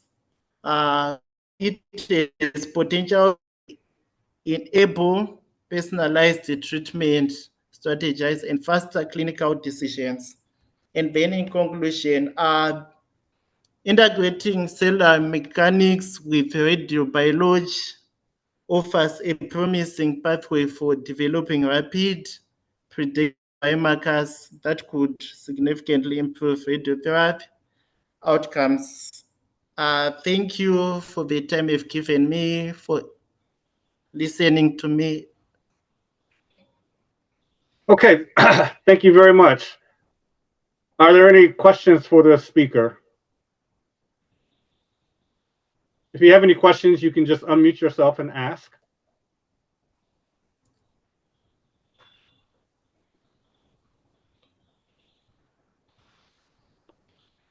So for the second part, your second talk, you're suggesting that the radiation therapy, the radiotherapy, breaks down the cytoskeleton. Is that? Can you come again? I said so. For the in your second talk, you're suggesting that the radiation therapy at what specific wavelength starts to break down the cytoskeleton. How do you differentiate that from like breakdown of the DNA or the histones or things that are in the cell nucleus? Okay, so to differentiate that, basically we use the atomic force microscope. So it is true, it shows the differentiation between the radiotherapy and cytoskeletal organizations. Mm-hmm. But that could be that there's some specific genes for expression of cytoskeleton proteins that are disrupted, as opposed to disrupting the cytoskeleton itself. So, the post-translational cytoskeleton. Is there a way to differentiate between the two cases there, or does it matter? Yeah, it doesn't matter. I think I will have to look into another scenario like that. Maybe it might be another situation, or it might be the same situation with a different view. Okay. Are there any other questions for the speaker? If not, let's thank the speaker for very nice presentations, and then let us proceed to a break for 10 minutes. Thank you so much. You're welcome.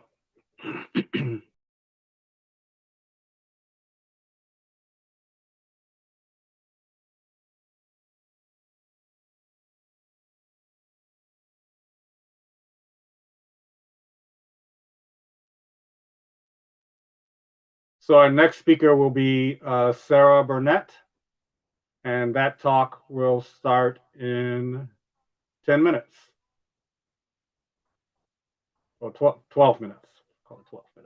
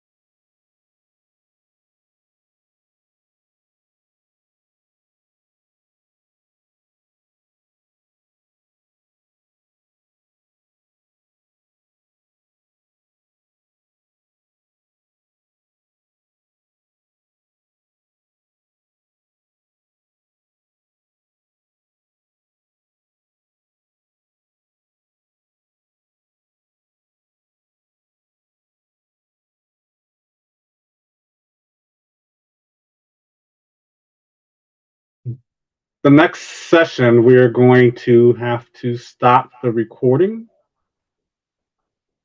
So let's see. There's a way to do that, to make sure that no one is recording.